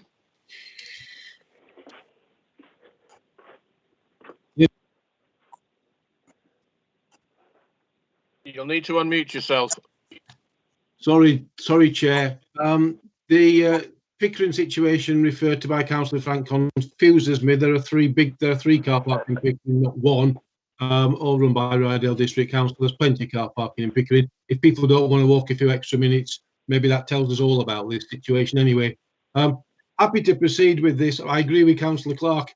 It would need to be subject to a review because much as I support businesses, and nobody would doubt me about that, I do wonder that this might be a little bit of an empty gesture. I don't see anybody else wishing to speak to the debate. Councillor Mason, I think, have you already spoken? No, actually, no, I don't think I can speak to this because I overshot. But okay. I take offence to some of the comments that's just happened there. Right. In which case, we're going to wind the debate up. Councillor Middleton, you seconded this amendment. Do you wish to speak to it now? No, just I think yes, I think it's important for it to last into January and February. I do use the shops in Moulton, and no matter what others say, parking charges do put me off. And if I was to get charged, I would go elsewhere. So, on that note, that's all I need to say, and I will obviously be supporting this. Thank you. Before going to the mover of the original debate, I'll ask Councillor Keel to reply to the debate. Thank you, Chairman. Yes, can I just say thank you to those members that are supporting this. I think in response to some of the comments that have been made, Councillor Oxley, this is not about a gesture. This is about extending it and making a significant difference to those businesses that we all should be supporting. I think thank you for your comments about the car parks in the other towns. In response to Councillor Frank's comments, there are other car parks in the towns, and so I don't think this will necessarily have a detrimental effect.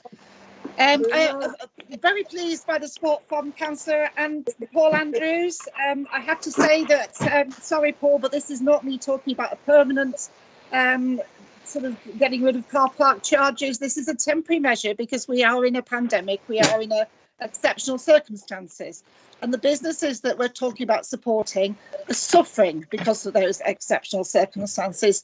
So this is about a longer term measure slightly longer, a few more months, just to give them that boost that they need to get through this difficult time. And that's also my response to Councillor Arnold. We are in a pandemic. I'm not asking for us to give all our car parking free forever and a day. We're in an emergency situation. All I'm asking is that we extend this support for our local economy, for our local businesses, for 2 or 3 more months. Thank you. I hope that I will get support for this. I think it's very important for the local economy. Thank you. Councillor Duncan, you'll move with the original motion. Do you wish to reply to the amendment? Yeah, thank you. Just briefly, Mr. Chairman, just like to say, I think it is right just to take a step back in terms of thinking about, Councillor Andrews was saying, trying to suggest this was some sort of seismic change in policy. It is not, and it never intended to be. My original suggestion that put forward, seconded by Councillor Arnold, was that we gave time-limited support in the run-up to Christmas for trade. Obviously, Councillor Keele, I think, has touched on there the point that actually there's perhaps a wider issue here going into the new year as well. And what I would like to say, stress very clearly, is this is not the policy of the council going forward. We have to take a considered view using all the information, all the evidence which we've gathered as part of the review. I'm so keen for us to get that policy, which we've been waiting for about 5 years for, to come through and to adopt it based on the circumstances in each location, because each market town is different. And I would just like to make 2 points. I think the mood music here, and I'm listening to that and recognising that, is that in all likelihood that this is going to go through the amendment that's on the table. But I would just like to point out 2 very important things in the motion, which is that it says that the council will provide free car parking. It doesn't actually specify the length of that free car parking and the fact that it is completely open-ended. It also states very clearly that officers will give consideration throughout to public feedback, to social distancing rules, to public health advice. And I think that we needed that caveat in there, because clearly if we've got major issues that are happening, we've got people flocking from all over the place to a car park or something, we need to have some sort of ability to control that. So I want to take a little bit of a step back. I think it's the right thing to do. I think it's good that we're doing this, but I think we also just need to recognise that we need some control over this. I think Councillor Clark is right in terms of a review. I think it needs to be under week by week review. Any issues are flagged up. Myself, first and foremost, as leader and ward members and things like that, going through that process and protocol that we've got. And I think it's worth just stating very clearly that there is control over this. I think we can factor in some of the concerns that Councillor Frank has raised and Councillor Arnold has raised, and hopefully, Councillor Clark has raised, and hopefully we can get to a point where we're all happy and it can work. Whether that between now and the months ahead. So it's a bit of I don't like doing things like this. I don't like policy being done in this way. But this is not setting a precedent. It should not be setting a precedent. But it is the right thing to do. So I think I sense that this is where things are heading. Thank you. We will go to the vote, therefore, on the amendment. Can we have a name vote, please, Chairman? A name vote on this. Sorry, who was wanting a named vote? Councillor Garbett Moore. Yes, I think you did say that. Ellen, are you ready to take the vote? Yes, Chair. I understand that Councillor Burr has already excused herself from voting on this, so I won't be asking her for the vote. We'll start alphabetically as before. Councillor Joy Andrews, for, against or abstain? I also declared an interest, so I won't be voting on this as well. Right. Councillor Paul Andrews? For. Councillor Arnold? Against. Councillor Bailey? Against. Councillor Brackstone? For. Councillor Clark? For. Councillor Cleary? For. Councillor Cousins? Against. Councillor Delaney? For. Councillor Dockerer? For. Councillor Duncan? It's been the most difficult vote for me in quite some time. I'm going to say for, Mr. Chairman. Councillor Frank? It's difficult for me as well. I would like to support Di, but I have to say against because of it not being time sensitive in Helmsley, and I believe in Pickering as well, but certainly in Helmsley. So I'm sorry, Di, but I'll have to vote against it. Thank you. Members, if you're not voting, if you'd mute yourself, there are noises off at the moment. Councillor Garbett Moore. 100% for. Councillor Goodrick.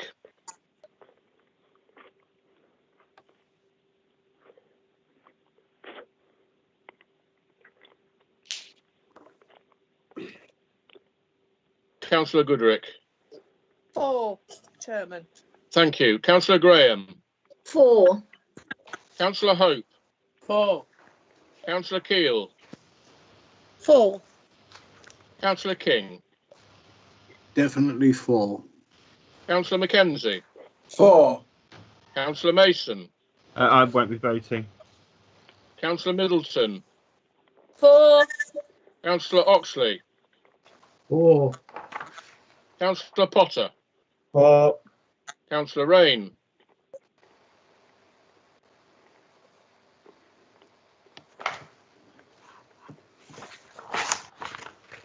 Councillor Rain. Is Councillor Rain still with the meeting? She's got I can't see a listed, Chair. Right. We'll come back at the end of the vote just in case Councillor Rain has slipped out. Councillor Raper. For. Councillor Ryby. For. Councillor Thackeray. For. Councillor Wass. For. Councillor Windrus. For. Thank you. Can we confirm, officers, is Councillor Rain still in the meeting?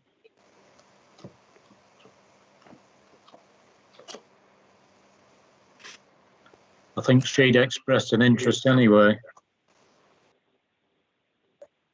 Thank you. In which case, there's no vote taken there. The amendment is passed, but I'll wait for the officer to confirm the tally, please. While you're waiting, Chair, I'd like to move a further amendment, please.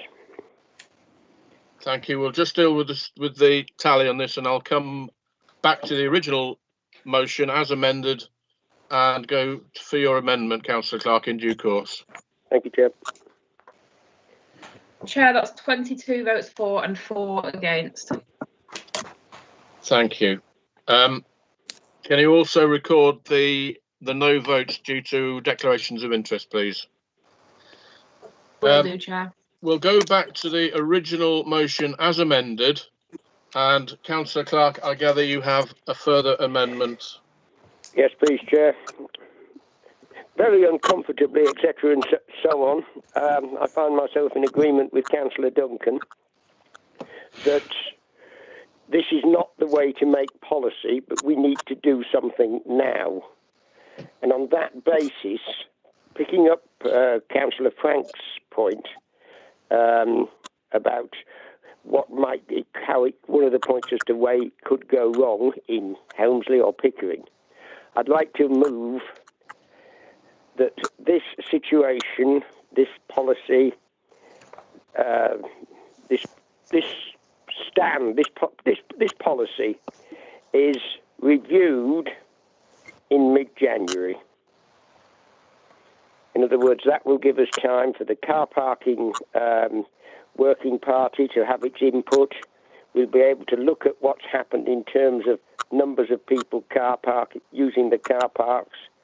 We'll get feedback from business, etc., and so on.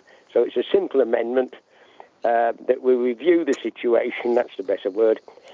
So we review this situation in mid-January,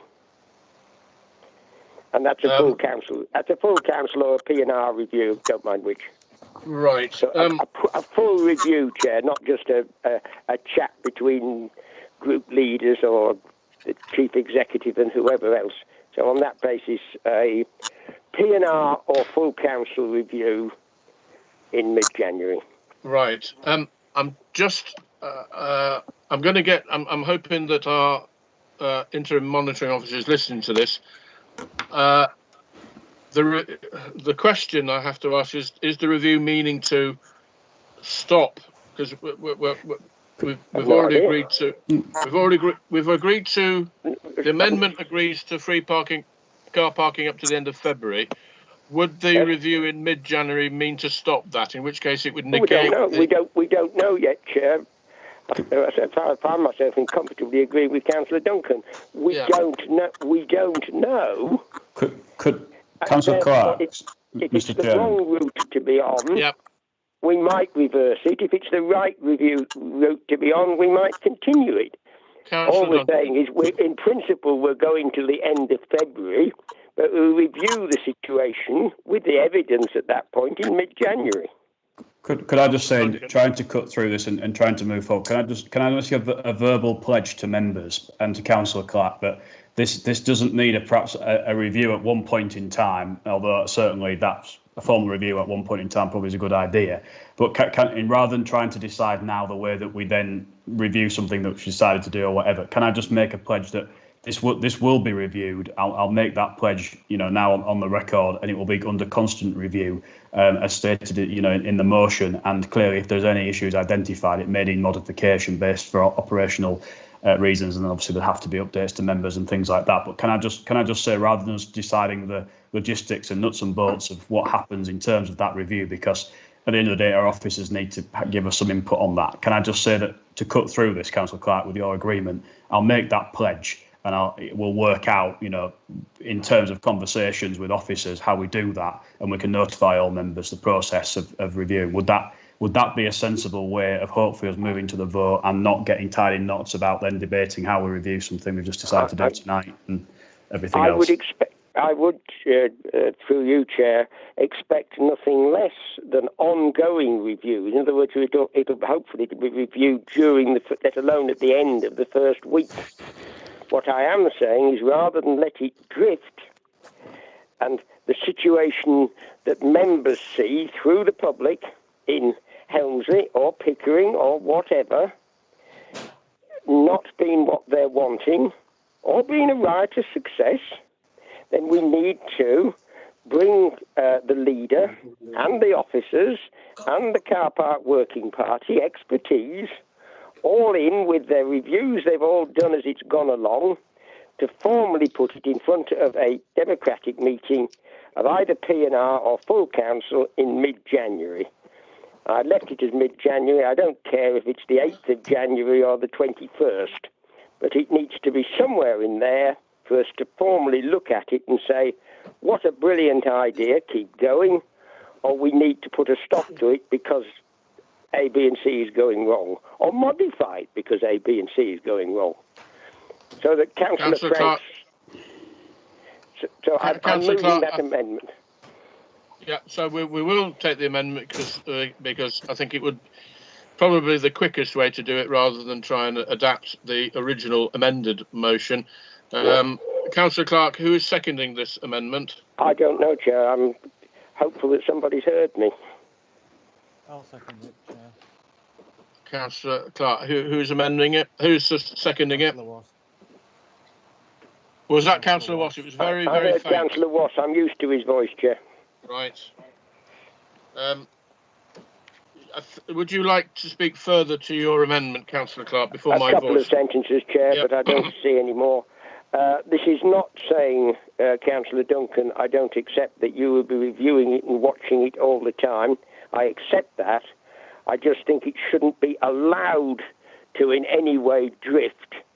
And having a target date for things is always useful, even if that target date of mid-January is missed by a week or even 10 days. We know it's coming, we know it's got to come because council has decided, and on that basis it would pick up people's concerns and people's wishes all in one go, rather than making policy on the hoof. And you said it's not a policy for the long term. It may be a policy for the long term, taking Councillor Andrews' point. But let's look at it again at a fixed date in time so that we can say, well done, it's brilliant, or it's very good, but it needs this modification made, whatever.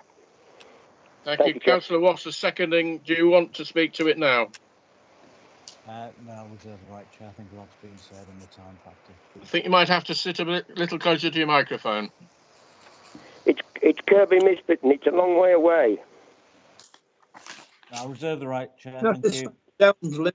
Thank you. Councillor and Paul Andrews, you wish to speak to the amendment? Yes, Chair. I have to oppose this. I think businesses need certainty. If they know that they've got 3 months of car parking, then they need to know that. They don't need to be afraid that car parking, that free car parking is going to be taken away from them at any time. And so whatever you do, there's got to be. If we make a decision now that there's going to be free car parking, businesses must have the certainty of knowing when that freedom is going to finish, and therefore I can't accept Councillor Clark's view. On the other hand, I do take into account what Councillor Frank says, which is basically that if you allow free car parking, there's a good chance that all those people who are not shoppers will use those car parks to park for free themselves, and that will not necessarily benefit the traders in the town.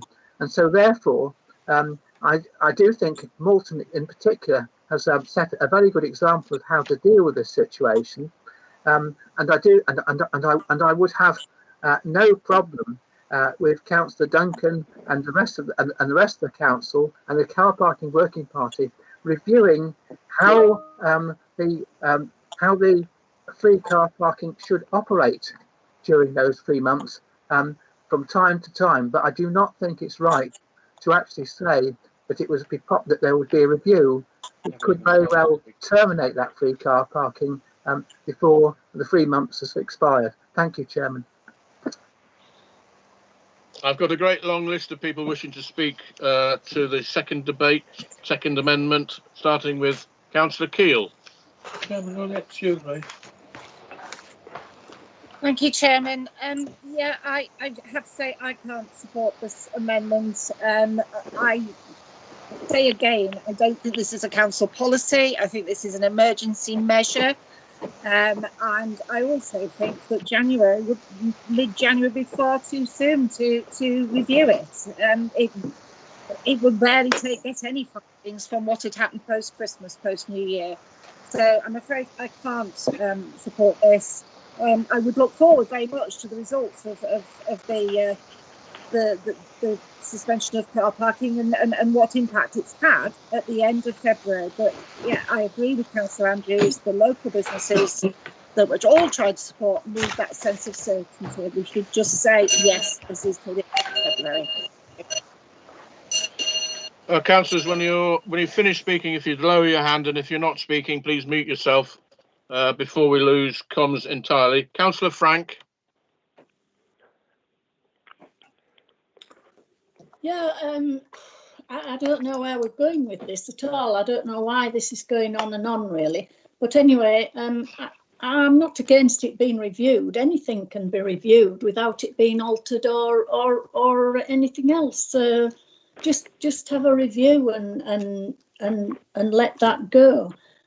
But everybody's talking about the need to support businesses, but businesses need to be asked. Who's asked the businesses? Who's asked any of the businesses in Helmsley if they want free parking in the square in December? Nobody. They've not been asked. And if you're going to do something for the businesses and try to help the businesses, surely you should ask them. You could consult Helmsley in business.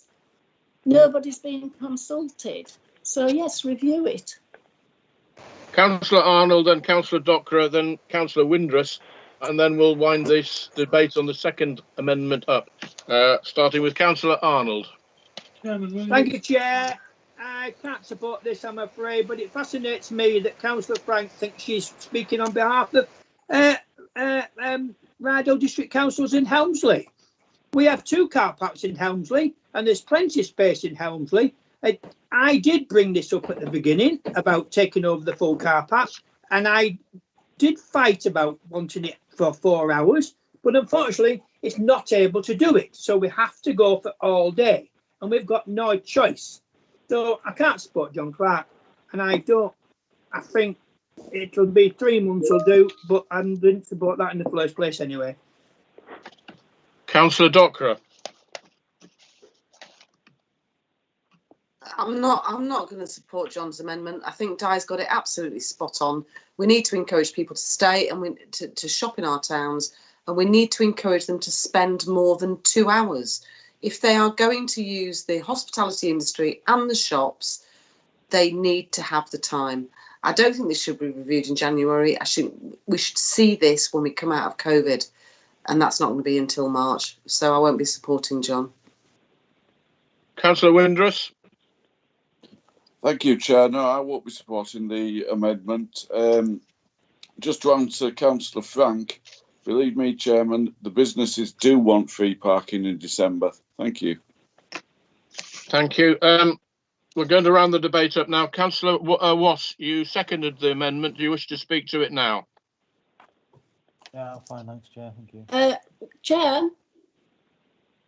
Councillor Clark, as proposer, do you wish to speak? Chair. Reply to the You have debate. somebody Chair. calling you, Chair. Councillor Frank. Chair, Councillor Arnold said that I shouldn't speak for people in Helmsley. I'm sorry, but he can't dictate who I speak for or don't speak for. Thank you. Your reply is noted. Councillor Clark. Yes, thank you, Chair. I never said that. Councillor Clark.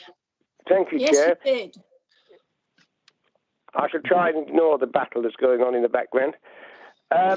Councillor Andrews has been very negative in saying that people want to know how long it's going on for. I wasn't saying that we stop in mid-January or even the late January. I was saying that we need to review it. And that review may well say, this is working very well. Let us continue it until the end of April. Councillor Keel is saying mid-January is too early. Maybe. But if that's the case, then we say, right, in mid-January, we'll look at it again at the end of February. Councillor Arnold says in Helmsley that the people in Helmsley want this policy. It's nothing against this policy. It is just saying, let us measure it at council in mid-January. We need to encourage people to shop, says Councillor Dockerer.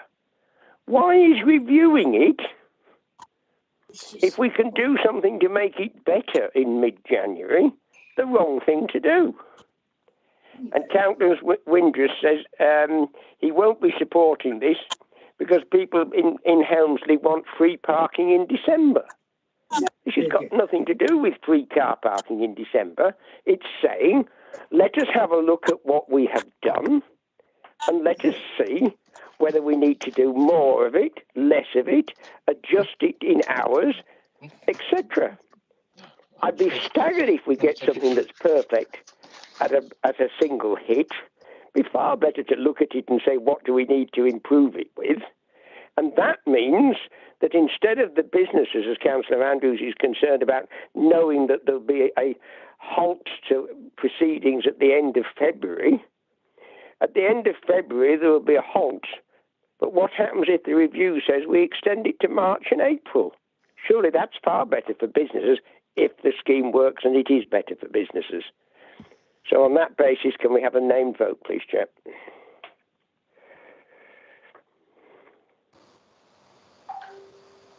You're on mute, Michael. I sound better on mute. Councillor Duncan, as proposer of the original motion, do you wish to reply to the debate? Just to say, let's go to the vote against it, go straight to the vote on the substantive. That will be my suggested course of action. That's what we're going to finish the amendment first. This is the second amendment. I'm going to go to the vote. The vote is for, against, or abstain, as before, in alphabetical order. Ellen, are you ready to take the score? I am, Chair. Thank you. Councillor Joy Andrews, for, against, or abstain? As before, I won't be voting on this because of my declaration earlier. Thank you. Councillor Paul Andrews. I vote against, Chair. Councillor Arnold. Against. Councillor Bailey. Against. Councillor Brackstone, For. Councillor Burr. I think Councillor Burr has excused herself from this subject. Is that right? Yes, Chair. Thank you. Councillor Clark. For. Councillor Cleary. Against. Councillor Cousins. He's gone. Councillor Delaney. Against. Councillor Dockerer. Against. Councillor Duncan. Against. Councillor Frank. For. Councillor Garbett Moore. Against. Councillor Goodrick. Against. Councillor Graham. Against. Councillor Hope. Abstain. Councillor Keel. Against. Councillor King. Against. Councillor Mackenzie. Against. Councillor Mason. Not voting. Councillor Middleton. Against. Councillor Oxley. For. Councillor Potter. For. Councillor Rain. I think Councillor Rain has left, hasn't she? Councillor Raper. Against. Councillor Ryby. For. Councillor Thackeray.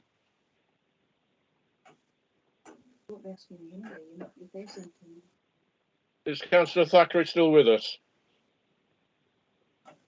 Hope so, Chair. We'll come back to Councillor Thackeray. Councillor Wass. For. Councillor Windrus. Against. Thank you. Is Councillor Thackeray still with us? Can we confirm yay or nay?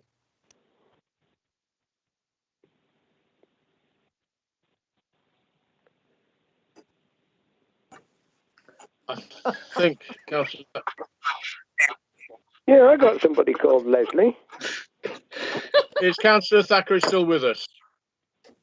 I've had a look round. I can't find any Leslies. No. I think Councillor Thackeray's left. Ellen, can you? I think the amendment is defeated, but we'll wait for the proper tally, please. Chairman, can I give my apologies? Councillor Hope. Yeah, can I give my apologies, please? I'm on my knees. You're wishing to leave the meeting? Yes, please. Thank you very much. Mr. Chairman, Councillor Delaney signing off. Thank you, Councillor Hope. Ellen, are we ready with the vote? Chair, can I just double check Councillor Oxley's vote, and was Councillor Hope's vote an against or an abstention? Councillor Hope voted. Councillor Hope abstained, and Councillor Oxley voted for. Thank you.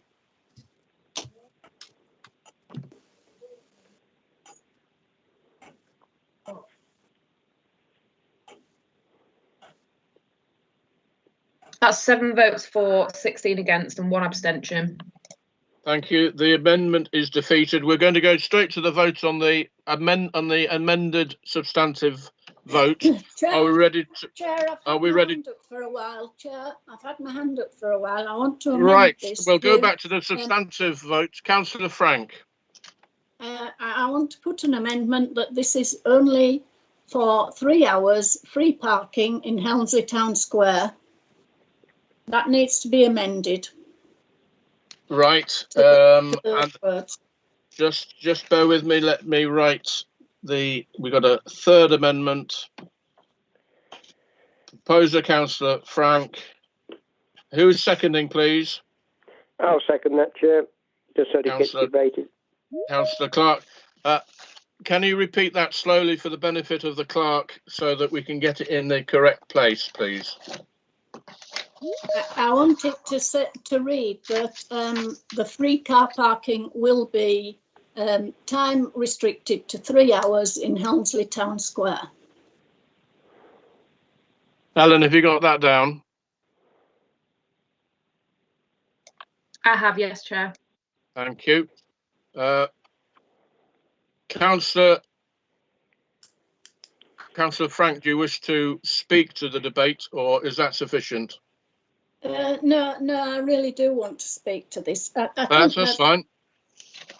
I think that quite categorically that the businesses don't want the square blocked all day with cars. They want, and when we did our car parking report, the consultants that we paid vast amounts of money for, they stated that we need customer flow in the towns, and the customer flow had to be customer flow in the towns for the good of the businesses. I don't think the businesses are being considered in this. Councillor Docra said it was to help businesses. Well, I'm sorry, but it won't.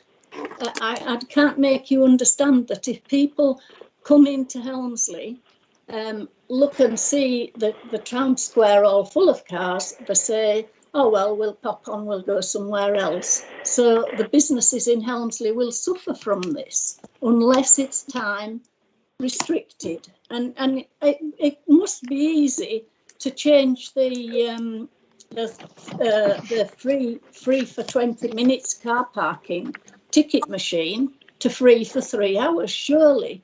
And it was also said that in Malton Town Square that they don't actually have a traffic warden or a ticket warden on that, and that people respect it. So even if they didn't put a ticket machine up and just put a huge poster up saying 3 hours free parking, most people would probably respect it. And I think that people just wouldn't go into town and leave their cars there all day. And sure, it's just not supporting the businesses. It's going against what's good for businesses, and that's actually in our consultant's report. The consultant said that businesses haven't been asked to decide. Time, Councillor Frank. Well, you just don't seem to understand that it's detrimental to the businesses. So thank you, Councillor Frank. I think you've got your message over. That's what I want, is to help the businesses. Councillor Clark has seconded. Do you wish to speak to the amendment now? Reserve my right. Thank you. I can see Councillor Paul Andrews, Councillor Docra and Councillor Mason wishing to speak to this third amendment. Councillor Paul Andrews. Yes, Chair. I have to agree with Councillor Clark, with Councillor. I have to agree with Janet, Chair. The problem about car parking centres, you do need to move customers on, because otherwise you'll find there's an awful lot of people who would like to be able to park in the town centre car parks who really oughtn't to be there. There are the people who work in offices. There are the people who work in the streets. There are the people who have come as tourists, who will not necessarily, many of whom are not necessarily interested in the shops, but they might be going to visit sites and so on. So therefore, Chair, you have to keep the flow moving. In Malta, I think most people understand this, and if they're told there's a 3 hour parking limit, they will move on. If you simply say the car park is free, of course they'll stay. And so you do not need a ticket machine. Malton has no ticket machines. In fact, it's very difficult to impose a 3 hour limit with a ticket machine, because what happens is you have to take a ticket, and that means that some vandals will just take a whole row of tickets because they don't have to pay for any one of them. And so therefore, Chair, I do think that we can rely on people being sensible and obeying the law for a period of 3 months.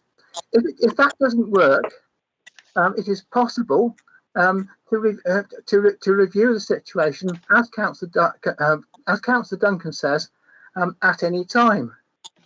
And so therefore, Chair, I would accept... Time, please, Councillor Andrews. I would accept what Councillor Frank says, and I would support her. Thank you, Chair. Councillor Arnold. Thank you, Chair. Well, I can't support this, I'm afraid. I feel it's very unfair that you give long stay free parking in the long stay car park and only 3 hours in the centre of Helmsley.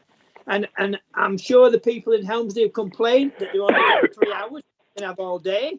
So I think it's completely wrong, and I would vote against it. Councillor Dockerer?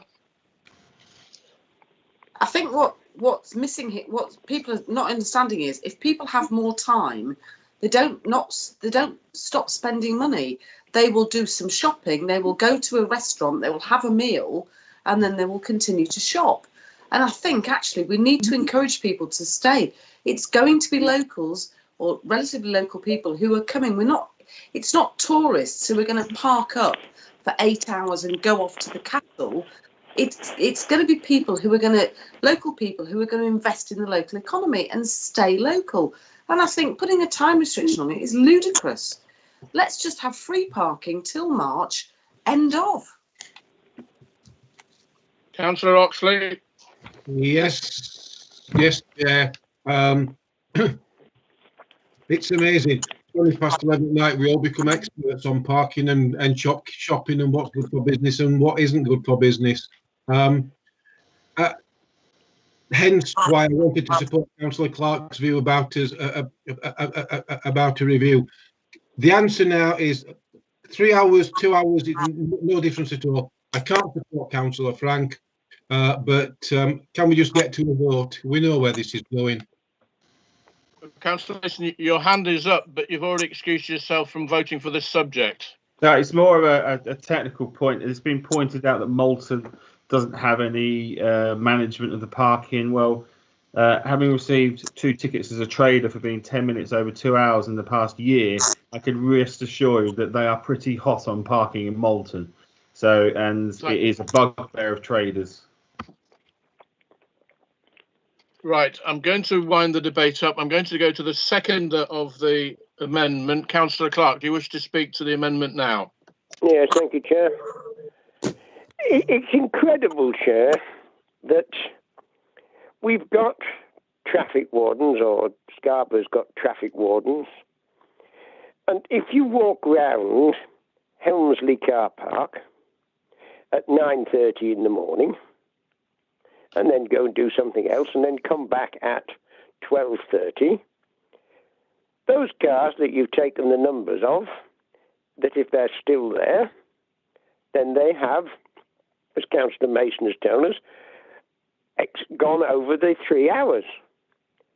And on that basis, we've got the resources to do it, and therefore it could be done. And this is why I wanted to have, which was roundly rejected, the review of it. And okay, this sounds as though it's going to go down to the great car park in the sky, but why not give it a go? Why not try it and see what happens? Because bluntly, you'll get an awful lot of people parking there all day, and they'll be entitled to do it, and I'm not convinced that that will be good for shopkeepers. And bluntly, if you don't ask shopkeepers what they want, then how do you know that what you are doing is to their benefit? Thank you, Chair. Thank you. Before going to Councillor Frank to answer to the reply to the debate, can everybody drop their hands, please, because we don't need the hands up at the moment. We're winding this debate up. Councillor Frank, reply to the amendment. Where do you start with this?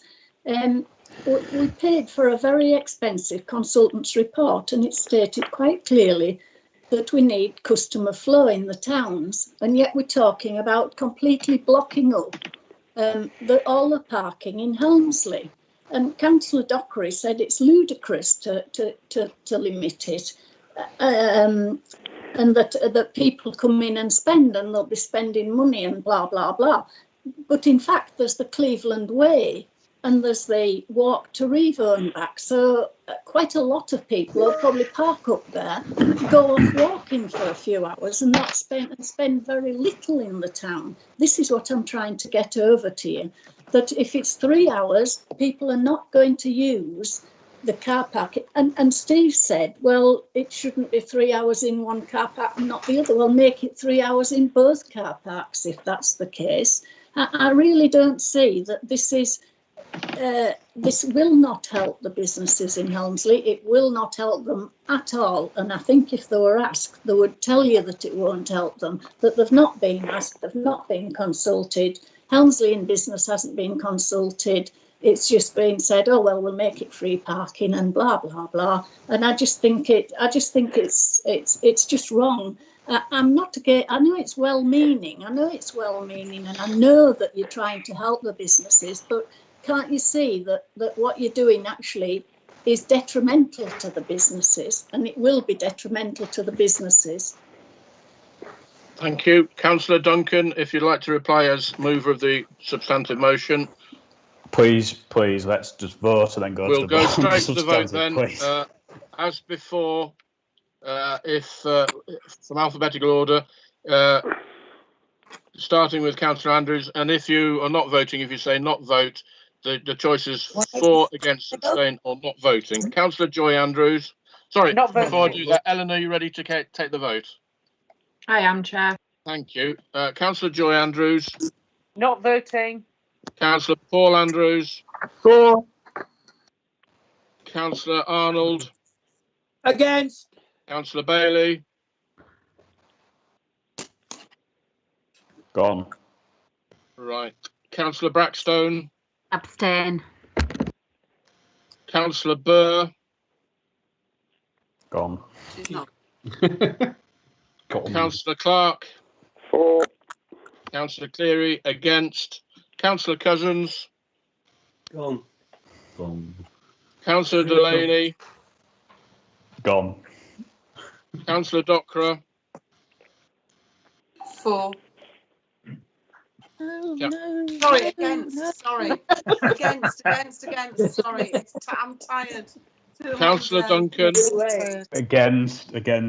Councillor Frank. For. Councillor Garbett Moore. Against. Councillor Goodrick.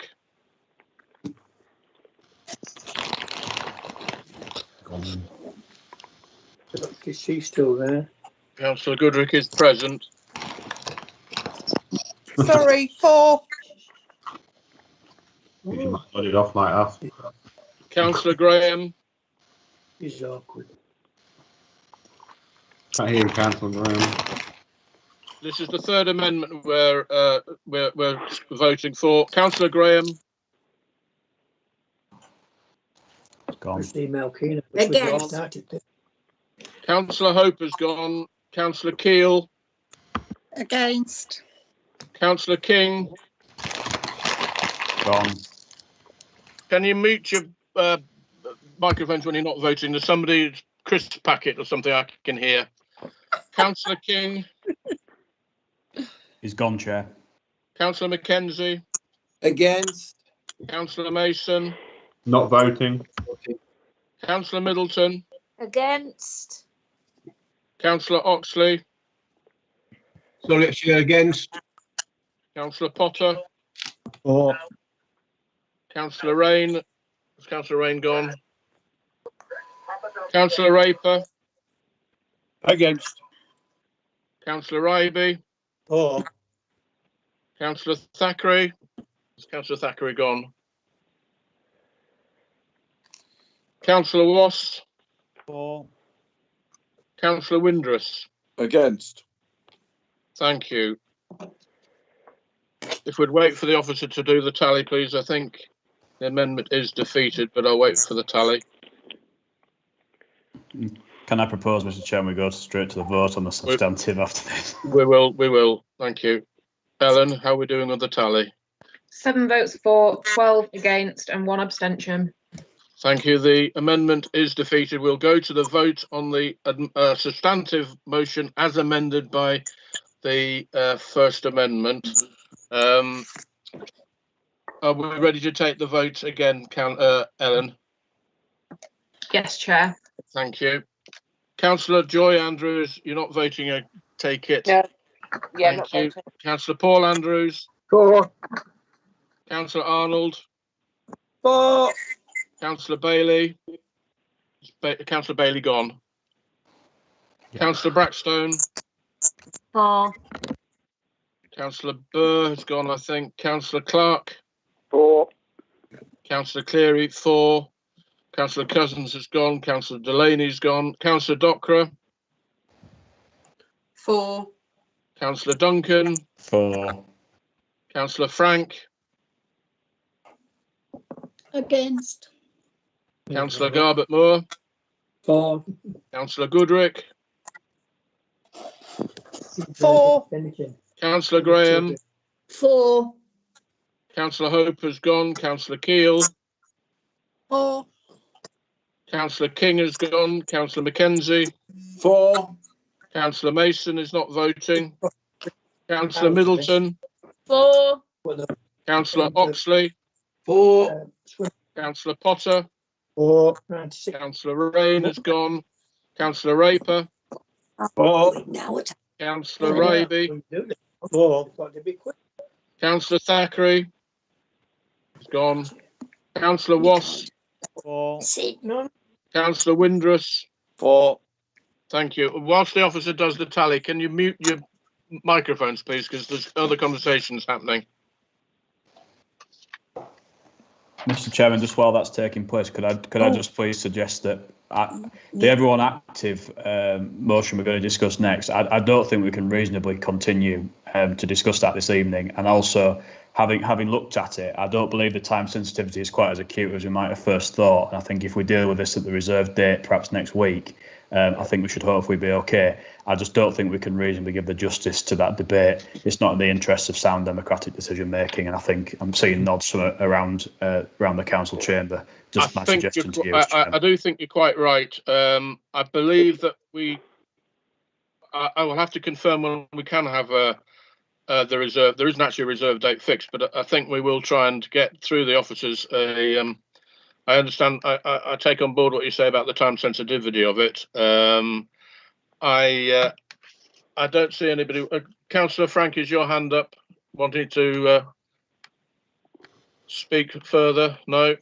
Okay. Sorry, Chair, I hadn't put it down. Sorry. That's fine. Thank you very much, Janet. I do take your point. For a week. Chair, can I move an amendment? Clark. Can I move an amendment that we adjourn this meeting until the earliest possible date for the continuation? Thank you, and I will second that. Chair, can I just give the vote for the motion? Yep. Before we move on. It's 19 votes for and 1 against. Thank you very much. The motion as amended is carried.